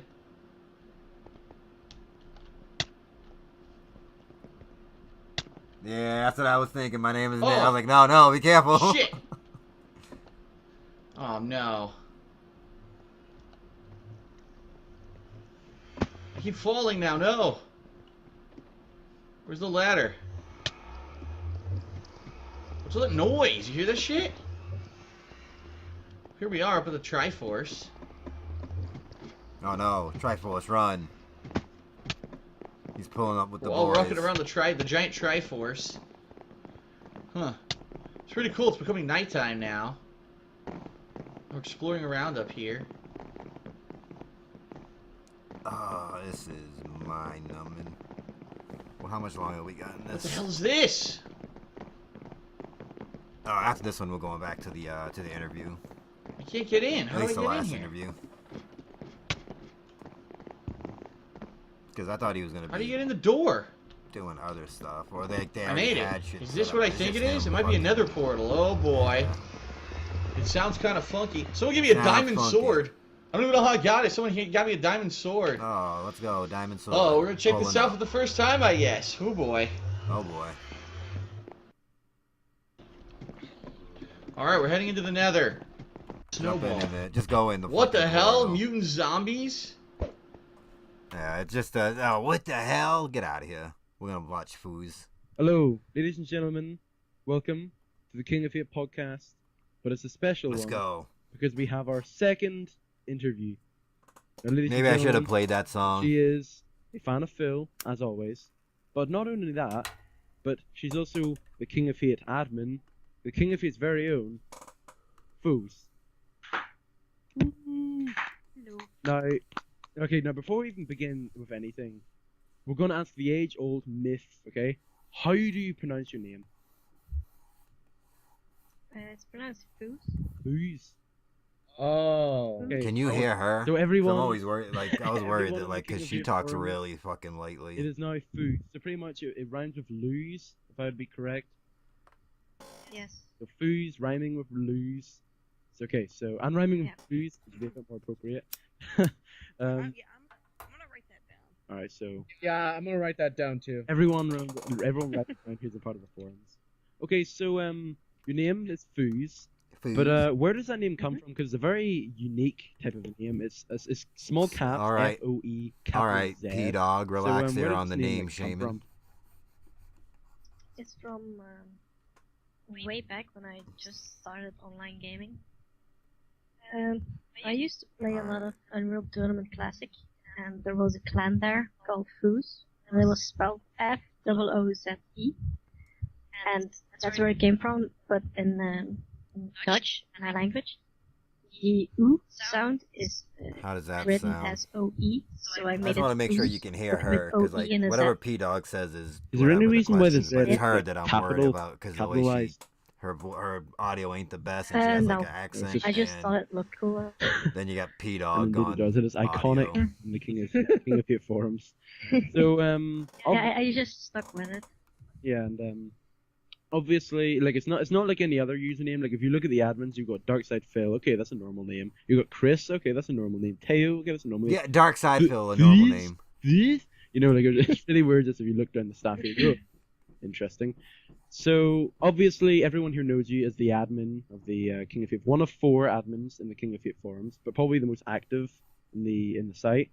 So obviously, you joined the site and you were a fan of Phil. But when did you She was first a fan. find out about Phil?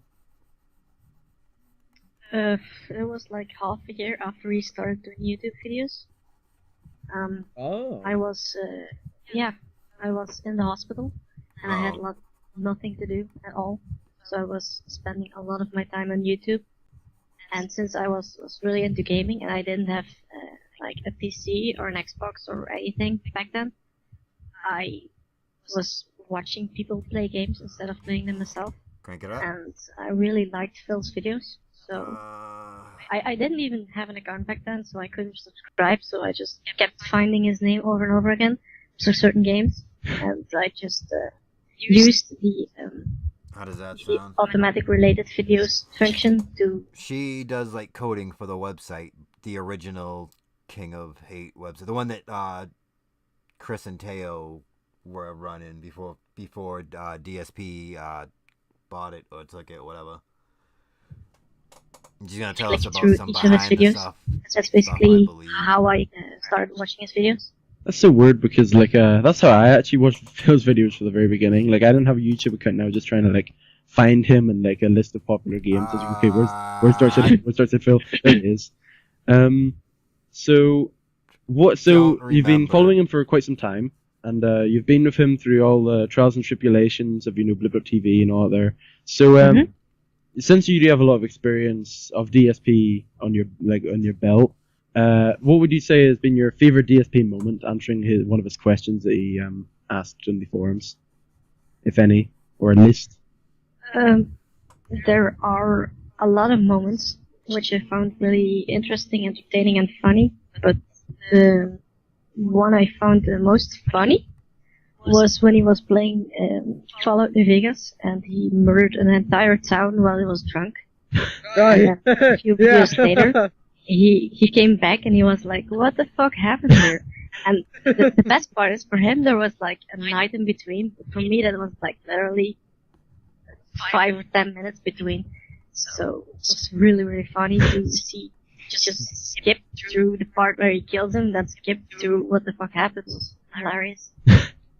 Like I remember, way back when in like Fallout 3, he would always play that game drunk, and there was like even they knew he was drunk. Like, was there like times whenever I remember like he would just start like killing himself and stuff, and he'd be like, "What the f happened?" I think like he would be in like the train station and stuff, like the train stations in Fallout, whenever like there are a whole bunch of like traps and stuff just laid around, and you just walk straight into them, and he was like, "Oh, what the heck happened, dude?" And then like was he drunk whenever he had the infamous Naughty Nightmare moment? I'm not sure, but I don't remember. Yeah. But I just love these drunk videos. They're awesome. Fortunately, Phil is wise. Like he's wised up now, and he's no longer drinking during his videos, which is goodness. But nevertheless, so you joined the site, and you became a moderator, you became an admin, all that. That's like the really short of it. But coming onto the site and eventually becoming like a modern admin, have you ever had any like website experience? Like, have you ever been on like forums before? Have you ever had some sort of power in like on forums before, like websites before? Because you're a girl, I have I guess administrated several forums before, including my own. But those were all very, very small forums. Like there are certain web browser games like Nuke Zone and Travian, and on those websites you didn't have anything to like properly communicate with your team actually. So I created my own forum for those things so we could communicate and coordinate stuff like that. When I created my own forums, it was like a community of maybe 12 people. And I just administrated that. Like it's basically just set it up and make sure people register, ask to get permission, and then just discuss the stuff that the forum is about. But the King of Hate is just on a whole nother level. It's giant, massive. Now speaking of the website, how did you find out about it in the first place? And how did you sign in? And what can you tell us about it? I didn't even know there was a second person on this interview. I thought it Well, was just P-Dog. Van Phil made his announcement video. I immediately went to the website and signed up. I was one of the first 300, I think, to sign up. Oh, she was a day one. Let's go. Well, Van Phil made his announcement video. I immediately went to the website and signed up. Yo, she was down I was for the cause. one of the first 300, I think, to Let's sign go. up. That's basically it. I just signed up after I saw his video, and the fact that it was like Real fan. the basics of the basics. It was just a MyBB forum with a shout box that Chris and Theo implemented. Oh yes, the shout box. Like, the shout. What can you tell me about the shout box? Like, what can you tell about the audience? Back then there weren't a lot of people. It was mostly the same people that used the shout box. A lot of people were just registering and not posting. It was like 50 people that were actively posting back then. But it's been a really long time, so I don't remember if it was actually 50 or something, but it felt like there was 50 people. There was always like 10 to 15 people on the shout box, and it was really, really tiny, so it was difficult to see when people were very active in the shout box. There was also a lot of stuff there where just trolls would come on and just start bad shit, and it was really bad. Really bad. I bet you've forgotten locale. And what can you give us a memory of the older members of those 50? I don't think there are many of them still active on the forums. I do remember a few of them, but they have gone quiet. They don't visit the forums very often. They do like once a week, once a month. And what can you and why do you think that? The trolls. I think that people just like after a while they find other stuff that's interesting to them. It just depends on what you can do inside the community. I mean, when you register on the forums, there's like at first you've never been here, so there's like a shit ton to read. Yep. Once you've read it all, you are limited to the stuff that gets posted every day, which is still roughly 300 to 400 posts a day, but still, after a while, you get like certain areas you're interested in, like the anime or the wrestling section, or just the Xbox, PC, whatever, and you start narrowing down your interests, and when that section becomes less active and you realize that you're not very interested in the other stuff, there's just no reason to actually come on the site every single day. Damn. I can still remember P-Dog, help. Like in earlier in the really early times. I think I signed in about the first week, and I remember I had my name DSP-Dog, and that was in violation of the rules, which was and I remember, and I don't know if you remember me, but I'm Captain Fireworks. Or the rules on the forum made him change it. And you start narrowing, realize that you're not very interested in me.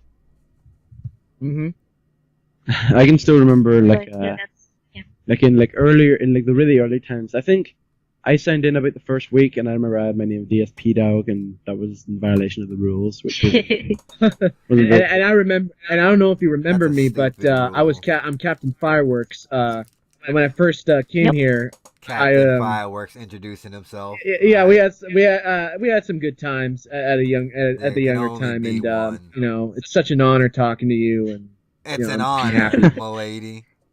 So anyway, so next question, what is the reasoning behind your ideology? Like, can you tell us about like your relationships with other people, your staff? Like tell us about moderating. Give us like some examples. What? Well, when I just joined the site, I wasn't a moderator at all. I was just a member. Okay. And when the shoutbox was still there, Chris and Theo were the only people that were moderating the site. And I repeatedly offered them to help them improve the chatbox because I'm a software developer and I was pretty confident that I could make the shoutbox better and more user-friendly. Uh-oh. To means people be getting able banned. to stop All them people. people who was named Right. 1488. But after a very long time, because that was like my first Try 1487, initiative buddy. to become something more for the website, like maybe a moderator or an administrator. But like straight off the bat when I joined the site, I wanted to help more. Right. It took a while for Chris and Theo to actually take notice of it, but I was fine with it.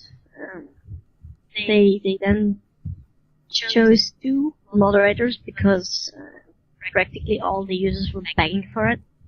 They wanted moderators to keep the trolls out of the shoutbox mainly. Get them out. Troll hunts And on. after that, everything went fine for a while. And would you? Yeah. Oh, I'm sorry. Keep going. After a while, Chris and Theo decided that to take another group of moderators. A lot of those chose to quit or left or got banned or Trolls are too much for them. just didn't feel like moderating.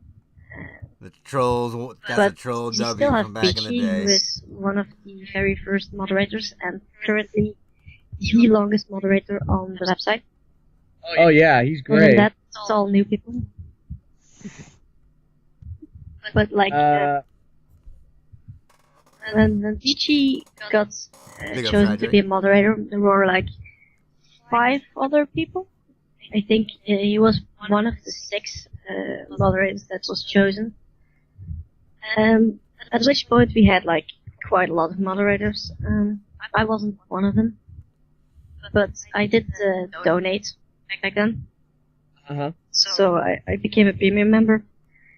I was still trying to like report stuff just to help out the moderators, but like back then the community was just a lot smaller. We had a lot less people, and we had a lot of moderators, so it wasn't really that necessary.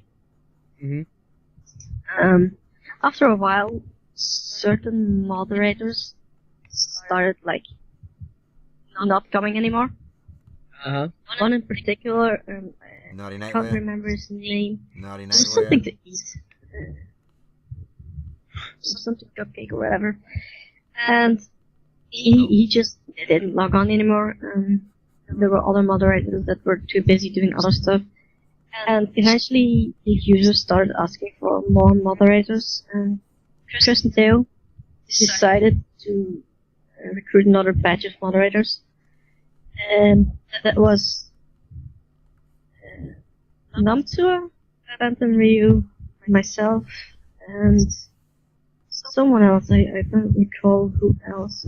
But like, us 3 were there. After a while, Namtua got other stuff to do. He was too busy with life, and I think he is no longer a member of Forums at the moment. Oh. And then yeah, just Phantom Ryu and myself are still moderators, alongside with Eternity, Tulane, the first batch moderators basically. Then Phantom Ryu and myself and Namso were moderators, and Naughty Nightmare and Kitsune were moderators before that. They were promoted to senior mods. And do you miss them? Regular mods. Sorry? Oh, do you miss Drake, you're them? here. I got a sound clip for you. To Not play really. just for you. I heard it and I said, that is right, Drake. I watch a lot of White Boy, and I don't even want to start ranting about that dude. Yeah, let's go. When I heard that, I was like, you watching Rye Drake? But like, yes. Yes? Quite obviously, since you just explained how you became a mod, how did you become an admin? How did you make that transition from a moderator to an admin? Well, at first I was quite happy to be a moderator. I tried to do what I can to keep the trolls out, and back then it was quite a bit more hectic. There were more trolls, more haters. Oh yeah. People trying to log. The lady talking is she's gonna tell you what she does, but she's some kind of like coder. She worked on the original King of Hate forums that the other dudes controlled, not the one when DSP got controlled, but the one that was like the DSP actual fan base, but like he didn't have like power, like that much power there. This is Foos. That happened. But yeah, she either did the coding for the website or something. She'll explain what she did for it, but like basically a coda. And just abuse other forum members and stuff like that. So but we do have the there were Tito's. quite Get a lot the of party tough started. You guys know how decisions fire because is. I had never moderated a forum this big before. And the other forums that I moderated and administrated, it was a lot easier because you once in a while had someone that didn't agree with each other and you would just tell them to shut up and they would shut up. But that wasn't the case in this forum. Not over So a lot of people they need to be trolls are warned attacking or the Westgate. threats closed or just banned from the shout box or stuff like that. Get them out. And it's quite frustrating when you really try to do your best, but obviously when you block a threat by someone or you ban someone, you're gonna get hate from that person. They don't want to get banned. That's not what they want. So it's frustrating when they come back with other accounts, like 15 fucking times. And every single time they do the same thing. Yeah. Yeah. Ranculous. Oh god. They just try to do their best to piss you off and make you look bad. No. Some people appreciate it, other people are friendly with those people and don't like it. So you're always going to have like two sides of the story. The people that like what you did and the people that don't like what you did. So I was getting quite sick of that near the end. I think I was a moderator for a good year, or almost a year. And I was just absolutely sick of it. So I decided to quit being a moderator with the intention of trying to become an administrator. And she was gonna get extra why I ban wanted and to be an power. administrator is Fuck 'em because all I up. didn't want to deal with most of the shit that I was getting, and other moderators as well, by the way. I don't want to deal with this stuff that's on this website about this guy. It's just tough on the moderators, but like, I quit, and I said, I don't want to be a moderator anymore, and then I PM'd Theo and Chris, and I made an improvement to the website that was online back then. It was just a small thing with some basic scripting and stuff just to make it look cool. Oh, there you go. And I said, hey guys, look at this. I can still try and help you out with the website because back look then at the that. website She a wasn't real compatible one. with She was still Internet trying to Explorer help with the website for and only free. Firefox and Chrome. So I thought to myself, if I may, I would like to make a website that works in all browsers. Yo, And look at I let that. Theo and Chris know that, and they were considering it.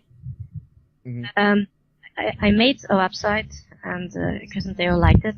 They Sounds said, like it. I mean, Theo gave this me is access to the FTP and 2010, I the believe, database her, and stuff like that, when she was doing so all I of could this. So put she the was thinking website about making online. a thing that fit When I on did, all it was, browsers. well, in She my a opinion, queen, an obviously it actual was better. queen. And a lot of people liked it. Thinking ahead. Some people Fucking thought it was a queen. bit too boring. But it was an improvement overall because it was visible in all browsers. And at that point, We gotta alter the clip somehow. We gotta find out if Master of Awesomeness still exists and ask them to make this clip for us, but with Foos. What the fuck is wrong with these people? What family were they raising? I mean, come on. Grow up, people. I mean, Panda Lee is the queen of hate. You don't disrespect her like that with your useless garbage. Nah, we need Foos. She is the queen of hate, thinking ahead, trying to make that money. Chris Let's and go. Theo decided to make me an administrator without displaying me as an administrator. So I was They like an have it. administrator a week before anyone else knew I was being an administrator. The reason I'm they gonna grab did some more that coffee. was I'll be to right back. allow me to get comfortable using the admin control panel. So I used that week to poke around in the admin controls. While I was doing that, I also had access to the moderator forums and stuff like that. So I was aware of what was going on, but I wasn't actively participating in the moderator duties. Theo and Chris, I sent them a message saying that I really don't want to be a moderator, and I just wanted to focus on improving the website and the forums and stuff like that. And Theo said, like, look, I'm working on a new design for the forums. Can you help me out with a few styling issues? So I helped him out with the styling issues. So the forum design that we have right now, the red, green, and blue one, that's something I worked on. Oh wow, it looks awesome. Yeah. Yeah, but Theo started it. Theo was the one who started working on this design, and I just helped him out to tweak a few things to get rid of some design bugs and like the posts at first. You know, we have a post which has a default size. It's like a box. At first, the box was only the height of the actual text that you put in there, so you had like really tiny post boxes. And I helped Theo to like make them the same size, unless you have a lot of text in them, then make them taller. Like the forum banners, stuff like that. I helped a bit with that, but it was really not really a big deal. Like also the user image on the left side of a post that also had some minor issues in them. I also helped fix those to make them look decent. It still has some issues with long usernames, because long usernames without spaces in them tend to go out of the box. But I really can't be bothered to fix that at this point in time. So when I did help do this stuff, they were quite pleased with it. So Theo was like, "Okay, I'll announce to the forums that you're going to be made an admin. And what do you want me to tell them?" And then we made a post saying that I would be an admin only to help out with the website and not do any moderating stuff unless it's actually really necessary. Which was fine at first, but after a while I did get involved in moderating, and it was Quite quite... honestly. Oh, sorry. Yeah, it was not really fun, I find, for everyone, because the post actually said that I wasn't going to do any moderating, but after a while I started doing moderating anyway. So a lot of people were like, "Well, you didn't say you were going to do moderating, so why are you getting involved?" Stuff like that. But that's basically how I became an admin. What's this tomfoolery? So, like, did any relationships with in three categories? Like, how did your relationships change between normal, average Joe forum members with the staff who you were previously moderators alongside? Like, how did some of them take the new now an admin and technically, you know, one step ahead of them? I don't really like to put it that way, but you know, some people might think of it as that way. And then finally, like, how did your relationships change with people like Chris and Terry who are now working aside rather than, you know, kind of, you know, rather than them kind of like telling the mods what to do? Like, now you're kind of working alongside them, and especially working alongside Phil pretty much now. Like, how did your relationships change with all three of those categories, starting with regular forum members?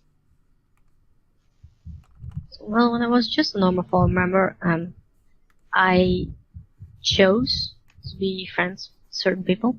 It was just because, in general, I like them. But, like, the longer you know people, the more you found out about them, and after a while, you might not like them as much as you did before. So I don't think being or becoming a moderator changed any of that particularly. I just think that the longer I knew certain people, I found out stuff about them that I didn't like, and probably the same for them. Like, they thought I was a fun person, but after a while they didn't find me any fun anymore or something like that. But, like, going from a normal member to a moderator, didn't really change that much. There were some people that didn't think it was a good idea, which there always will be. But there were also other people that thought it was a great idea. So my relationship between people didn't really change until I had to do moderator stuff. Uh-oh. Like, sometimes you have to do something, and some of your friends don't agree with that, and they try to talk you out of it, but you have to do it anyway. So that might have struck. I'm here getting a lot of static. I don't know where that's coming from. Uh-oh. But like, once you start doing actual moderator stuff, certain people are going to dislike me more, and because they dislike me more, they are going to act different towards me, and then I like dislike them more. So I don't really think that the problem is becoming a moderator, but more with the responsibilities that come with being a moderator. Like, the stuff that you have to do doesn't always fare well with other people. I've had some incidents with people that I was friends with before, until I had to do certain stuff as a moderator, so it's just it's difficult to explain. It's not like I dislike those people just because I became a moderator. It's just like my interests changed because I had to do other things. I had to change my attitude towards the community, and I had to do stuff that other people didn't like, while the other people that didn't become a moderator didn't understand why I have to do those things, or simply disagreed with what I was doing.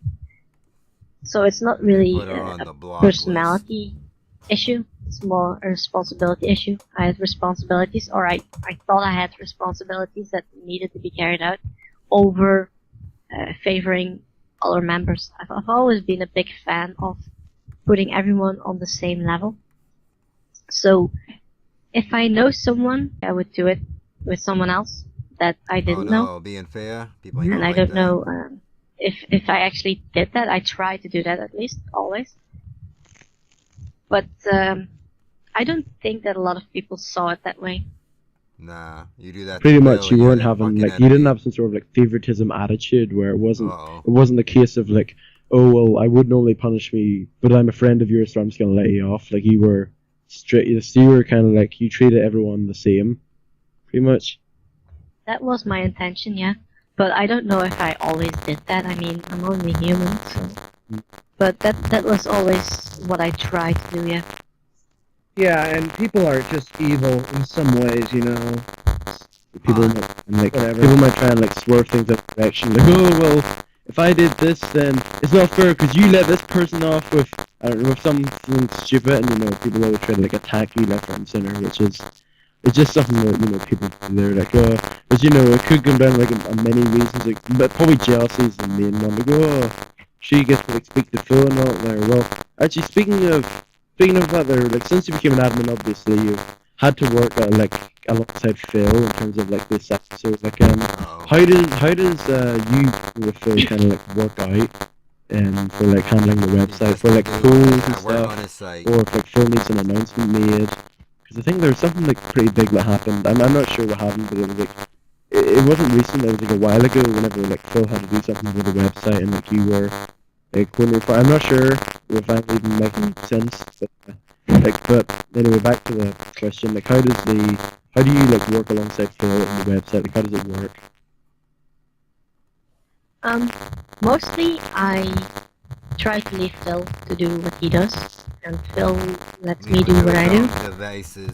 It doesn't happen very often when Phil asks me anything or I ask Phil anything.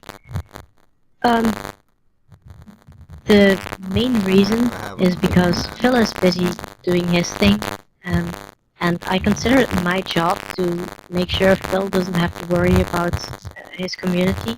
Oh, I don't. You know what I mean? Yeah. So, it doesn't happen very often, but when I created the website, I obviously ran it by Phil first to ask his opinion to find out if he liked it or not. And he said it looked cool, and so that was the first time I actually worked alongside Phil. When I was a normal member, I saw Phil on the chat box a few times. When I was a moderator, I talked to Phil a few times in the chat box.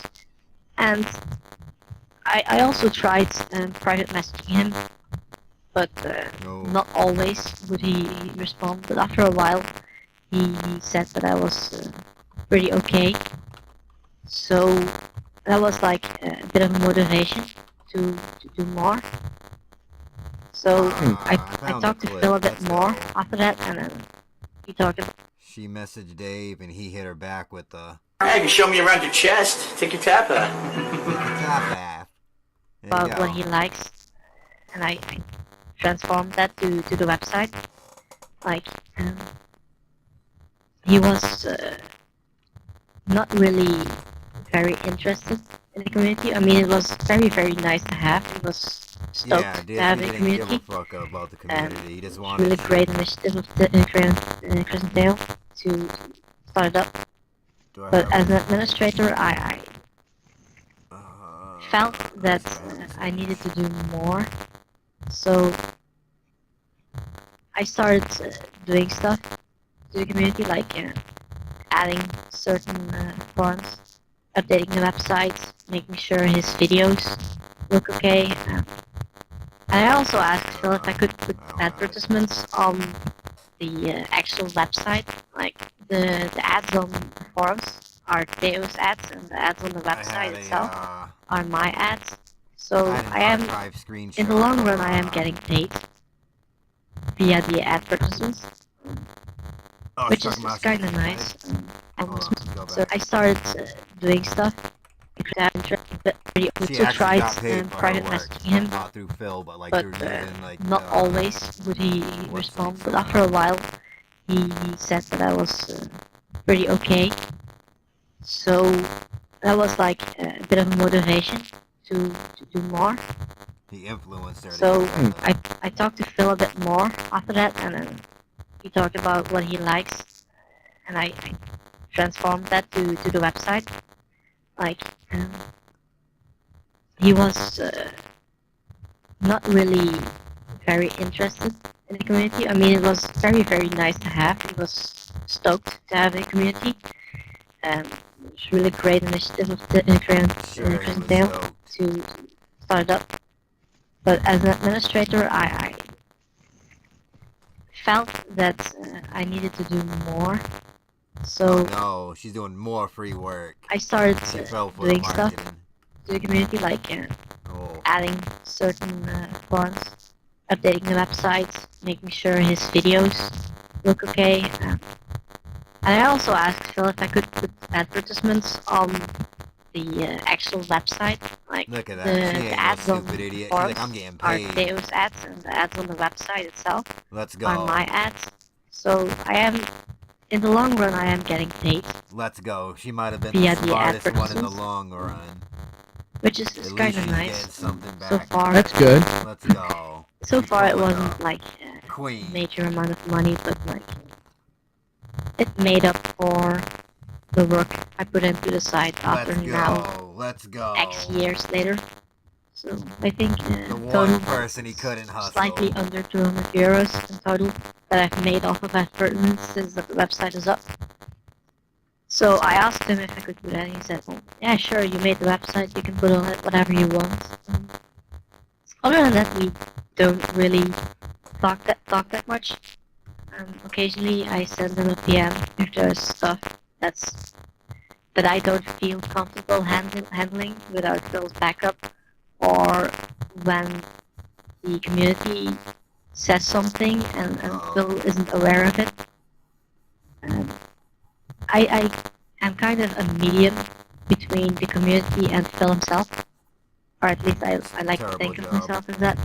Like when the community says, Phil, you're out of line with this and that. And they gotta say that a lot. So and so, I feel it's my responsibility to address it to Phil. And get the support of the rest of the staff. You're doing it again. But other than that, it's not like we are very close friends and we talk every day. We have had some conversations of like an hour, 2 hours long, and it's quite fun.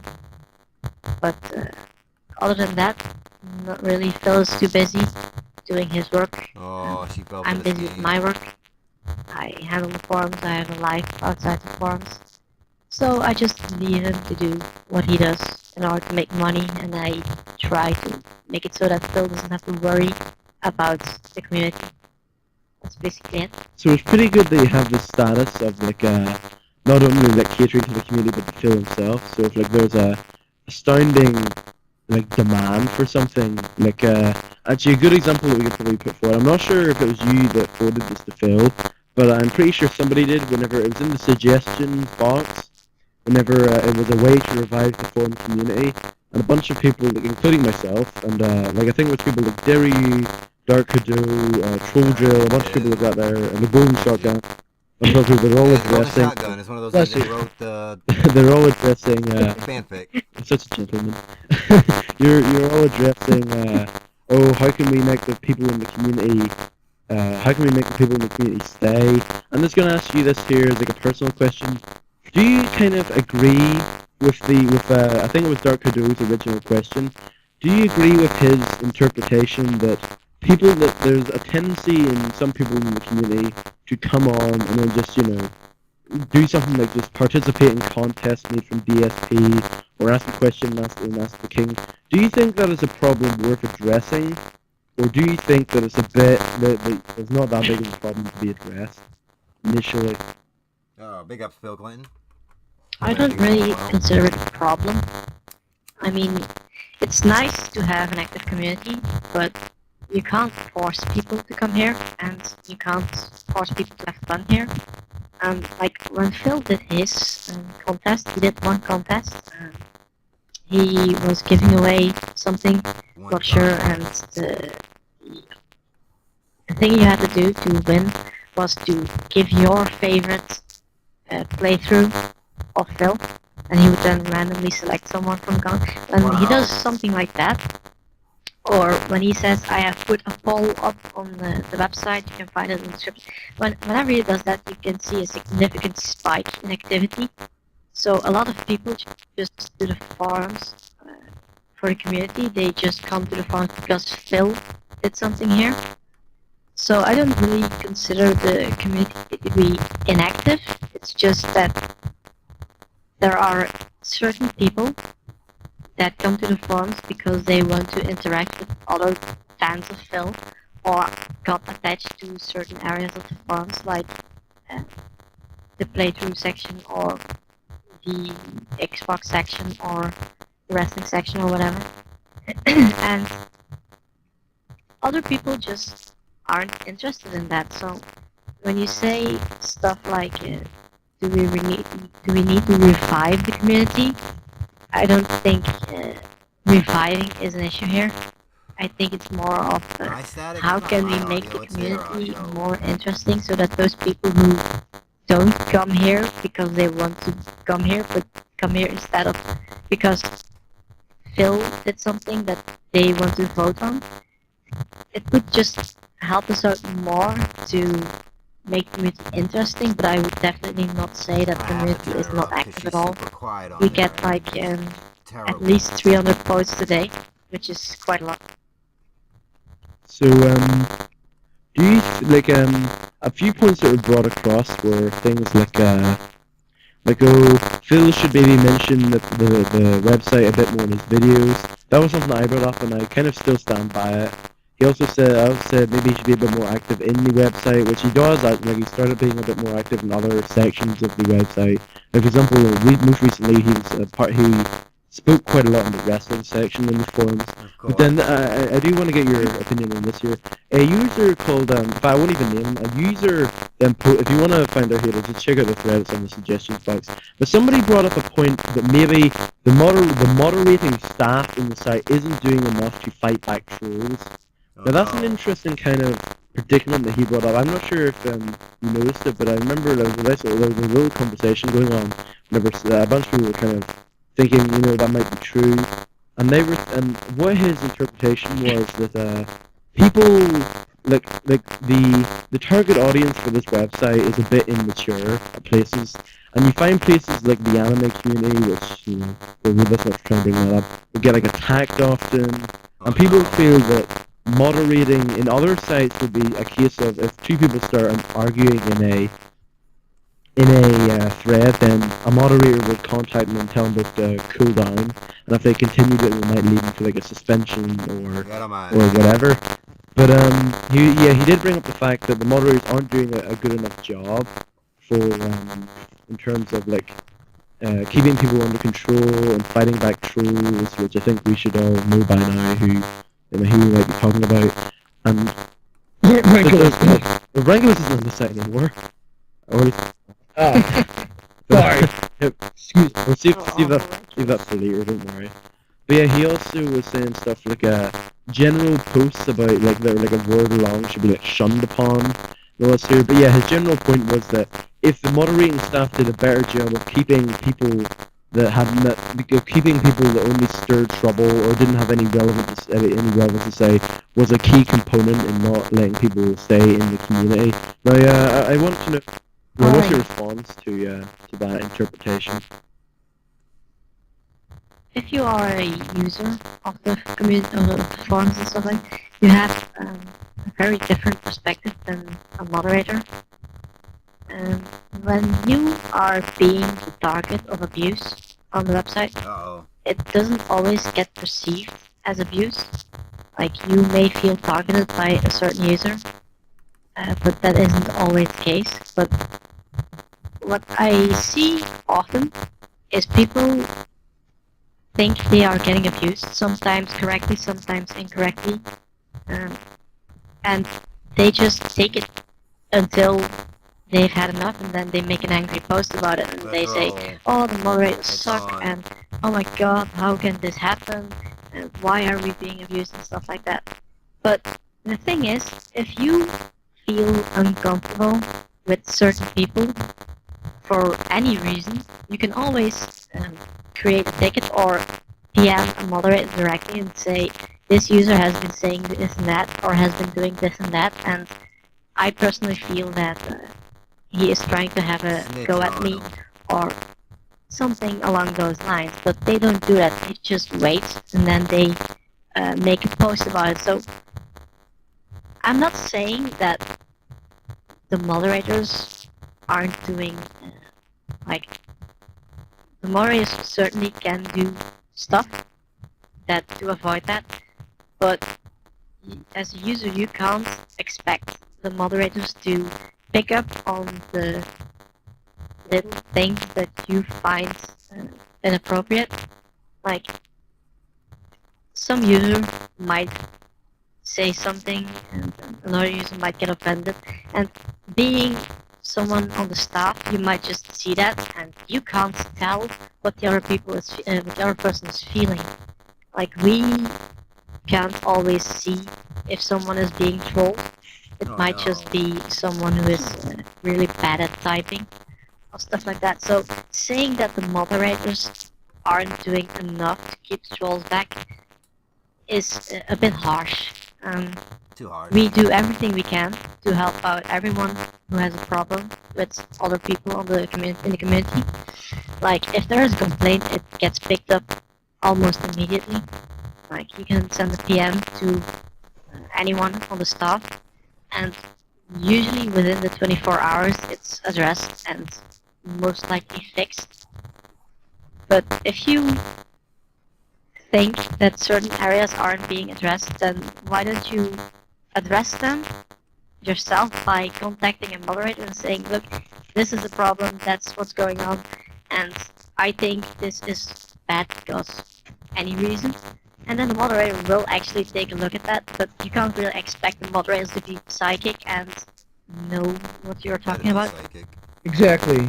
I mean, like, someone might have like a problem with something, and as a mod, you have to take responsibility, but you don't know who exactly to believe because anyone can make up some story to get rid of somebody.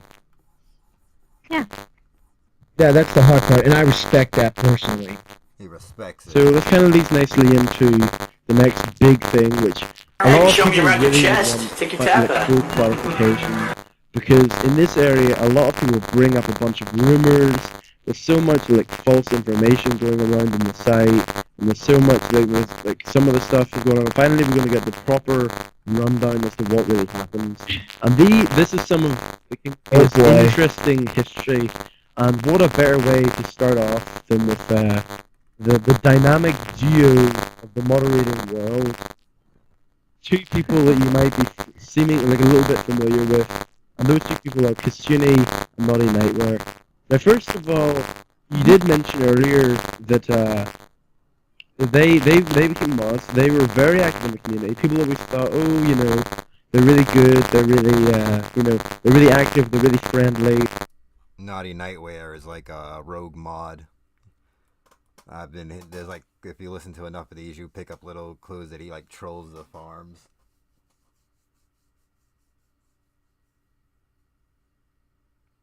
No, this whole interview is like, I don't know, maybe this is why they didn't do another interview. But like this whole interview is like this, her audio. I don't know if it's her, the way she recorded it or called in. But it's also maybe Skype 2012, so whatever they were using back then to do group calls. Naughty Nightmare was a bit of a troll, but Kitsune sounds really nice. She sounds like a really nice girl. She put up photos of herself. Yeah. Oh, it was a girl troll. troll. Put up photos of herself when they post a pic of his thread, and everyone was like, oh my gosh, we actually have someone that's quite attractive in it. However, yeah, people saw that. You could look at the thread. People were like, "Oh my gosh, you know, this girl's quite, you know, attractive."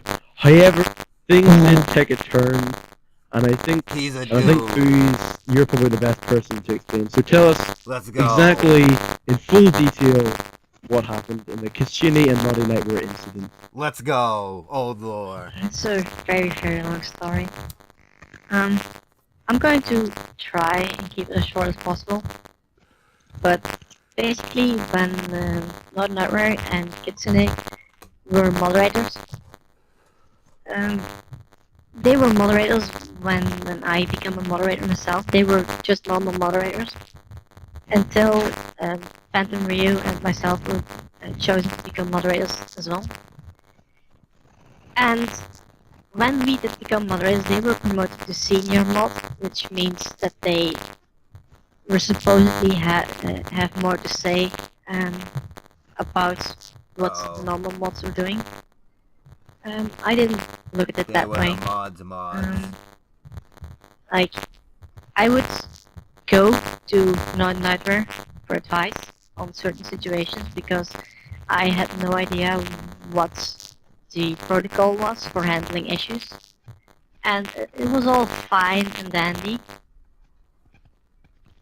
Up until a certain point when I did something on my own initiative and he decided to change it without telling me, and I didn't agree with that because I consider everyone to be equally on all levels. So as staff members, you have to be a unit. You can't really show weakness to the rest of the community. And when a certain moderator does something, you have to back that up.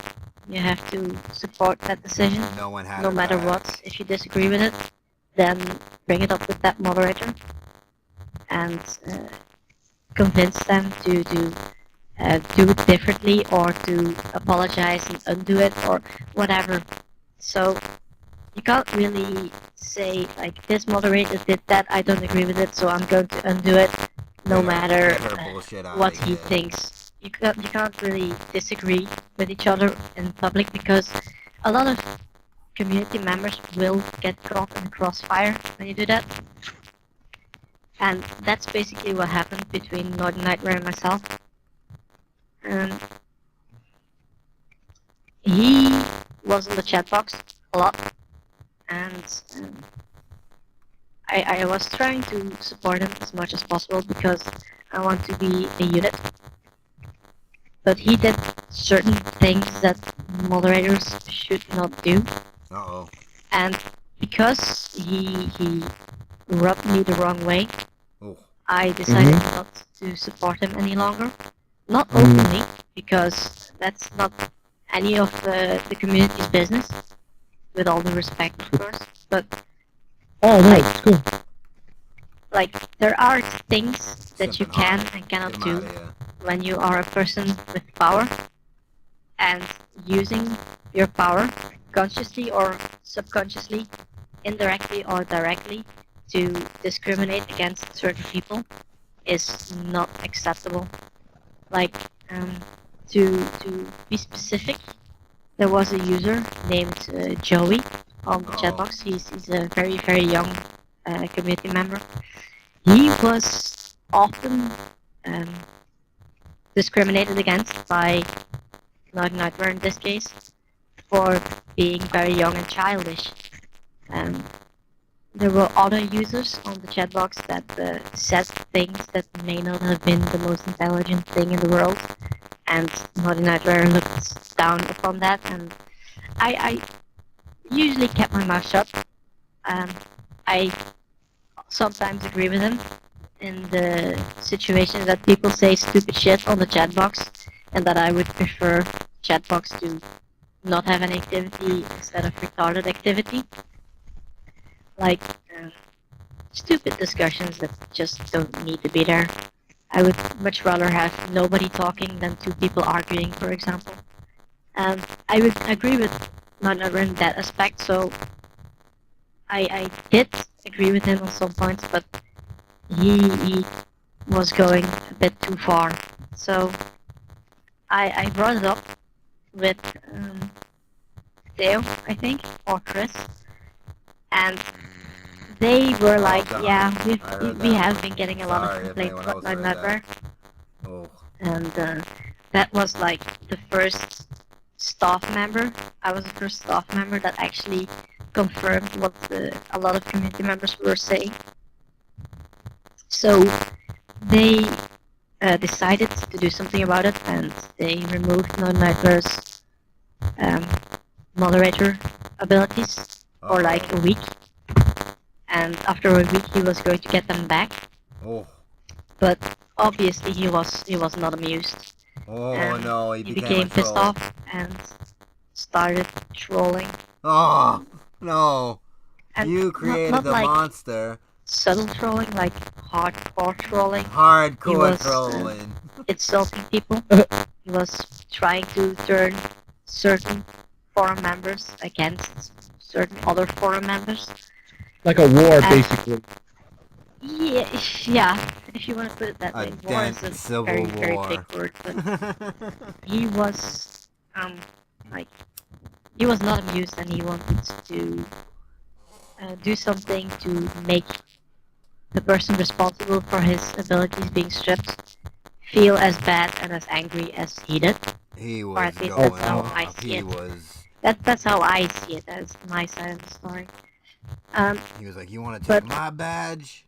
My badge." What it basically boiled down to was he did not take it like a man, so to say. Oh and no! He got pissed off, and he started doing things that were just not acceptable.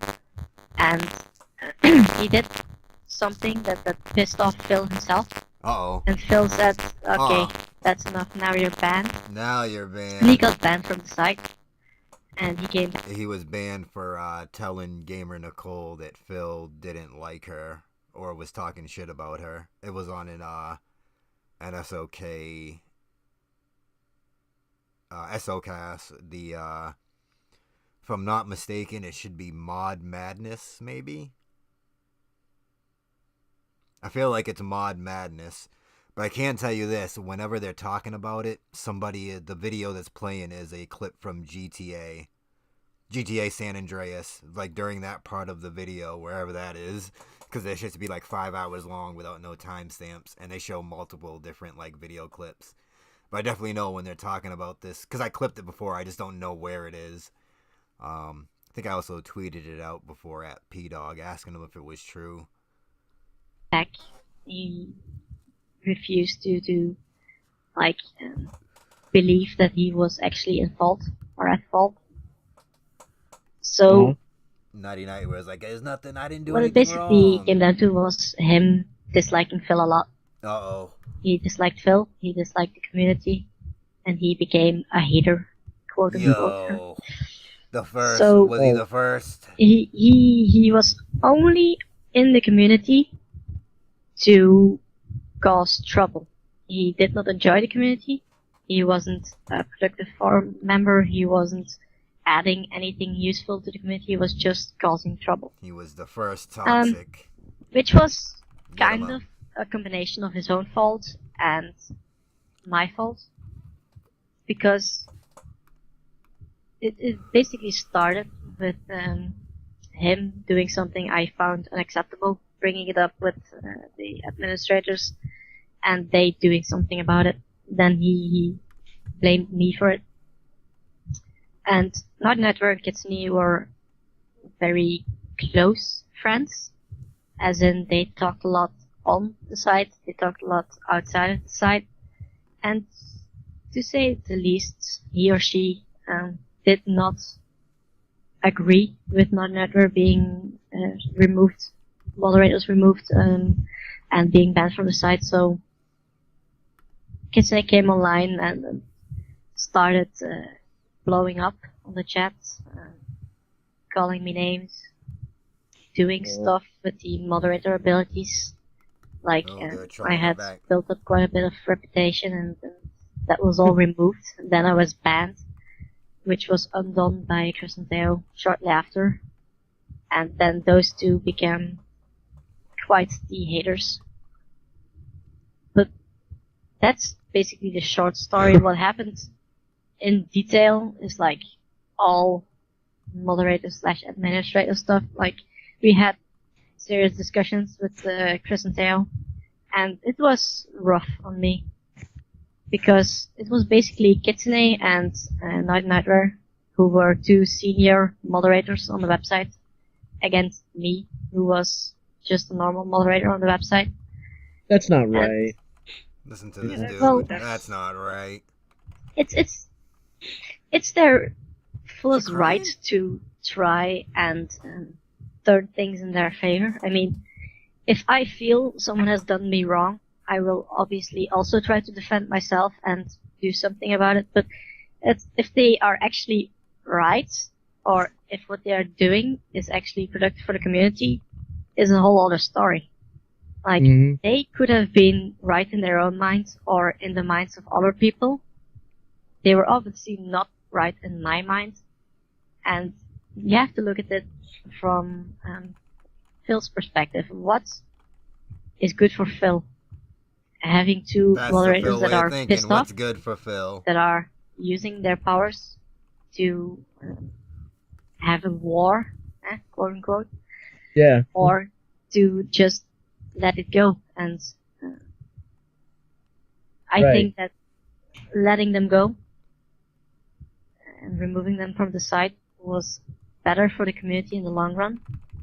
But obviously in the short run, it was a nightmare.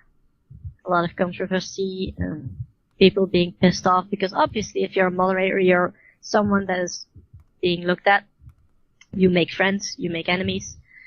So a lot of people were happy to see them gone. A lot of people were pissed off that they were gone, which turned towards me, obviously, because I was blamed for them being gone. Well, haters gonna hate, man. Yeah. Haters gonna hate. Yeah, of course, but it's not easy to deal with that, because you get an overwhelming negative feedback, like, why are you here? You are at fault. You're doing everything wrong. It's not easy to just be like, haters gonna hate. You know what I mean? Like, if someone tells you every single day you come home like you're worthless, you start feeling bad. You just don't want to come home anymore. It never is easy to deal with that. Yeah, so it was a bit tough for me to come back to the forums every time and still convince myself that what I was doing was the right thing, even though a lot of people said it was not the right thing to do. I think that time has proven that what I do for the community is actually not bad. Because if what I was doing for the community is bad, then the community would be a lot worse off than it is right now. So it was good that I convinced myself to come back and to do what I need to do. But that's basically, a long story short, what happened between beginning moderators of the website and myself. So, moving swiftly from 2 evils to 1, I actually never knew who Rankulus was until he showed up on the infamous "Why I Got Phil Kicked Out of Blip.tv" thread on the was trolling now haters section of the forums. But to anyone, including myself, who didn't know, who was Rankulus before we all knew him from that there thread that Phil made? Yeah, I'm curious. Yeah, Rankulus was on the website since day 1 or 2. He was childish, immature, to say the least. He was on the website, he was offending other people. And not just small offenses, like real racist, sexist, hurtful stuff, like, yeah,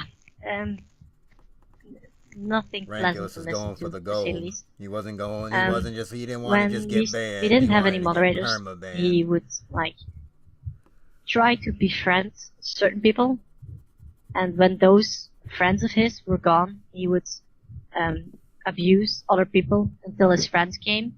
Then those people who were being abused would turn against Rankulus, and he would be like, I didn't do anything, and then his friend would like defend him and say that Rankulus was cool and I don't know what you're talking about, and then the other person who was being abused would actually become the victim of misinformation, if you know what I mean. So he was banned several times because when Kitsune and Nadia were made moderators, I don't know, wait, Nadia wasn't a mod back then, I think, but Kitsune was for sure. And Rankulus, like, offended Kitsune quite badly, and it was way out of line. So Kitsune banned Rankulus, and he came back like multiple times. He came back with a vengeance. I think he had at least 20 accounts. Wow. Let's go! Because moderators, yeah, at least 20. Let's no go. lie. He came in for war. What? Who the hell He had says, you 20 want to accounts? fucking ban me? I don't fucking think so. Yeah, he must have made like 20 email addresses. I got as well. something to say Get about like 50 it. banned from all that there. Yeah, but like, moderators can't IP ban That's cool. people. Thanks for coming by the stream. Only administrators can do that. So, back then, Rankulus could come back anytime he wanted because he couldn't get IP banned. Just make a new account, come back, do it again. I helped out spotting Rankulus because he did the same thing over and over again. He tried to adjust, but Rankulus he's special. He had certain patterns in his behavior that even when he was trying to not be Rankulus and just doing his own thing, it was not very difficult to sniff him out. And I tried to help out, saying like, this person is probably Rankulus, you should check his IP and see if that's actually him. And more often than not, it actually was Rankulus. So, he was banned until he gave up. Like, he was still on the website, like, he was on the website since day 1, and I became a moderator like half a year later. So, he was still on the website when I became a mod. Because I remember banning him myself a few times. She personally banned him and he came really back. persistent. So then later on in the year, I think, well, it was sometime whenever Phil was being on Blip.tv. To anyone that doesn't know, here's a little history lesson for Phil. Phil got laid off, obviously, in September of 2010. Then he went on, he moved on to Blip.tv. No, he went on to YouTube. He done, watch rate and participate, or the crap as well, which is the comment rate and participate. He had those there rules. He got removed from the Yeah, he got removed. They got removed from the YouTube partner program. Yeah, because apparently he was abusing it. Then he went on, okay, everyone, let's go on to blip.tv. A lot of people were a bit, annoyed about that there. He was doing a bunch of expansive projects, as is working with that guy with the glasses.com, which he revealed to us a couple of months ago. However, for no reason, he just, he just made a video and said, I won't be on blip.tv, starting next week, and everyone was like, what happened?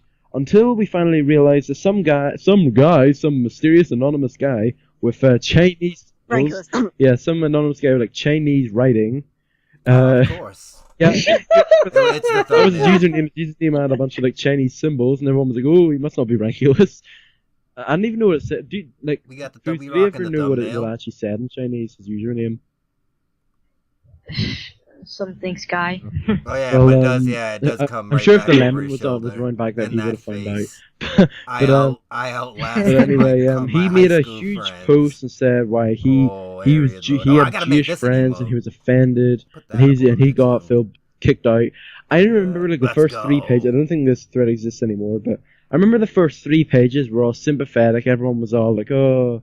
There was a bunch of mad comments and stuff and all there, and everyone was kind of like, okay, everyone, come on, let's chill out. This guy actually had a viable excuse, he actually he explained his reasoning behind it, let's put it that way. And then Phil kind of came out of the blue and said, oh, well, guess what, this guy's Rankulous, and we were all like, oh boy, here we go. That was a pretty interesting thing. So how did that come about, in terms of figuring out that it was Rankulous and stuff? Were you... I'm guessing you were a moderator at that time, I think. How did you kind of sniff out that it was Rankulous once again? Did you just kind of look at the IP again and go, oh wait, it's Rankulous?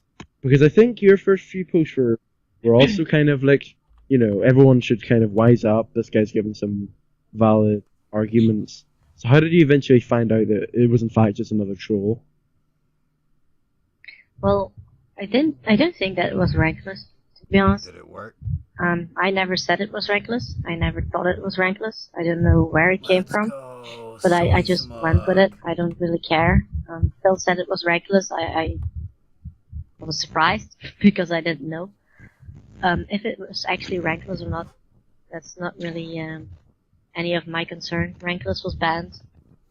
If Phil was just looking for a black sheep, or if it was actually Rankulous, either way it wouldn't have changed anything. But I don't think it was Rankulous because Rankulous just wasn't smart enough for this. That pull up on you. But do we know for certain? Yeah, do we know for certain? I don't know. But when Phil you got you can't banned let someone from do Blip TV that. or removed Regardless. from Blip TV, it was quite a blow to him because he had no job, no income, and an uncertain future. Then this guy made a post on the forums, and because we have had a lot of drama in the community right before this post, we as the staff wanted to avoid another drama. So we said, people just shut the fuck up and let this guy say what he wants. It's his opinion. What he has done, we don't agree with it. That's fine. He did it anyway. Flip TV agreed with him. So stop being childish and immature and stop flaming him and stop arguing because in the end it doesn't do the community any good. You're just going to create drama, and any new member that comes here and sees this is like, what the fuck is this shit? What the hell is going on here? Why are people flaming, and what has this guy done wrong? And maybe new members might not know Phil like the way he is, and he's like, this guy says Phil is racist, so he must be racist, and everyone else is a Phil fanboy, and it's just flaming this guy for speaking as a thing. It was just not a good idea to condone the arguing that was going on. So we just basically told people, shut the fuck up, let's just try and handle this as grown-ups, which was not quite the best thing to say to a bunch of kids. Yeah. But we didn't want to close the thread because the staff has gotten a lot of criticism right before that. Like, people were saying, oh, the staff is closing too many threads. The moderators are being over-moderating stuff. Fanboys. We can't do what we want. We don't enjoy this. So we just didn't want to close those threads. Because back then it was They still made the us hater close forum. the threads. Trolling forum. So that forum was specifically made for people that want to hate on Phil. Yeah, And trolling boards. yeah, but like that's basically what it is. People come there, they say stuff about Phil, and say Phil sucks, this and that. I did this, and look at this DSP cult leader video. The forum was intended for that, and people would always go there and say like, "What the fuck are you doing?" and "Why are you doing this? You're a hater." Of course you're a hater. He's on the hater forums. So let's go. Like, of course he's a hater. Got out of hand forums because were working. They were a lot of contained in the people were hate. like, "Why aren't you closing these threads? They are obviously not good for the community. They are just attracting more trolls." And when we did close the threads, a bunch of other people would come to us and say like, "Why are you closing this thread? It's in the trolling forums. Why can't you troll the trolling forums?" Like, we were getting criticism from all sides. So we basically didn't want to close it because it was a very long, legitimate, thought-out post of a person saying what he did and stating his opinion, and people were arguing as expected. But like, if we closed it, people would give a shit for closing it. We left it open, so people gave a shit for leaving it open. It's just, you can't do anything right in that situation. And it's kind of interesting that you bring up the I can understand where you kind of went with like the newer members, because at that time I still remember for a very long time, maybe up until DSP made that their competition you were talking about earlier. Before then, I think that was the most the most amount of members on the site ever, and it retained that spot for a long time. I'm not sure how many members it was at once, but it was a lot of. I think it might have been like 250 something maybe members on the site at that time, because Phil just made the video about some guy made a thread about me, and then like everyone just went straight onto the website. And then at that time, you know, it's kind of obvious that if you have all kinds of new people from like YouTube coming onto the website, then you know you would obviously want people to kind of say stop trolling, you know. This guy's she might have been. You never know. It's definitely an understandable decision to make.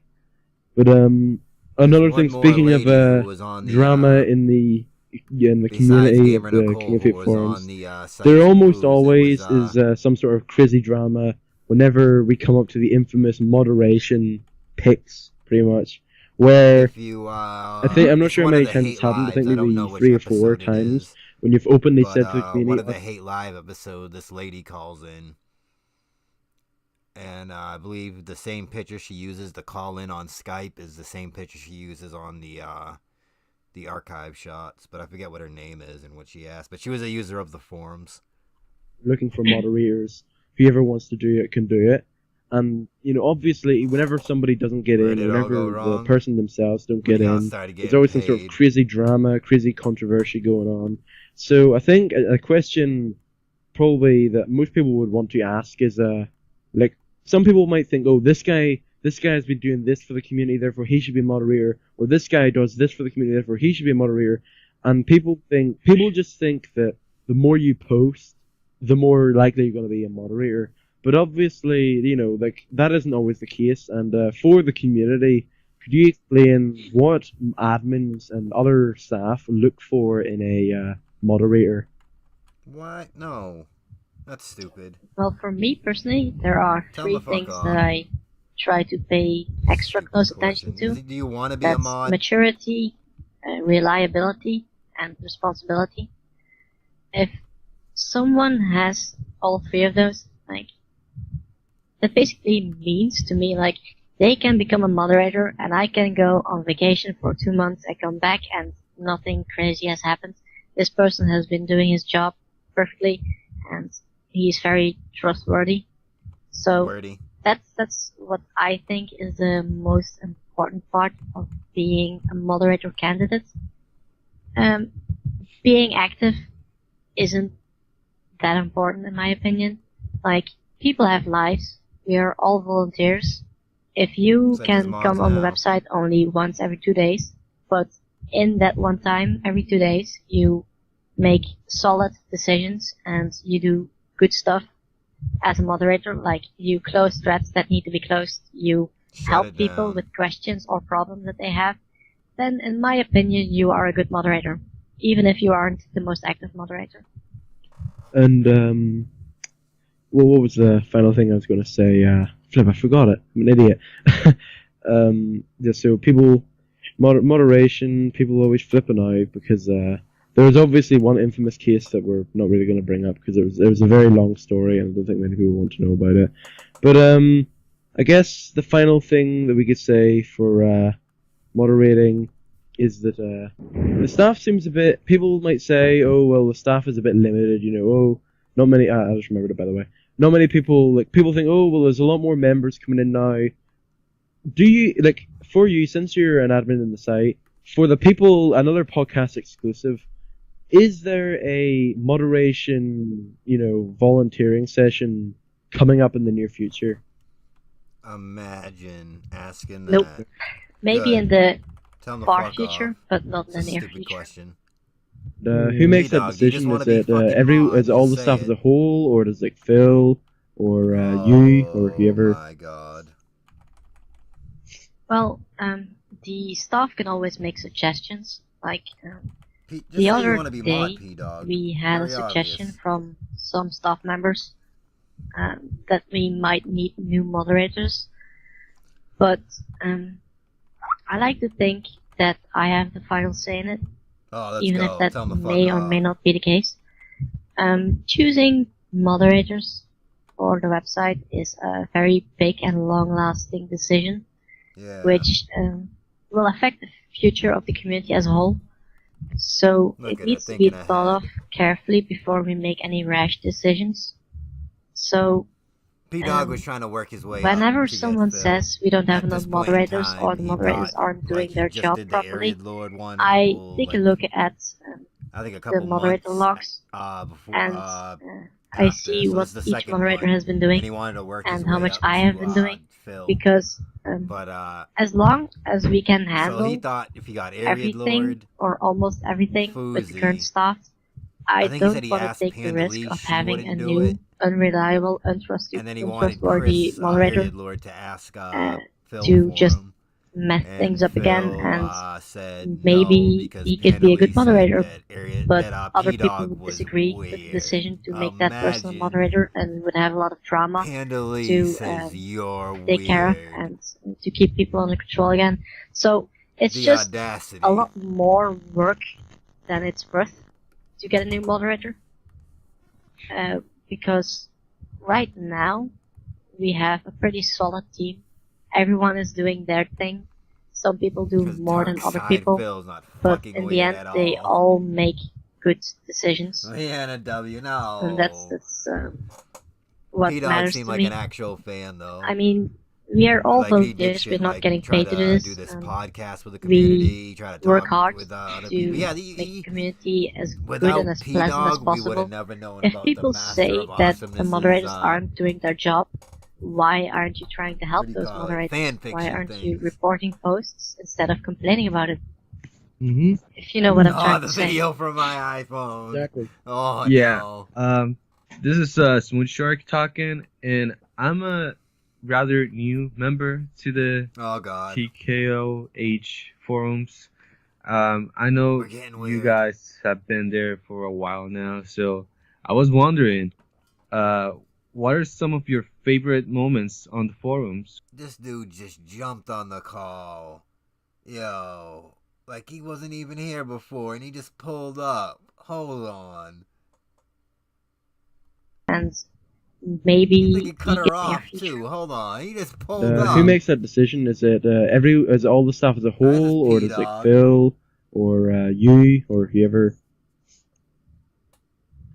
Well, the staff can always make suggestions. Like the other day, might need new moderators. Saying it, moderators, which we thought of job prop, and because almost every unreliable mess things up again, would disagree, take care of, or work Oh, the static. right now, some people do things.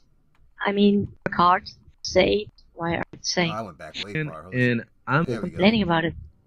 Mm-hmm. If you know what I'm trying to say. Exactly. Yeah. This is Smooth Shark talking, and I'm a rather This dude's new not even member in the to the description. Smooth Strike? TKOH forums. I know you guys they don't have have any of been their there names in for the a thing. while now, so I was wondering, what are some of your favorite moments on the forums with the members of this place? Well, I don't really have a very favorite moment. There have been quite a few memorable moments, but a favorite moment, Yes, not I got exactly. I completely mean, I have derailed. had a lot of fun But that dude on the pulled chat up. box. Like, there are a lot of fun and interesting people Pulled to up have out of conversations with. nowhere, and they've been Some talking for people like are an just hour, and he had downright nothing. silly and make stupid comments, and it's hilarious because. And pictures. Yeah. Hey, don't insult my pictures. And check out the forum geysers section if you want to find out more, because over 100 pages of forum chat, pictures, and yeah, just skim over there, and there's hilarious. Anyway. What is this? It's a lot of fun, and you can actually also if you look he was in just older chilling posts of the there. forums, you can also make out the evolution of how the community was in the past and how it is right now. In a call and I don't A lot of people, a lot of new members, like That's to what he was doing. He was pulling a ziggy. blow life into old and died out threads that have not been commented on for a year. Like, and when you see those threads, like as a moderator, some of those threads should just not be dug up anymore. So we see that. That's something we always see. And we go back to it and we close it and we remove the post so that the thread actually gets pushed back to the back of the line. Like, when someone posts on the thread becomes active again, which means that it will show up in your new posts list. And if you remove that final post, it won't show up there anymore. So sometimes when someone brings up a thread that hasn't been discussed for a very long time, we block the thread, remove the post. But when we look at those threads, we see a lot of how the community was back then. And sometimes you just don't want that to come back. Oh. Yeah. Quite honestly, because there are just some things that Barry left not said. I don't think we've heard this dude before. What the hell? So, but like, it's do you not a think... secret. I mean, sorry? Go on. Dude, is this a new dude? Sometimes you just can't. It's not Well, it's not a secret to anyone. You can read the old threads, but sometimes you just should leave them alone, basically. You are all sitting in the call. What is this laughing? So, do you think the forum has changed a lot? I mean, we've seen a lot of people, the originals apparently, are not common to the forum as much as they did before. So, do you see any difference with this new members? Master of Awesomeness just pulls up out of Definitely. nowhere. Like, the community has changed a lot in almost 2 years' time. Like, you have to consider that when the community was started, we had nothing. We had just had a forum and 2 administrators. And it was basically chaos back then. Like, we had a lot of people who were genuinely nice and tried to help out the community and tried to have fun with other members. Whoa. But, Yeah. Whoa, dude. Yeah. Ladies and gentlemen, we're very sorry for that. There was a listen huge, to this. crazy static spike, but we're just this is let's not waste too much time on it. Let's continue with the let's continue with a little interview here. So, like you were saying, please. Like, community changed a lot. It's because certain people have certain interests and they talk about certain things, and those people leave and other people come in their place and they talk about other things. So the entire mentality of the community as a whole changed quite a bit over the years. So you have people that came for DSP, and they stopped being interested in DSP and they left. And then other people came who were interested in anime, and they stuck with the anime community within the DSP community. And then other people came who were interested in wrestling, and they stuck there. So you will have certain areas of the forums which have different fields to them. And as a whole, that was affected over the years because a lot of the original members are no longer part of the forums. They have either left on their own because they didn't like what was changing, or they were banned because they did some things that was against the rules. And that was to the dismay of a lot of people. But as a whole, it made the community, in my eyes, more pleasant. And I think that when new members join the forums now, they are more likely to stick around than when they would have joined a year ago. But I don't know that for sure, because I don't know how many members come and stay.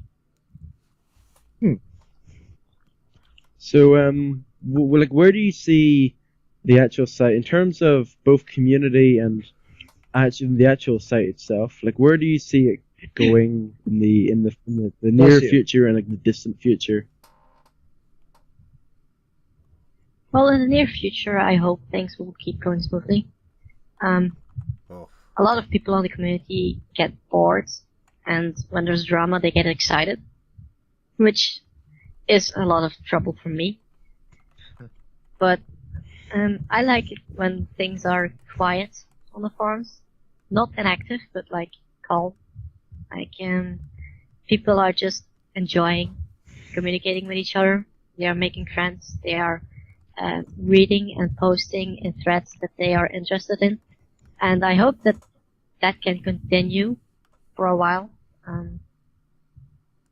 When Phil does something, I mean, like, Phil's job is very dynamic.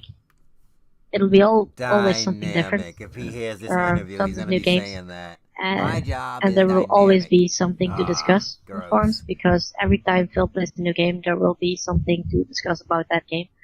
And I hope that people will just keep doing that and not worry about making the community different, be it better or worse. Site and the trials and tribulations of being an admin and all that such.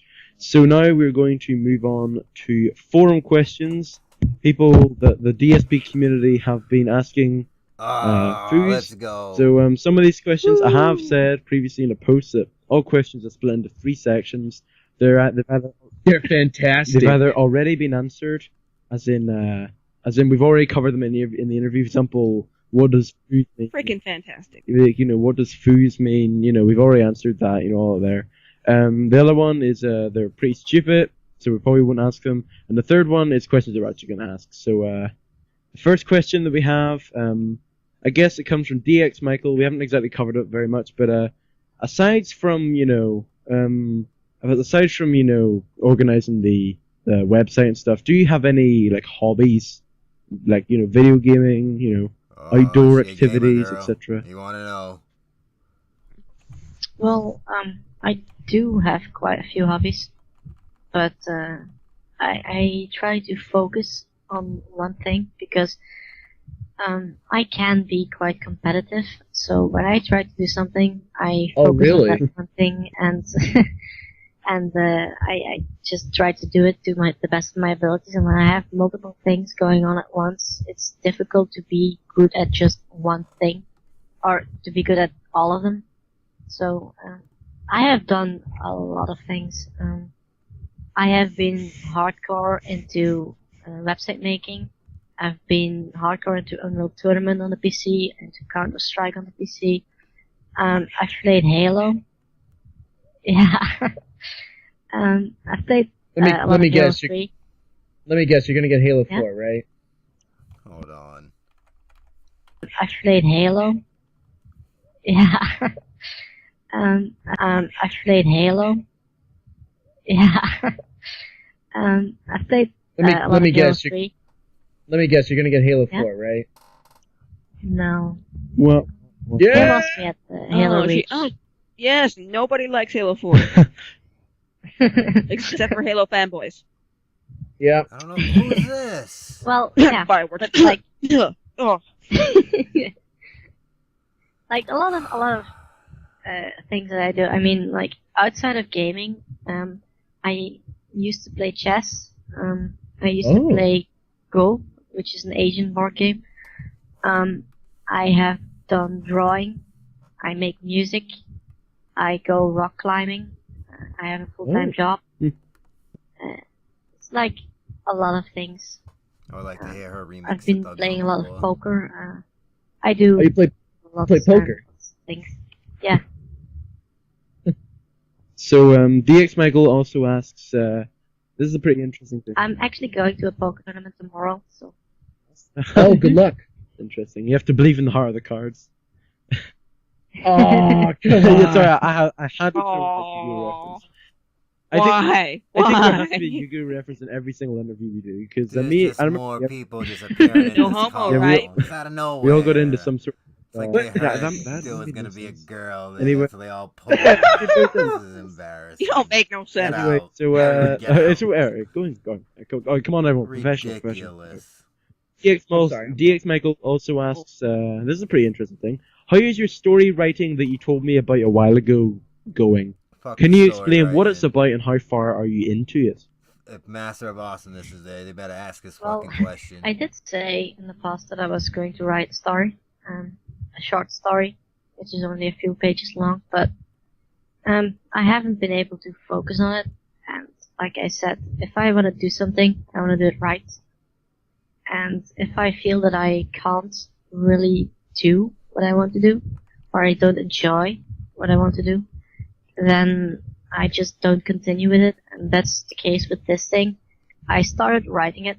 I realized I'm not very good at writing. Whatever I wrote didn't come out the way I wanted it to. When I reread what I wrote down, it doesn't feel like you know what? Something I would write 5 more. or what I would enjoy reading. So I didn't continue with that because I just don't enjoy writing something that I wouldn't enjoy reading. If you know what I mean. Aww, I was looking forward to her writing. Took that advice. Of course. DX Michael would just want to remind you that he is in fact a Smexy polar bear. Okay, so moving on. Yes. Oh yeah. Okay. Yeah, I knew he was going to say that as well. Lord Dark Soul asks, what kind of music do you listen to?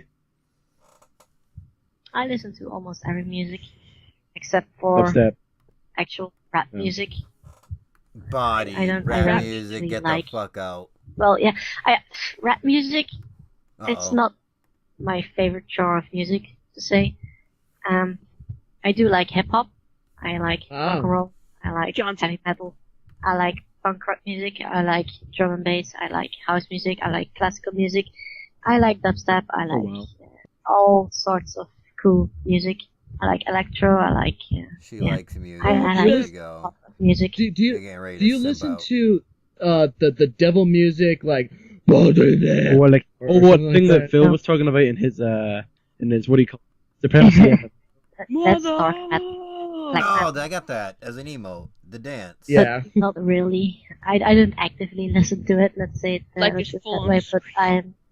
Yeah, but I used to own a CD of Cannibal Corpse. Screaming into the mic. Yeah, But yeah, I used to have some CDs like Cannibal Corpse and Soulfly, which are pretty heavy. I still am a big fan of Maximum the Hormone, which is like a Japanese heavy metal pop music band. I what? think they Japanese can make heavy metal? Yeah, I'm pretty cancel sure this that as dude. well. Didn't expect. Wow. It's quite good. I like it because it has really cool guitar and drums in it. Cool. Because like I play Japanese guitar can make great music. Yeah, sometimes. It just depends Like, on yeah. it just depends on what you're listening to. Just cut her off every time. Lord Dark Souls also asks, okay, I'll let you put in whatever context you want to put this into, but he says if you could change one thing about the past, what would it be? Now, I have no idea what he means by that, where it means some part in history, some part in your life, some part in the website's history, I don't know, but whatever, however you want to adapt that question, feel free to answer it. Well, if there was one thing I would change, I wouldn't tell you guys. But if I could change two things, I would make sure I have 2 legs. Okay. Sounds reasonable. Okay. Chaz asks a pretty good question. He has, you talk about being competitive in gaming earlier and in hobbies. So Chaz asks, would you ever consider going pro in gaming? Going pro. I have actually been professional Counter-Strike player for a year. Oh, wow. Back when I was 16, I think. 15 or 16. I was in the highest ranked guild clan. Guild clan. The highest ranked clan in the Benelux, which is Belgium, Netherlands, and Luxembourg. Nice. They played. No clue what that they is, played. But big ups to her. Very competitively. I went to a lot of LANs with them, and after that I trialed with a UK clan, which was a full-blown professional Counter-Strike clan, but I didn't make it in there. I played a few wars with them, but not on the super competitive level, but yeah, I could make money by winning LAN tournaments and stuff like that. So I guess you could say it's semi-professional. She was an actual pro. Let's go. We were sponsored, and we were doing 6 hours to 8 hours a day of practice for a big tournament and stuff like that. Well, if you ever become, pro in Street Fighter, I just want to let you know that Rose is pretty bad in Street Fighter 4 Arcade Edition version 12. She's alright. I want to see Foes versus Phil in Street Fighter. Oh, that would be Phil, and I won. Oh yeah, I remember that. You will find that. Go to DSP Street Fighter. Go to Fan Appreciation Set 1. Yours is the very first video. I think it was Phil playing Hakan versus you playing Rose. Wait a second, she actually fought him? Oh, I'm watching Go this. for it. do that in the meantime. But that was pretty interesting. That's actually how, because this isn't the first time. I tried looking for that. I couldn't find that. I remember, set of matches. I remember back, way back when playing Street Fighter 4. Your Rose versus I didn't even know I played back then, but it was very interesting. And then Amber back when he wasn't a troll, whenever he actually. Pajama Bear. Oh god. He was actually instructed by Phil. Actually said Phil actually wanted to get. I'm not sure what happened, but it was Phil actually wanted to get somebody else to kind of help him out in organizing who to invite for the Street Fighter sessions. I remember Amber was there for a very this long lady time. played Seth. Phil in No, those were the days back whenever. Those were interesting. If you bury long enough, you might find me and Food fighting in a few matches, but that's beside the point. But there is no first match with Rose and Hakan. I got a question. I got a quick question. It says from Hazer. He says, "Do you like me?" Simple enough. No. No. Oh. Okay.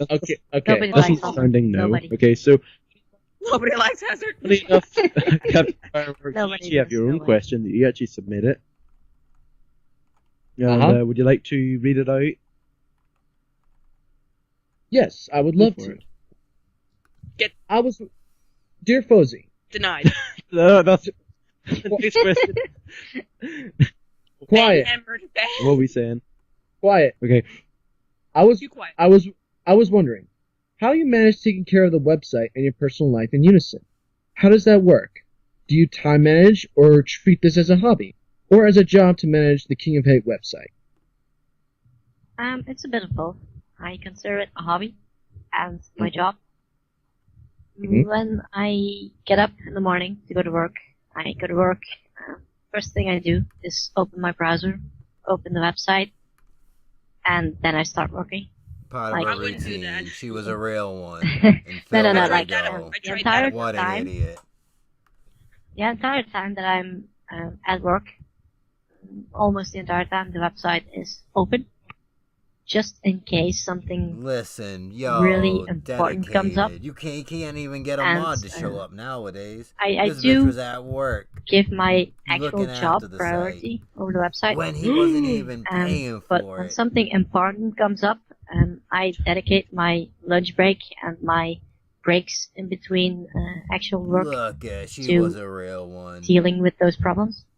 Like I don't consider the website a job. I consider it a responsibility. But I do enjoy it to a certain extent. I like helping people out, and if I can help someone out by doing something on the forums, I will do it with pleasure. Nah, I think she was on the Cool. forums But, modding it. Yeah, Hey, guys. like I am. And doing whatever other yeah. coding stuff she would do. Sorry, no. Okay, like when I am on the website, I may not always be watching the website, but when I do get to my computer, I make sure the first thing I do is check out the website to make sure everything is alright. Like I do other stuff outside of that. A lot of it is on the computer, so I can always keep an eye on the website. When I am not at my computer, I'm either on vacation or doing one of my hobbies like wall climbing, or playing Magic the Gathering with a friend. Yes. Okay. What genuinely surprised Jesus me trying to kick about game. this Get him interview outta is the here. fact that Foles. I actually thought Foles' full-time job was managing the forums because she seemed to be on a lot. Oh yeah, that's what I I thought. am on a lot. I think I have clocked over 6 months of total online time now. Well, I guess that everyone's reaction when Foles says it's not a full-time job. Oh god. That was so corny. I want to kill them all. You've been waiting to do that, you haven't you? Yes, I've been waiting like an hour for that, man. Alright, okay. Absolute We don't have that much trash. time left. Unfortunately, we're running out of time, but we're still gonna answer the forums question. Some weird random guy, I'm not sure who you know, he's called OG Shadow Knight, I don't know, some new guy. He says, who is your favorite pony and why? Oh, My Little Pony. Go. Continue. Kill me. My favorite pony is Rainbow Dash. Alright, that's it! No more My Little Pony. Okay. That's Yeah, enough. okay. We've all had our dose. No, don't worry, there's another question coming up, don't worry. Can you speak some Northern Irish for us? Well, I'm already doing it, so Fuji, you have to do it. Speak some Northern Irish, which apparently is a native language now. This is shenanigans. My name Well, is Seamus. if you say something, I will try to re-say How what you about, said. where are We're our gonna slog bags? through it, and if we sit that. through it, I got a little bonus. Where are special. our bags? Woo, good job. That's a that's a classic phrase, and Say my name is Seamus. no, that's Nah, that's Southern Nah, dang, I was hoping. Ireland. Northern Ireland and Southern Ireland are different, but I'm not going to go into it now because that'll take too long. Isn't where's Dublin? Dublin is at the very Oh flip! Why did you choose a geography lesson? Okay, Dublin is at the and it's kind of like the middle of the island of Ireland. It's kind of in the middle to the right. Belfast is about 3 hours north from there, but it's about the same position. So, but the thing is, there's a border wrapped around that, which is due to the 1921 Irish partition, and then that sparked into some crazy thing that happened during the Second World War, which. What the hell? Okay. We don't need a history lesson. All I need to do knows where the heck it is. Well, there you go. There's your question. OG Shadow Knight also asks, OG Shadow Knight, finally. Jesus Christ. Yeah, this is crazy. This is just so unorganized. I do apologize for everyone. But OG Shadow Knight finally concludes with the final question. If you were able to drink only one beer for the rest of your life, which beer would you pick? Oh, Garmely triple. Oh, what the? Mr. G asks, why do you pick to play the bass? Why do you pick to play the bass? I don't know what that means. People are gonna kill me. The what? Bass. I think bass. it's like a musical instrument. Not the fish. Please. Oh, Something bass. good. Oh, yes. did. You just said it wrong. Sorry. I enjoy the bass. It's in All right, several awesome. different Thanks. styles. However, you play a certain genre, start tuning it differently. When you do the bass, you can also tune it differently, but it won't really off music. You can tell that the techniques that they use is like completely different. I don't care about music, lady. Sorry. At least not that much. Oh, he's badass. Raphael's my favorite turtle. I used to play with the Ninja Turtle dolls when I was younger. There you go. So I always Riveting. I have no idea. So I can't say if I like Mac or PC because I've only used a PC, so PC. Once you go Mac, you can't go back. Okay, and I don't Once know. you get in, you can't get out. I don't know. Okay, and the final question. Oh, here just we go. Foos comes from none other than Dark to the Side to the Phil, DSP Dark Side Phil. Oh, shit. That makes no sense. Doesn't matter. And question. Quiet. What game? It's the guy. He You asked the quiet. question. Okay. Moving on. Okay. Dark Side Phil asks, what game do you really want to see me play this year? Yo, dude Diablo asked a 3. question about himself. Wow, hold up. Okay, with and the final question. What game just do you want to see comes me from none play? other than Yo, Dark to the amazing. Side to the Phil, DSP Dark Side Phil. Amazing. That makes no sense. Doesn't matter. And question. Quiet. What game? Yo, You quiet. made him about himself. Let's go. Moving on. Okay. Dark Side Phil asks, what game do you really want to see me play this year? Diablo 3. Your face. That's- Diablo Oh 3. yeah, Diablo 3. It's gonna be good. It's gonna be good. Hey, Oh, that's it. man. That is all the What a questions way to that we end. have. Yeah. So I think that is pretty much it. Foos, where can we Dark Side where can we Phil. find out more information about you? Like, What do a you have dude. Twitter? Do you have a YouTube, etc.? Nope. Oh wow! Well, I do have a YouTube, but I'm not gonna share it. You can Aww. follow. Please? You can follow me on YouTube at DSP Cult Leader. Wait, what? Simping out incredibly. P-Dog, turn You off the heard that, recording, Forgotten then Locale? post Simping and out give us your incredibly. YouTube. He was sad.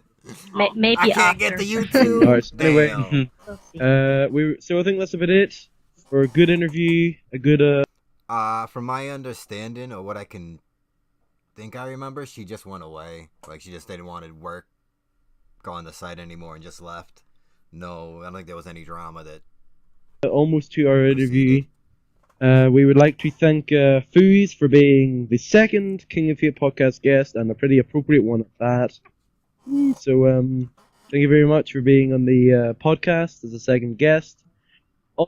Thank you. Do I get a slow clap? And I don't know. I mean, she came in. Okay, She yeah, got okay. paid for the work she I did got on the a site. slow Okay, clap. that's Whatever a she slow did with clap, the okay. ads for it. And didn't have to give DSP What? anything. How other did he than her not that time. shot me? And There then we even if go. she did anything There with we go. website Also, traffic. I would like Sorry. to thank Sorry. I mean, she was ahead of the game. She was trying to make the website work on any app that you freaking use it on. So, I don't know. making She podcast might have used this as history like a side project. for being the and first fucking female on the bounce out. podcast. How do you feel? Woo! Wait, what? Yes. Okay. How is she the first female on the podcast? That makes no sense. Here, no I- one. Oh, man. Yeah, I thought Double Rush was girls.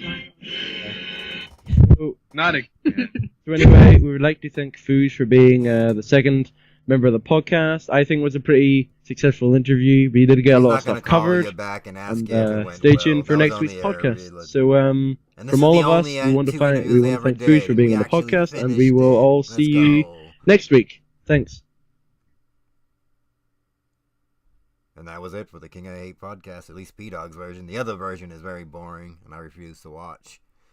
But, there's some bonus stuff. Here's a person actually unboxing a Dark Side Phil shirt and being amped about it. Actual shirt unboxing for DSP. Vintage. Oh, why did I go full screen? There we go. Hey everyone, this is the reveal of my second gaming shirt that just came in this morning. Let's go. And it's not necessarily a gaming shirt, so to speak, but it's obviously It's a related gaming. to It gaming. is the gaming This is shirt. a DSP shirt, Dark Yeah. Side Phil. I've had my eye on this shirt for a while because I really like the style of it, and so I decided to pick it up. It's the Ringer Tee from Cafe Press, and no, it doesn't have a giant picture of his face on it, and it doesn't have a giant middle finger on it. Oh no! I didn't. It's not official though. No offense, but I didn't really want a shirt with a giant picture of DSP's face on it. That would be a little weird and a little too forward, I think, and obviously I don't want the one with the middle finger on it. So I really like this design. Just simple dark side fill, King of Hate with a crown on it, which also says DSP. And I really like the Ringer style. I used to have a shirt a few years ago when I used to get all my shirts from American Eagle, and it was the Ringer style. It was a green shirt with green rings on it, and I like the style of the shirt, but obviously I outgrew it, and I haven't had a Ringer style shirt since then until now. Take that shirt off. And one of the things that really attracted me about the shirt was the price. All the stuff on Cafe Press, all the shirts and stuff, they are overpriced. I'm going to just say that. Most of the shirts there were at least $20 before shipping, and shipping was like $5.25, something like that. So you know the picture. Some shirts were like $25. You could be paying up to $30 for a T-shirt.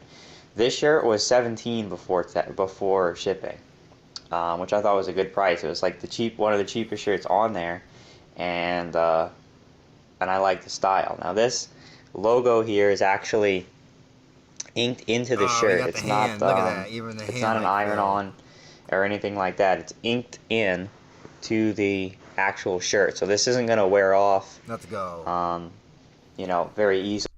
By the way, if you listen to the Area Lord podcast that we listened to earlier, if you were here, this is the same dude that Area Lord was shitting on, the Voodoo guy, who was also a DSP fan, who was supposed to play like that Raccoon City game with, and then he like ditched out on them. Easily or anytime soon, because it's actually inked into the fabric. The fabric, is okay quality. It's not, nice and smooth, and soft. The way I like it. I like shirts that are very. I don't know how to describe it. Shirts that aren't rough, I guess you could say, like your normal. Like I like the material of the Hanes tagless tees, the white, the undershirts, if you know what I'm talking about. That's the kind of shirts I like. I don't like stiff shirts or coarse shirts, and this is kind of in the middle. It's like it's in between those two. I haven't tried it on yet to see how I like it. It's not crisp. But the quality, like I said, is kind of in between those two, so it's not bad. He's got the sways like DSP. And I like the style and the design of the shirt, and it was for a decent price. So, this is my second shirt that I purchased. Now my third one, which I told you was on back order, has now been shipped. They sent me a confirm email yesterday, the 19th of July, to tell me that it was shipped. So hopefully I'll be getting that within the next few days, maybe through 2 or 3 days from now. It left its shipping destination yesterday, so maybe in a couple to 3 days I'll have my last shirt, and I can show you that one because that is related to another video game.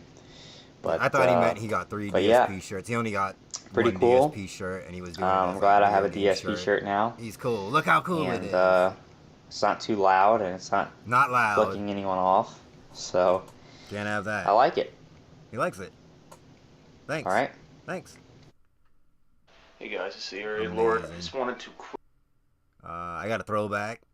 DSP and Rambo at G4, but they get to walk by exhibit. And Larian Studios has 2 new games. You see him? Infinity franchise on the right over the shoulder. Your boy Rambo. Hang on, is this good quality? What quality is this in? I only could find it in 360. Oh, there he is right there. Look at him. The Stay Ballsy shirt, the hat on. And Larian Studios has 2 new games from their Infinity franchise. Where is he? They could not be more different. Yeah, one is a classic isometric RPG, and there he is. Look at that walk with the New Balance on right there. Look at him waddle. The other one has a dragon with a jetpack. Well, I would just like to. Turns. Oh, he sees the camera's on. Dragons don't need jetpacks, right? And he's gone. And then you got this footage. Yes. Sorry, guys. Hi. Sorry.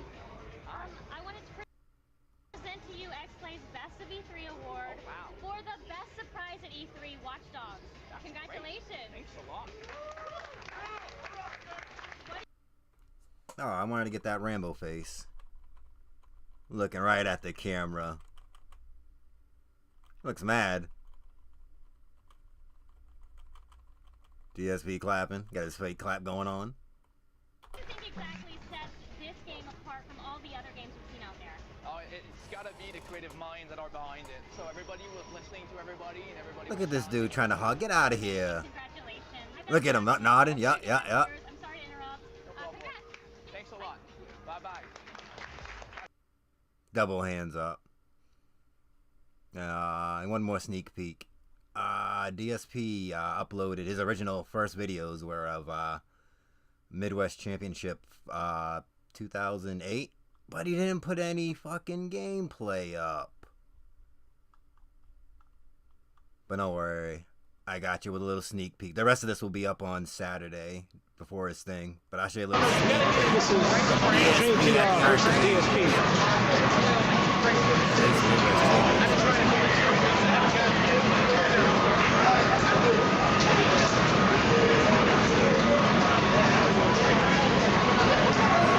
Humans won the first game.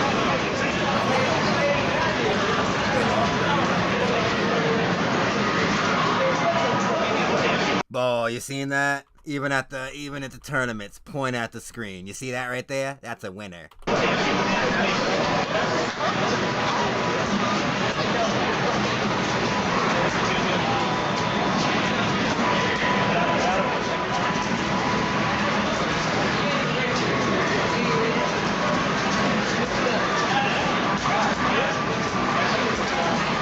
Oh, he got clipped from behind. Oh man, he's gonna be bitching about that. You know it. Dude, I didn't even see that when I first watched this. He got clipped. Oh, he bumped into the shadow or something. No, he tried to punch him. Yeah, because Vega goes in some kind of animation and it just not having it. You know he's going to say something. Ah, look at that. He jumped out of his seat. Man, back. Oh, he felt it. Even DSP felt it. Oh, shit. Fucked him up.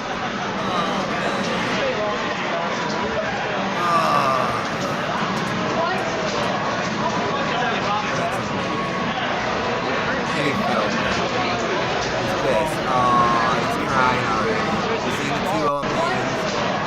He's crying already. Two, he's giving up. Nothing he can do. He's stuck in the corner. We'll see.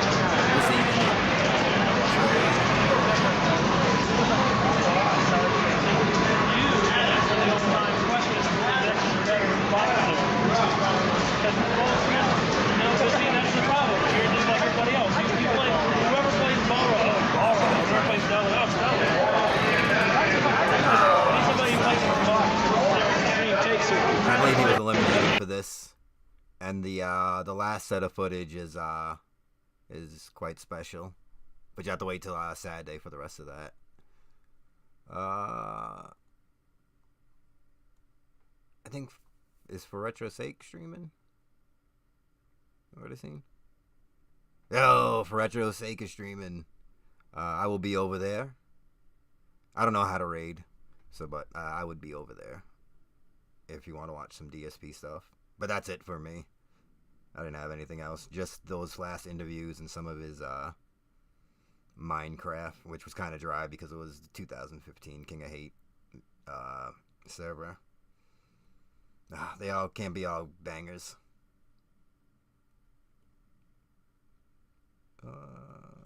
There we go.